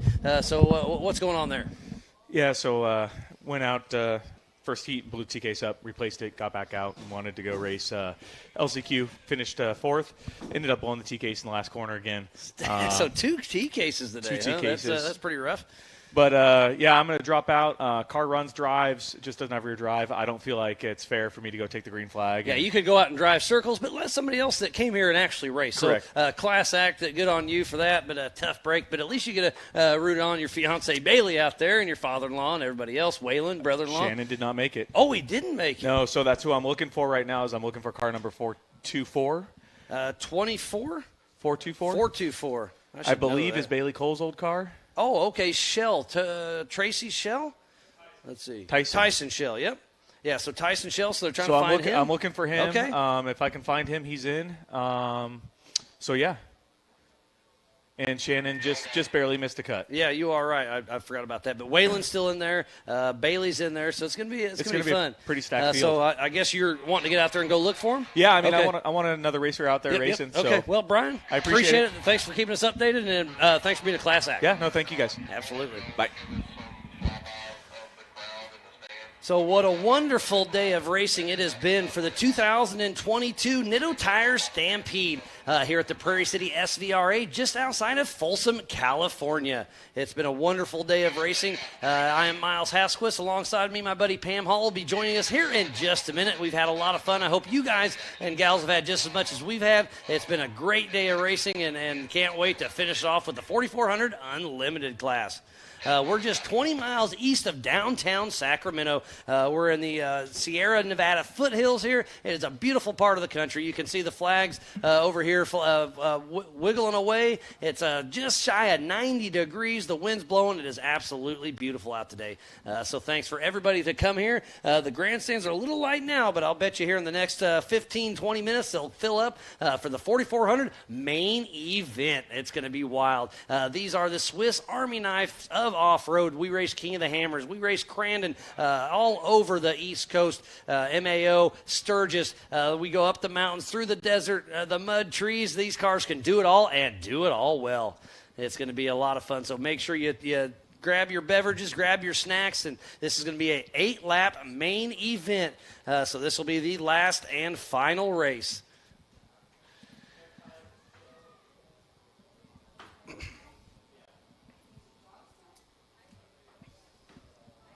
So we need to give a huge shout-out to Can-Am, Ford, Bronco, Monster Energy, Optima Batteries, 4-Wheel Parts, Progressive, Mid-America Outdoors, The Off-Road Syndicate, Holley EFI, Lasernut, Griffin, VP Racing Fuels, Nitto, King Shocks, Ultimax Belts, and King of the Hammers. We also have Amsoil, Method Race Wheels, Axial RC, 360 Wraps, Spider Tracks, Recaro Seats, Baja Jerky, Raceline Wheels, PCI Race Radios, ARB, Rigid, Brannick Motorsports, Tread Lightly, Action Sports Canopy, Off the Grid Clothing, MBRP, Yukon Gear and Axle, HCR, and Warren and Factor 55. So please support who supports the sport. Without all these wonderful partners, we would not be racing here today. Pam, I've had a great day with you. I hope you've had just as much fun as I've had. You've been running back and forth, giving away those laser nut trophies, and we're about to kick off the main event. Yes, it's going to be super exciting. And Miles, I've been running back and forth, but you know what? That's my gym. Yeah, there you go. You're getting your steps in, that's for sure. We've been all over this race course, putting up the flags, checking everything out. So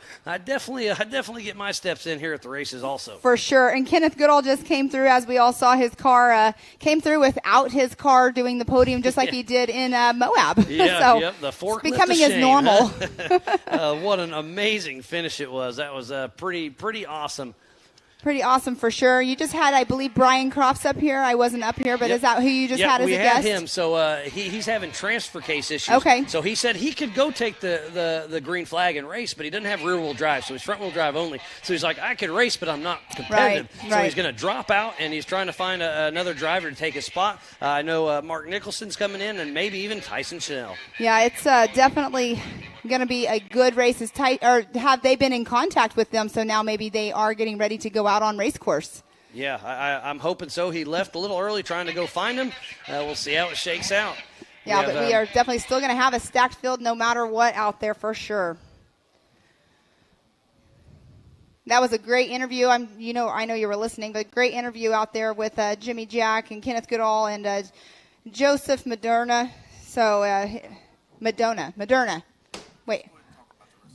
Yeah, let's go through the rest of the year schedule here. So right now we are obviously out here at Prairie City, and then our next up will be June 17th through 19th at the Adventure Off-Road Park in South Pittsburgh, Tennessee. And then up next, we'll go to Visions Off-Road in Jay, Oklahoma at Mid-America Outdoor, July 13th through the 17th. And then August 5th through 7th, we are going to be back in Sturgis, South Dakota at the Black Hills Throwdown. And then September 2nd through the 4th, we'll be at the Big House for the Crandon Classic in Crandon, Wisconsin. And then the finals of the year for so many different racings that we are doing around here. It's going to be October 26th through 30th in Jay, Oklahoma, and it's the Legends of the Fall. I can't wait to kick that one off. Pam, let's give a rundown of our cars. So on the pole, we have number 67, Lauren Healy. And then in the second position, the 218 of Paul Wolf. In that third spot, number 888, Cody Addington. And in that fourth position, the number 90 of Darian Gomez. In that fifth spot, number 82, JP Gomez. In the sixth position, number 3, Waylon Campbell. And that seventh spot, number 86, Marcos Gomez. And in the eighth position, the number 11 of Kevin Stearns. And that ninth spot, our current king, number 83, Raul Gomez. And then in that 10th position, the 44-56 of Brett Harrell. In the 11th spot, number 19th, Paul Horschel. And 12th position, the number 35 of Bailey Campbell. In that 13th spot, number 5150, Brendan Thompson. And then in that 14th position right now will be the 4475 of Edwin And I think we've added Mark Nicholson to the list here, and maybe Tyson Shell. We'll see how it shakes out. Gotcha. This is going to be a good race for sure. You definitely don't want to miss out. You definitely don't want your internet to go down if you're watching it through your internet. Make sure you have it up. It's going to be a great race. I can't wait to get this one kicked off. It's going to be absolutely amazing. And just now, that race before us, I wasn't up here at the finish, but I was watching it down there on the Jumbotron. Oh, my goodness, what a finish that was. Yeah, that was absolutely amazing. I love this part. I couldn't believe it. It was awesome. Yeah, never. You guys all heard what was going on. I mean, he had no steering whatsoever, but it was definitely a finish to watch. Yeah. Joe came through with obviously Goodall didn't have any steering, so Joe came through all over the throttle, and they tagged each other and hit the K-rail, and it was a wild finish. Modena, there we go. Yep, Joe Modena, yep. He goes, where are you getting the R from? I'm like, I don't know. I like to add letters to people's names. We've been chatting up here all day long, having a blast. Pam, I love working with you. It's been a great day. It's been fun. And we are about to kick off the 4400 Unlimited class. And your voice is about gone. It's about gone. Sound like you're in your teenage years again. Yeah, finally going through puberty. Oh, goodness gracious.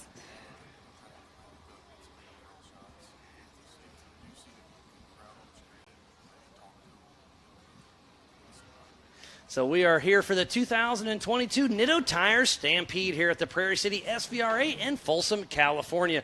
It looks like we have Jaron Gunter up here. We were hoping to have you out on course, but you're up here in the booth. What's going on? Not much.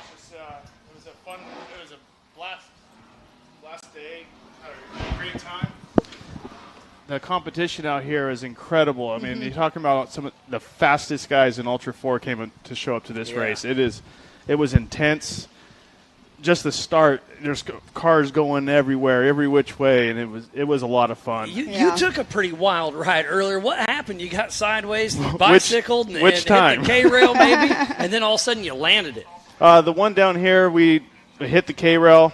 I was driver error. I got out to the K-rail, got up on two wheels, saw the front tire come down, just gassed it, and did a NASCAR spin out into the infield. Goodness. And that one, I'll take credit for that one. The one up here, I don't know what happened. We came out of the rocks. I know I had a flat tire. I didn't know which side it was. Just gassed the car, trying to come around the corner, and it caught and shot me straight up in the air. I still haven't seen video of it, but I'd love to see. If anyone out there's got any video of that, I'd love to see it. Yeah, I'm sure somebody somewhere has it. I'm sure it's there. Yeah, that was a Someone said the top of the car was upside down about 6 feet in the air. Oh, so. my goodness. Sketchy. How is the car still okay? Oh, no. No, it's hurt, huh? Oh, yeah, so that's why we didn't go out for LCQ. The car, all 4 shocks are blown out the back.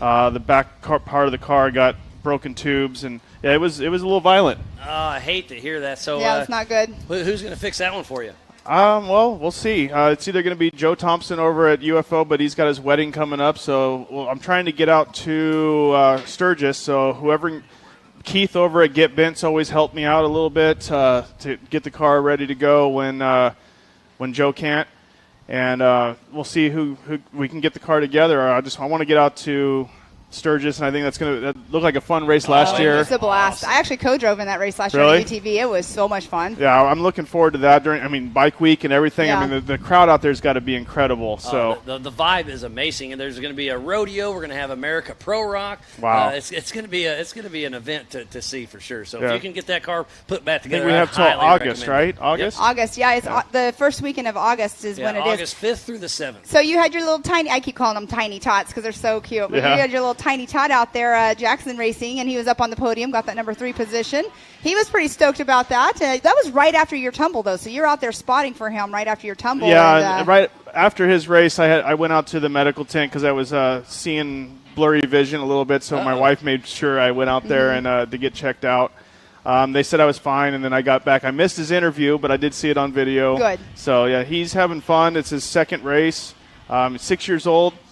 he's so cute. He's so little. Yeah, I had to build his seat up. I had to put. If you look in his car, he's got 2 pieces of 2x4 attached to his gas pedal because he can't reach it. We did the same thing to my son because he started racing at 5 years old, and he had a Razor or a 170 at the same age, and same thing. You have to do something so they can reach that pedal. Yeah, I did everything I could. I moved the seat forward. The seat. Yep. I had to move it up because he couldn't see over the steering wheel, and then his feet got farther, and I was like, well, we'll just put some wood on it. Right, yeah. and you named your race team after him, right? Yeah, Jax Daniel Racing for Jackson Daniel, and then my number is my other son Cody. Cody's birthday is 4th of July, so that's where the 74 came from. Oh, That's okay. awesome. I love that. Dan Wyrick's done that. My race number used to be 1010 because my daughter was born October 10th, so same principle. Yeah, it's great to tie in the whole family. Yeah, it's a lot of fun, and I can't. I mean, trying to prep 2 cars. Like he broke his transmission, so I'm trying to get his car fixed, make sure that it's ready for his race, and the stress level goes up. But it's fun. It's he's out there. He doesn't know any different, so he's just out there having fun, and he enjoys it. He's got a big smile. I ask him if he's stressed or worried or nervous. The answer is no every time. He's just having a good time. I have to say, for 6 years old, that's probably the best interview I've ever had from a child at 6 years old. He was so good. It's like, have you been prepping him? Well, yes, actually. What's funny is because Heidi was pregnant with him on my first King of the Hammers in 2016, and he's been at every race since then, and he's seen them all. He's been doing it, and yeah, him and his brother do mock interviews at home, and it's pretty funny. Oh, that's super. Awesome. You guys should get video of them, and then when they race with us again, we can use it as like a we have B-roll. one that was. There's one. You should have sent it to us. We could have used it. It's funny. Both of them interviewing each other, and they're out there, and it's pretty funny. They push their dump trucks around the backyard, and then they do an interview afterwards of whoever wins. Cool. That's super cool. How fun. Awesome. That was unfortunate, though, that happened to you. I'm glad you're okay. I mean, I was talking to you down there by the podiums, and it's good to see you that you're okay. Are you still seeing? No, actually, my vision's back. It's not as bad as it was earlier, so I'm no more blurry vision. Well, there you go. And there was no evidence of my helmet getting hit or anything. I don't know what it was, but that was the most violent. Yeah, that was the most violent crash I would really like to see it, but that's the most violent crash I've ever been in so far. Somebody somewhere has it. I mean, our production crew actually could have it, but we don't have the ability to do any playback right now. So, but yeah, they might actually have it. So maybe go back and watch a live show and see if it's on there. It'd be fun to see. Fun, but not fun. It was fun till it wasn't. Oh, it was still funny. It's weird how I've never had it happen, but how everything slows down. Like the time when you're in the car, as soon as it starts to go over, I swear it goes into halftime, and it felt Slow like motion, right? Yep. You're like, you have all this thoughts going through your head, and it's like, how can I think of all these things in the seconds that it took to go over into a roll? It's the strangest thing that ever. It's fairly interesting. Well, I'm glad to see that you are all right. Hopefully you can get the car fixed and back racing, and it's part of the game. Yeah, that car is a lot of fun. We had about 2 years of bugs to work out on it, but now finally all the bugs are worked out. The only bug in it this weekend was me. So, and I call that gremlins. There's a lot of gremlins with cars. Yeah. I must have drank water after midnight last night. But you didn't multiply. Yeah. Well, multiple, yes, but yeah. And look at the crowd right here for the 2022 Nitto Tire Stampede at Prairie City SVRA in Folsom, California. The crowd is excited to watch. They're lining up the fence, and this is what they came here to see. For sure. And not only the crowd there, there's people over at Hangtown as well. So there are motorhomes and trailers all over the place. But definitely the crowd is going to be still growing because they are still lining up over there. It's going to be an awesome show for the 4400 Unlimited Class main event. It's going to be a 8-lap race, and it's going to be a wild one to watch. It's going to be extremely wild. It's going to be fun. I've got my spot plotted out down there, and I can't wait to watch this. Were you one of those that came early and put your tent up? No, I don't ever do that because my tent's we're always at the pit trying to make sure the car's okay. So we don't ever get much time to get to watch a lot of the races, but especially now 2 cars. Right. Well, we'll let you run down there and get your spot. But, Jaron, always good to see you. And, hey, you had that tumble, but glad to see you're all right. All right, thank you, guys. Yep, thanks, Jaron Gunter. And it looks like we'll have Terry Madden coming in as well. Look at those pits, Miles. Look at that is spectator parking right there as well. So we have a couple spectator parking areas, so you can see that the people that are out here, they're watching the crowd. We have a large group out here. And it's going to be a good one for sure. The racers are excited. Too bad Jaron's not in this race like he was planning to be, but look at that crowd right there. Yeah, that is the lineup for the 4400 Unlimited Class. And now we're going to bring in another guest we've had up here, another brand ambassador for Mid-America Outdoors, Mr. Terry Madden. How's it going, buddy? It's been a good weekend, Miles. Yeah, I mean, we've had better race weekends, but you've had fun regardless. A lot of good people, a lot of good friends, a lot of good family. Yeah, it's been a great show, but we are about to kick the 4400 main event off, and on the pole is Lauren Healy next to Paul Wolf. It's going to be a drag race. Paul Wolf's been on a mission, but Lauren Healy, this is his racetrack. If he has a perfect day, he's going to be hard to beat. It's true. I just walked over here from Paul's pit, and he was sitting there just completely chilled and relaxed. Acted like he was just ready to go. No butterflies, no nothing. He's been racing with us just a little bit, but he's no slouch behind the wheel for sure. It's been a while since I've been truly excited to watch a race. A lot of times I just kind of, just race and stay in the pits, but I'm really excited to just watch this one. Yeah, it's going to be a wild show. It's going to be fun. I can't wait to kick it off. We are hopefully on time. I think we're about 5 minutes out from going live racing. So, Pam, Terry, let's walk through the entry list once again. In that first position, number 67, two-time king, Lauren Healy. And in that number 2 position will be the 218 of Paul Wolf. Looks like we got Cody Addington lining up third. And then that 4th position, number 90, Darian Gomez. And in that 5th position, the number 82 of J.P. Gomez. And Waylon in the number 3, up sitting in 6th. In that 7th position, number 86, Marcos Gomez. And in the number 8th position, the number 11 of Kevin Stearns. Starting number 9th is Raul Gomez. I love watching Raul and Marcos bang on each other. He's our current king, so great to see him out there. Not shy running into teammates. And then sitting in that 10th position, number 4456, Brett Harrell. And then in that number 11 position, the number 19 of Paul Horschel. And starting 12th is Bailey Campbell with Ryan Miller. And then that 13th position in another brand new UFO machine, number 5150, Brendan Thompson. And in 14th position, the 4475 of Edwin Abden. Miles, did you get any confirmation of who might be coming in and filling in? I do not, but I do know Mark Nicholson should be racing, and then that's possible Tyson Shell. Oh, you know what? I see Shannon Campbell out there, so Shannon Campbell may be taking a rear start. Yeah, I know Shannon had a fan issue in the last heat, and he had it fixed. And since Brian couldn't run, Brian had a T-case out. They were trying to figure out who was next. And I do know they went down for the LCQ qualifier, and they went by the 6th and 7th spot. They offered them the spot first, so it's not like they just handed the spot from Brian to Shannon. It was actually in the running order for the LCQ. So it'll be very interesting to see 3-time King Off-Road Hall of Famer Shannon Campbell coming from the back of the pack. I like watching Shannon short course when he's coming from behind. Yeah, I mean, no holds bar, 8 laps, 1.28 miles per lap. This is going to be an amazing race. This will be about a 15-minute sprint. This is going to be awesome. Who's your money on, Miles? Man, it's going to be close. I'm telling you, if Lauren Healy has a perfect day, he's going to be hard to beat. But Paul Wolf starting up front, I mean, you can just read down that list once again. Yeah. Everybody's got a shot. I'm actually not counting out JP Gomez. All the Gomez. Well, but JP always shines here. This is local. They're here a lot. I think JP will be right up there.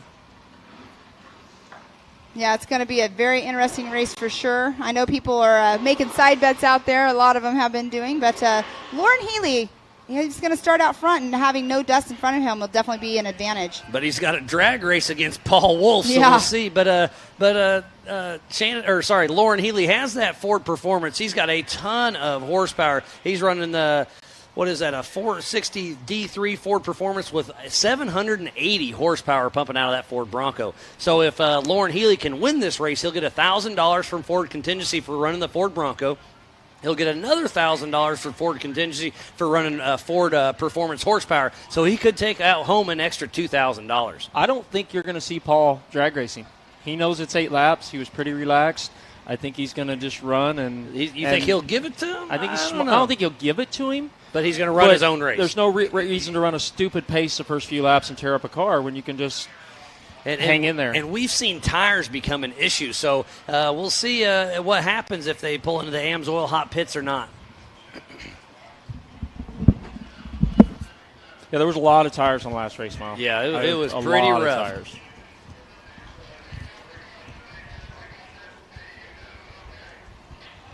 Looks like we're getting ready to line up. We got the guys from Wheeling Wine and Whiskey in here giving us a little wave. Great to see them here on site. A lot of great vendors here, Miles. Oh, yeah. We've got PCI down there, King, Nitto. They're all here on site. We've got our entire Ultra 4 merchandise down there, getting an event shirt and everything. And I was just talking about the food. Oh, yeah, there's some good food. There's a lemonade stand down there, Country Lemonade, that is actually lemonade slushies. Oh, that It might sounds be good. one of the greatest lemonades I've ever had. I had a tri-tip sandwich for lunch, and it was excellent. All right, looks like they're lined up. We're getting pretty close, ready to go here. Yeah, we're just a few minutes away. I don't see JT in his Can-Am quite yet, so we will be really close to coming in. I'm hearing just a little bit of radio chatter. Sounds like they're just finalizing clearing course and getting ready to go.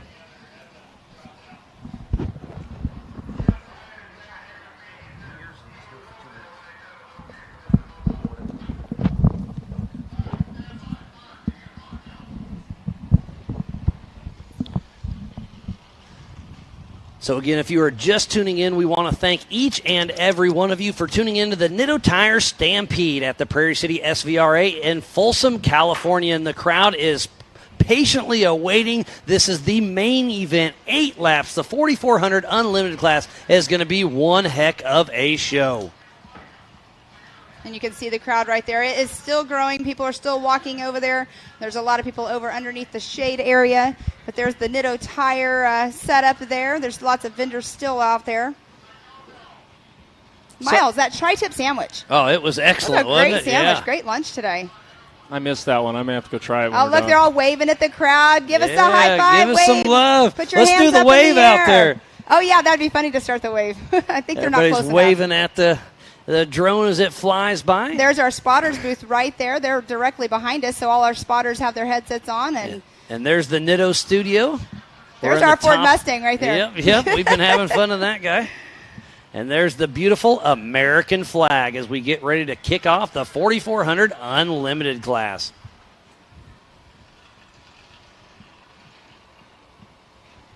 This should be something else, Miles. Yeah, I really I am can't excited to watch this race.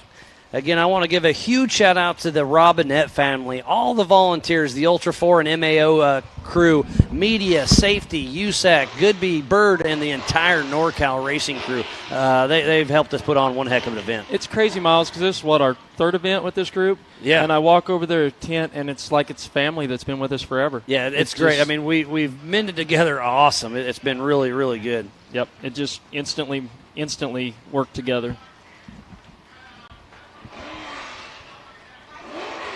They're clearing out the engines a little bit, doing a little dry revving, and it sounds like we should be going hot racing here very, very soon.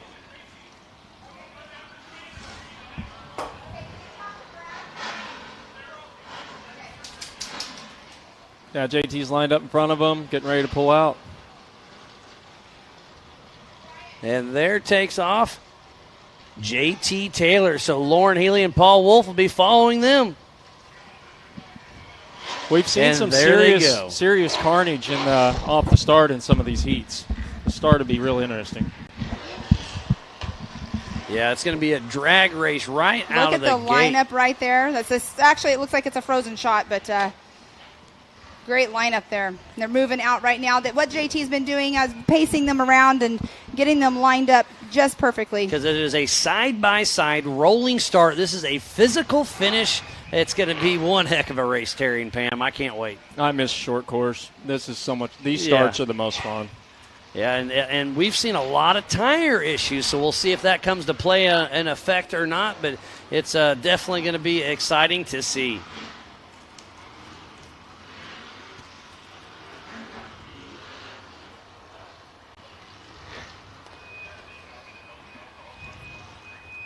This is our second race for the Ultra 4 Western Series, and our third and final race for the Western Series will be in Sturgis, which I know you'll be for that, there at the Buffalo Chip. Yeah, I can't wait. That's one of my favorite places. Woody and the crew at the Buffalo Chip, I went there for years and years and years in the bike world, and they're just really good people. They put on a show aside from the racing.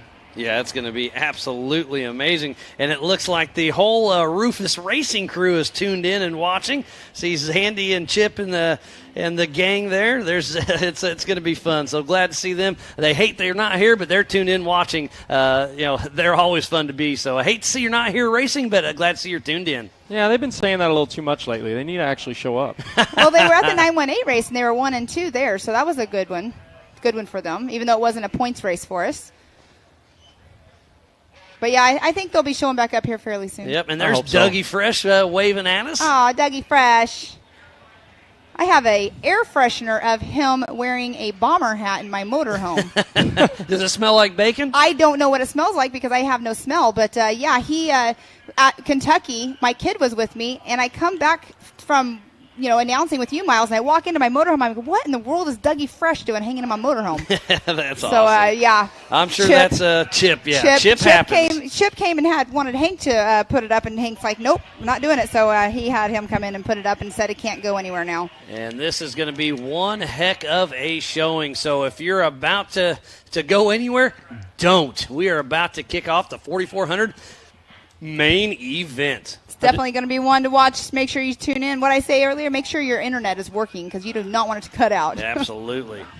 I just got a text message to return my transponder. If any drivers are out there before you get ready to pull out, make sure you cut your transponder off your car. And you haven't done that yet, Terry? I did. It must be a reminder text because they know I forget. Well, what you guys are doing is you guys are putting them in a container over there by the merchandise trailer. Timing's actually right next to us, so they're not able to return them right away. So you're going to keep getting that until they return it.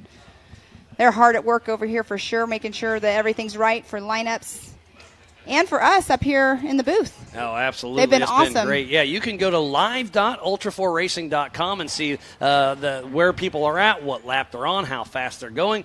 It's going to be a fun one. So absolutely don't go anywhere. We are about to kick this off. For sure, because you want to watch that because there's so many cars on course. If you're not completely following it, you might want to go, who in the world is in that position or whatnot. So it's definitely good to watch it. But out front on that whole shot is going to be Lauren Healy drag racing Paul Wolf. It's going to be very, very exciting to see.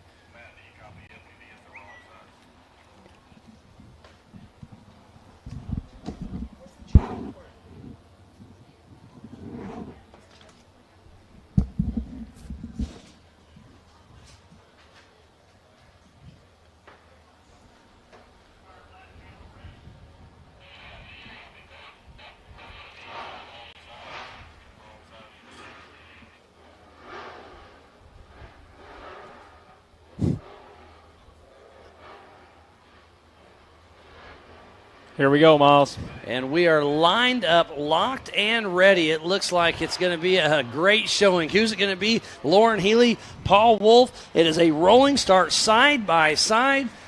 Yeah. I can't wait to see this kick off. Got such a great vantage point out of this tower. So JT Taylor's going to pull off, and it's going to be a drag race. So it's Lauren Healy, Paul Wolf drag racing, and Paul Wolf may have got the little lead. And somebody kissed the K-rail but kept on going. Lauren Healy around the outside, but it does the whole shot. Goes to Paul Wolf. Paul did get it. Well, right here, it's going to be, they are neck and neck right there for sure. Lauren Healy letting it all hang out, and I think he may have edged out Paul Wolf. What a great shot. So we are heading into the King Pin 180 turn.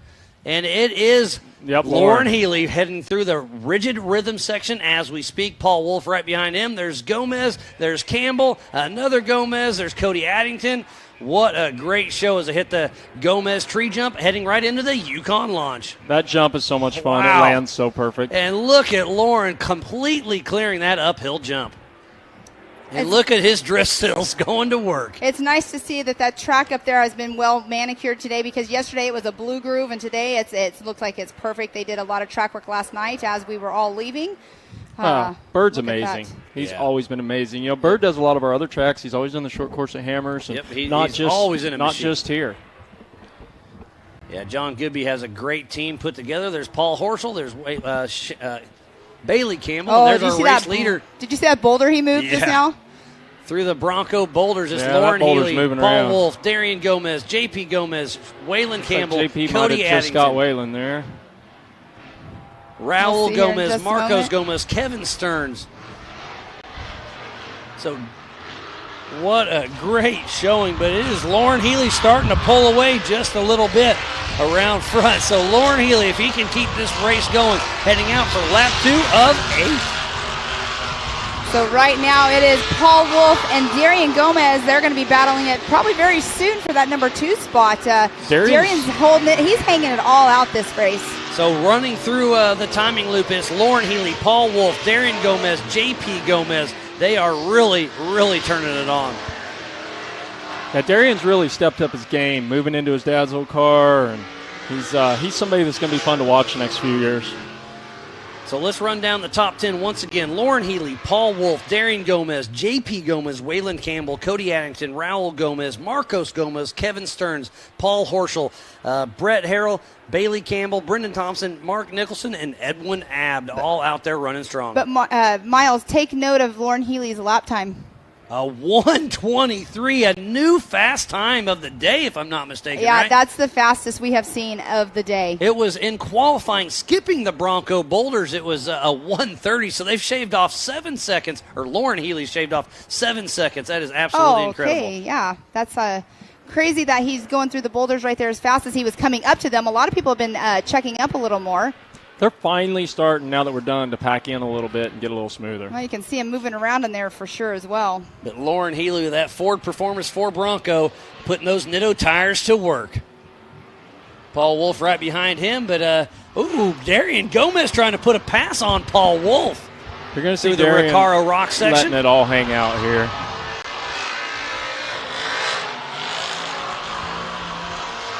And Lauren Healy drifting the corner. So it's still Lauren Healy, Paul Wolf, Darian Gomez, 1, 2, 3 for now. And now JP's through in 4th. And then Waylon, Raul, and Cody Addington.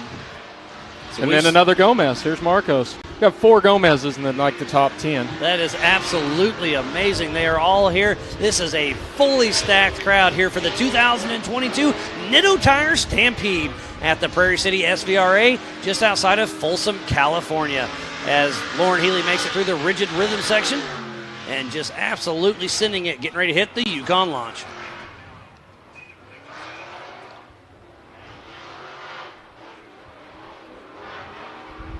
On screen there, Lauren Healy showing off his drifting skills is what we should say. Yeah, Team Funhaver off-road team, Vaughn Gittin Jr. and him have teamed up, and they've really starting to show their skills, and it's cool to see Lauren progress his skills out there on the track.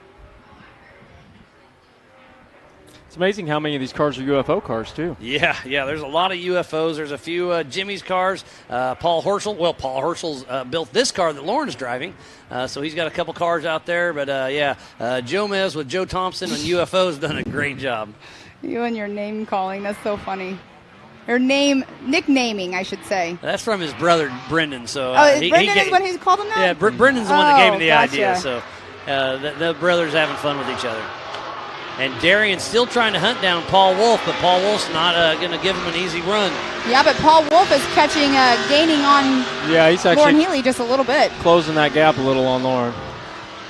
Yeah, it looks like a 1.7 second gap between first and second, and then Darian is right behind Paul Wolf. I think we'll see the last few laps if it gets close, get a little carried away. Paul was talking about jumping the rocks and doing some other things, seeing what he had to do to make it or break it. Yeah, I mean, remember in Moab, it just kept getting faster towards the end, faster and faster and faster. We thought something was wrong with timing. We looked at each other like, what? And I just see Cody Addington going into the AMSOIL hot pits and Raul Gomez. So a couple tires, I believe, biting the dust. So tough break for Raul, but he'll get back out there, try to.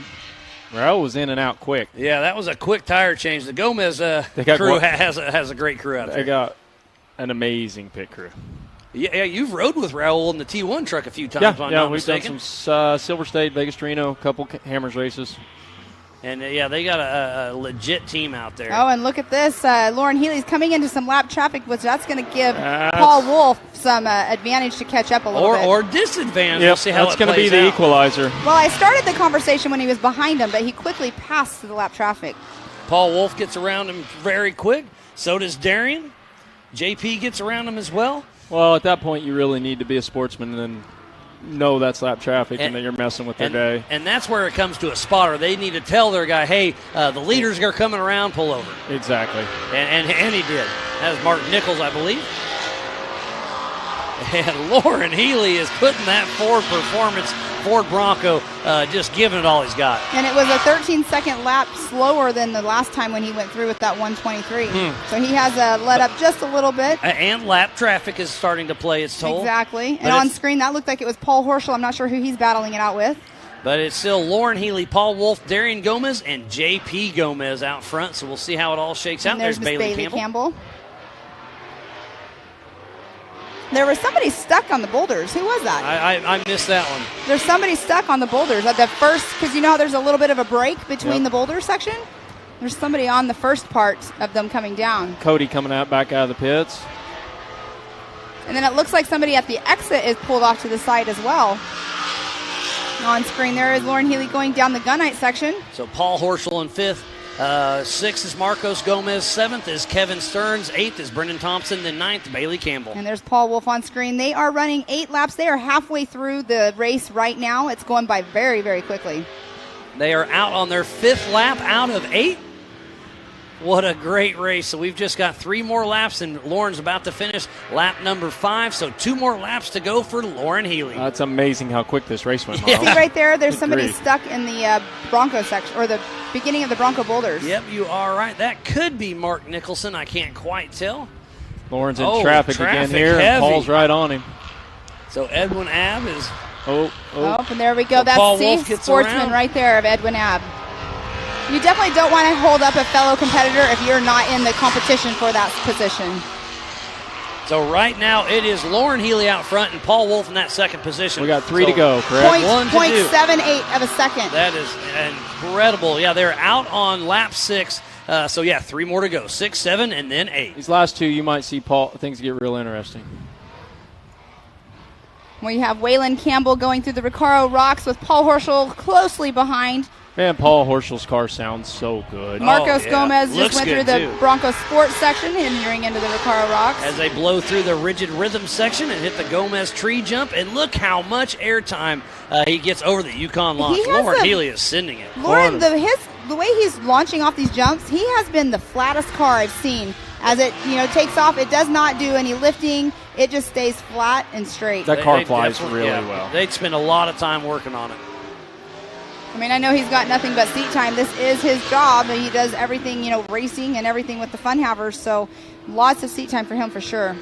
So Lauren Healy out front, then Paul Wolf, Darian Gomez, J.P. Gomez, Paul Horschel, Marcos Gomez, Kevin Stearns, Brendan Thompson, and Bailey Campbell. What a great run they are having. And they are still nose to tail. Lauren Healy and Paul Wolf will be battling all the way to the finish line. Yeah, this is an interesting one where is Paul going to take the second for points and be patient and smart? Or is he going to risk breaking and going for the win just because he's Paul? But Paul Wolf is in it for points. I know. So you're right. Do you go for the points and take the second, or do you risk breaking the car just because you want the win? Well, if it was me, I would go for the points because Lauren Healy is not running for the national points, but Paul is. So I would. But sometimes when you smell that blood, you just can't help yourself you're but push always to the limit. chasing the dust, right? Like you see that dust in front of you and you just want to get past it. So we got a couple of brothers here. No, that's Darian and JP. Now JP got past Darian. Yeah, Uncle. JP got around Darian Gomez, and you know there's some laughter going on in that radio channel right now. Oh, that radio channel's amazing. If it was public, I'd listen to that It'd radio channel get during the shut down races. if it was public. It's unreal. Lauren starting to walk away just a little bit, but Paul Wolf's not. He's still there. We'll see how it shakes out. Waylon got around Paul Horschel.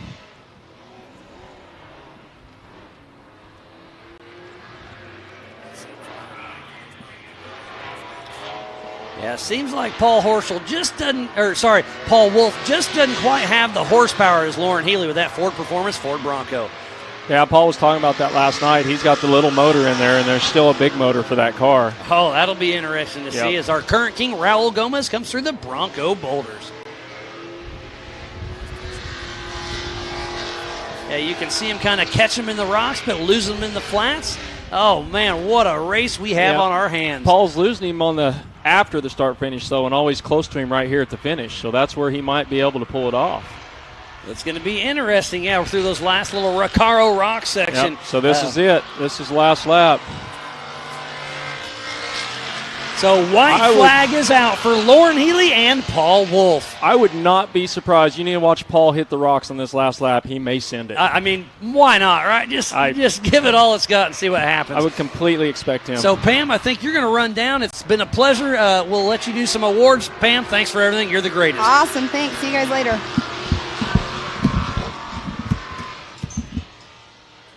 Well, Terry? I think I lost you, Miles.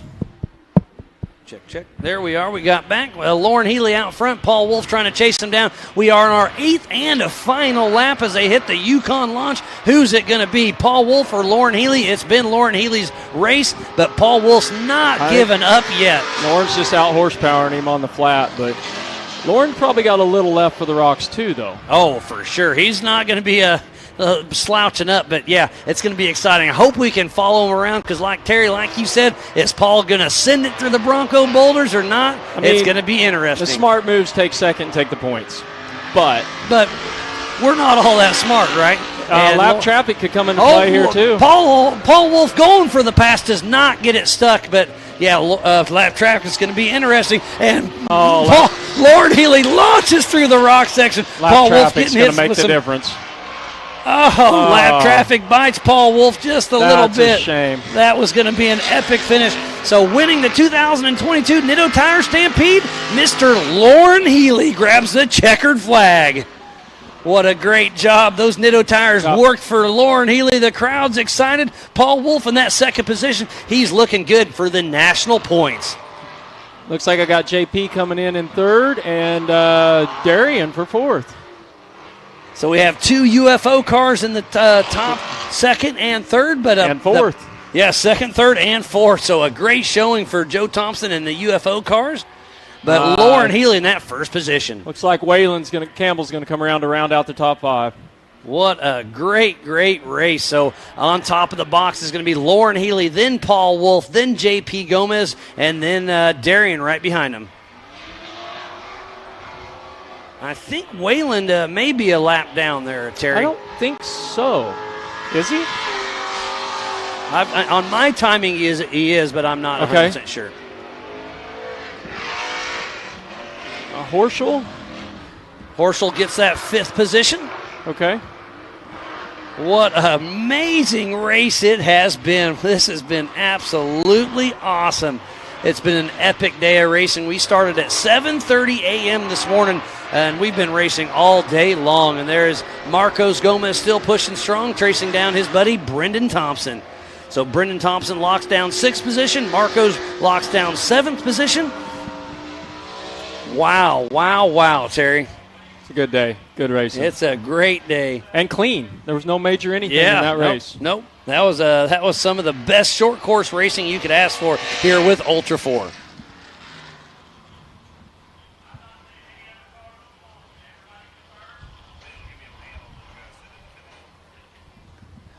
Well, Terry, it's been an amazing day for the 2022 Nitto Tires Stampede here at the Prairie City SVRA just outside of Folsom, California. And there's your leader, or your winner, Lauren Healy, Paul Wolf, and then J.P. Gomez. And there's Chris Corbett congratulating the Nitto athlete, Lauren Healy.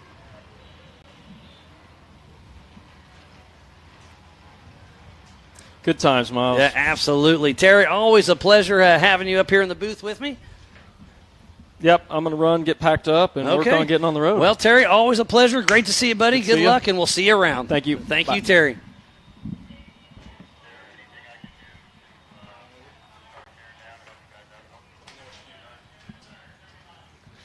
What an amazing race we've had, and it's what a great time. But we have the Wheeling Wine and Whiskey guys up here. What have you thought about today's race? Oh my gosh, the carnage, the action! This is incredible. Yeah, epic. Yeah, I mean, I'm not a huge fan of the word epic, but this was epic.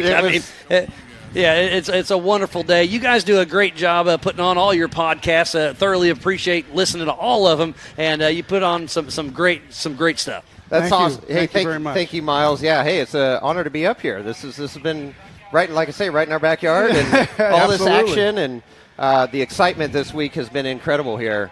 90 plus cars? Yeah, 90 plus cars racing, and we just finished the grand finale, and what an epic finish with Lauren Healy, Paul Wolf, and J.P. Gomez. I mean, what a finish. Mixing it up in the rocks there at the end, that was awesome. At the beginning, it was such a clean race. I'm like, I mean, it's great, but I was like, we need a little more action. A little drama, we weren't want you? a little drama, Yeah, but no, it was a great finish. But I think Goodall stole the drama at the finish of his race. That was pretty wild, wasn't it? Exactly. There was some good stuff out there today.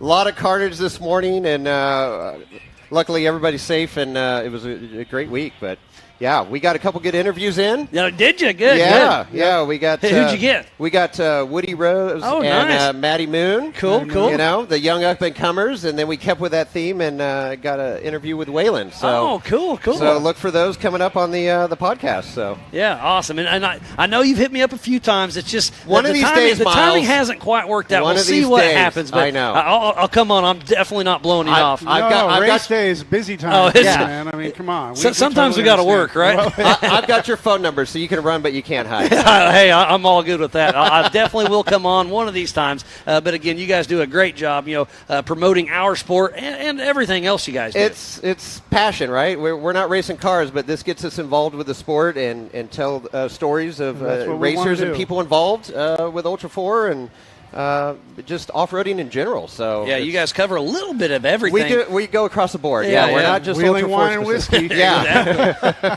Yep. I'm more of a beer guy after hours, but I'll definitely partake in a little bit of everything. There you go. There you go. And whiskeys, but we want to stipulate that we always drive and then drink after the trail. Exactly. Yep. After the trail. Around yes. the campfire. Yeah, so. there's going to be quite a campfire going tonight, I think.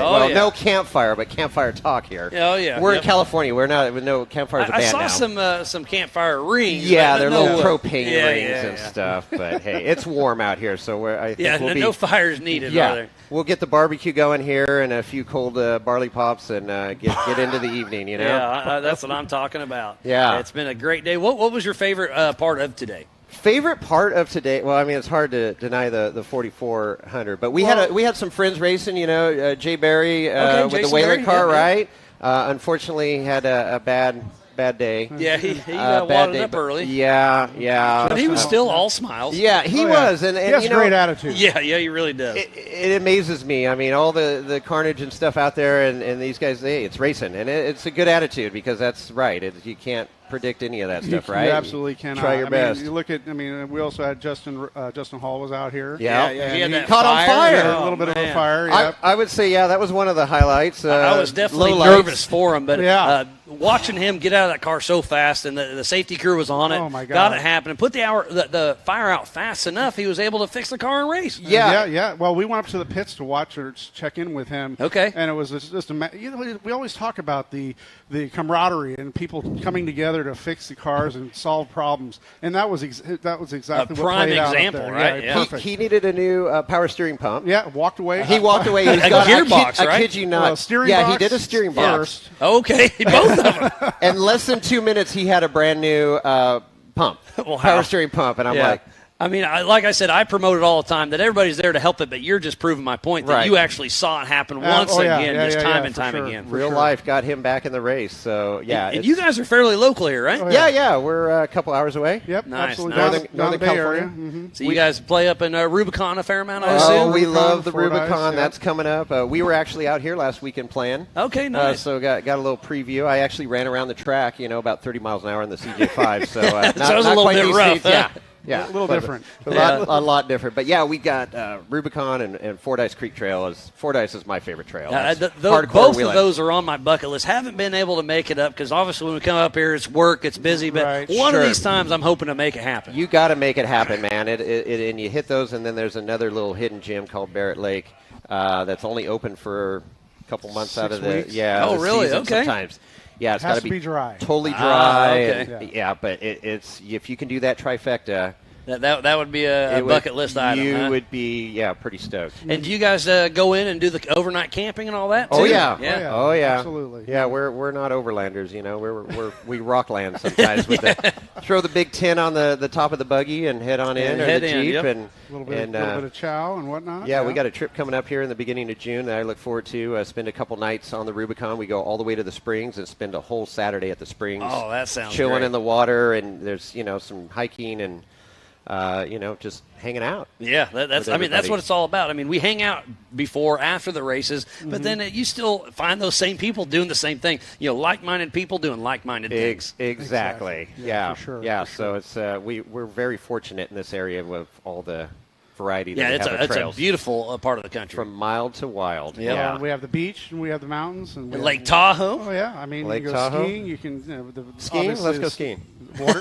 Water skiing in the chilly water of Lake Tahoe. Oh, in the that summer. would be brisk, wouldn't it? Oh yeah. Well, it's like 55 degrees. So. Yeah. Yeah. It's we're lucky.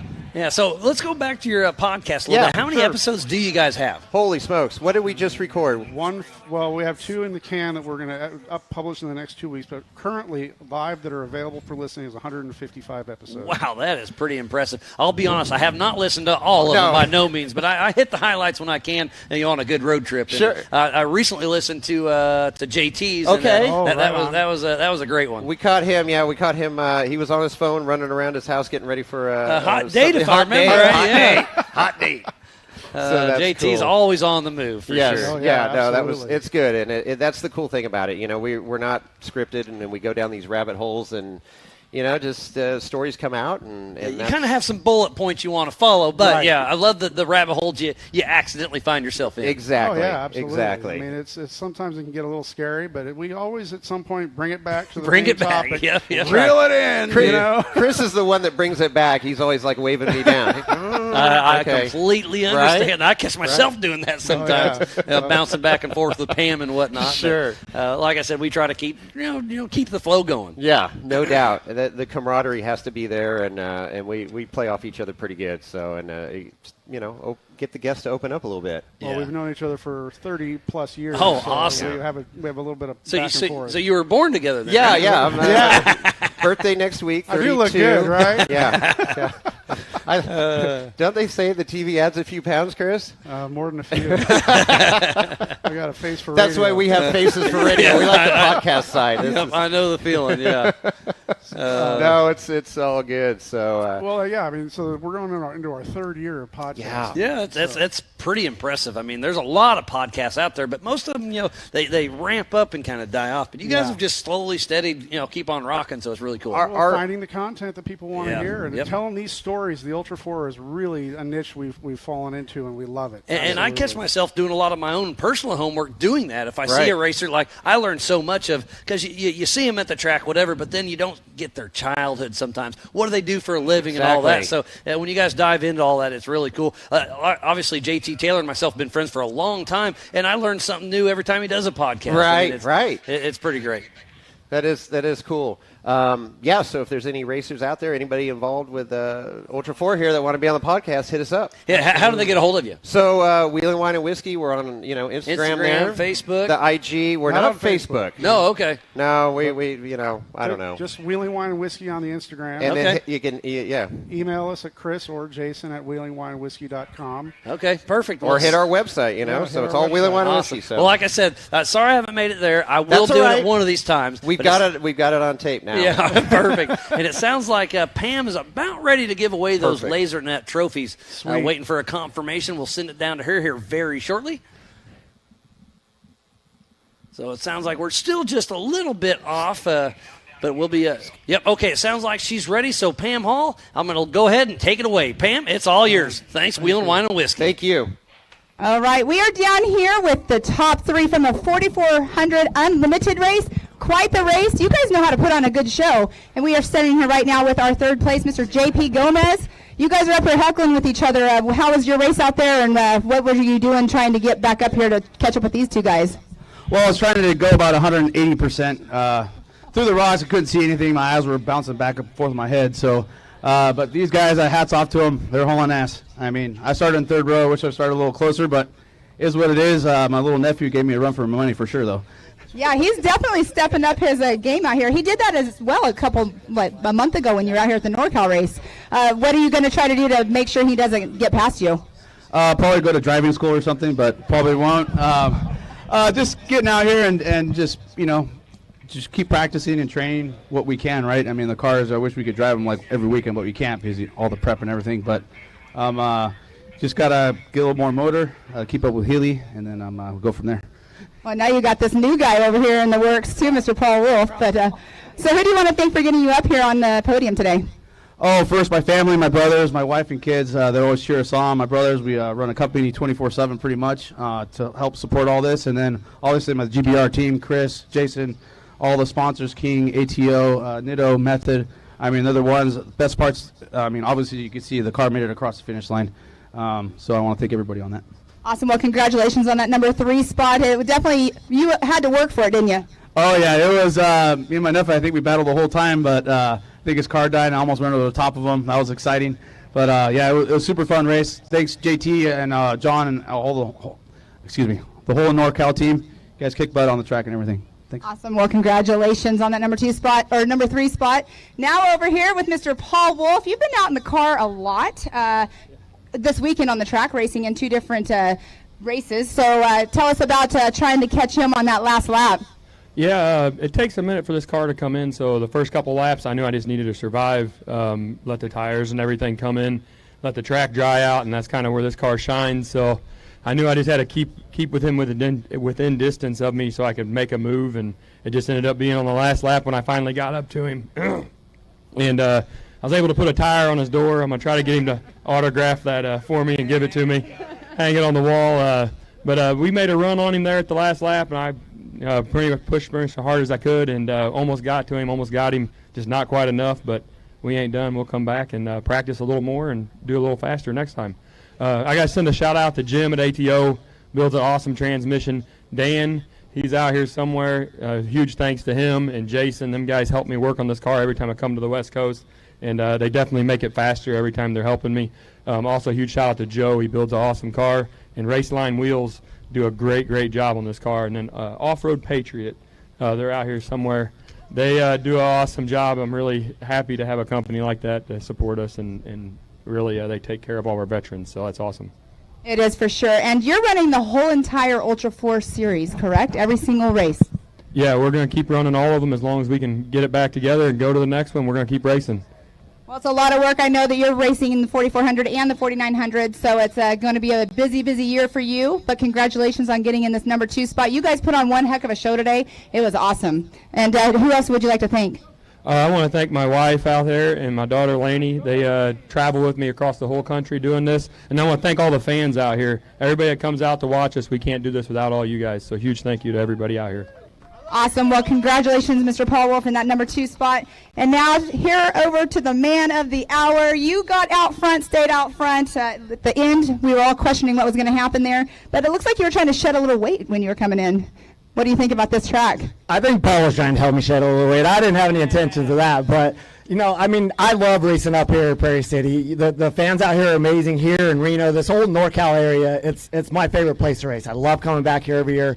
We had to jump through some hoops with some schedule changes, and half our team isn't here. We came on a little trailer and stuff to come race up here because we love racing up here so much. So thank you to the fans. Like, everybody out here is just so awesome. All the kids that are up here high-fiving you and asking for autographs all week. It's my favorite part about racing. So, and when we can come out, put a show on like this with JP and Paul, like, that's what it is absolutely all about. For sure, and it shows that you like this track for sure, because every time you'd get out front, stay out front. But I want to talk a little bit about when you were out there going off of the Gomez tree jump, and then the Yukon launch. Your car, it definitely, or your Bronco, I should say, it just flies flat. How much testing do you actually do on this to make sure your shocks are very well tuned? We have a lot of testing with Fox, and Mike Kim has put a ton of hours into dialing these shocks in specifically for short course. So we can come out here and have the truck set up for this style of racing, and then change to a different, bigger shock and go back to the desert or that style of it. So, you know, we've been doing this style of racing since like 2012 in Glen Helen, and just all those years of experience, we've really been able to step up our short course setup. Awesome. Well, you did a great job out there. Who would you like to thank for getting you up here in this number 1 spot today?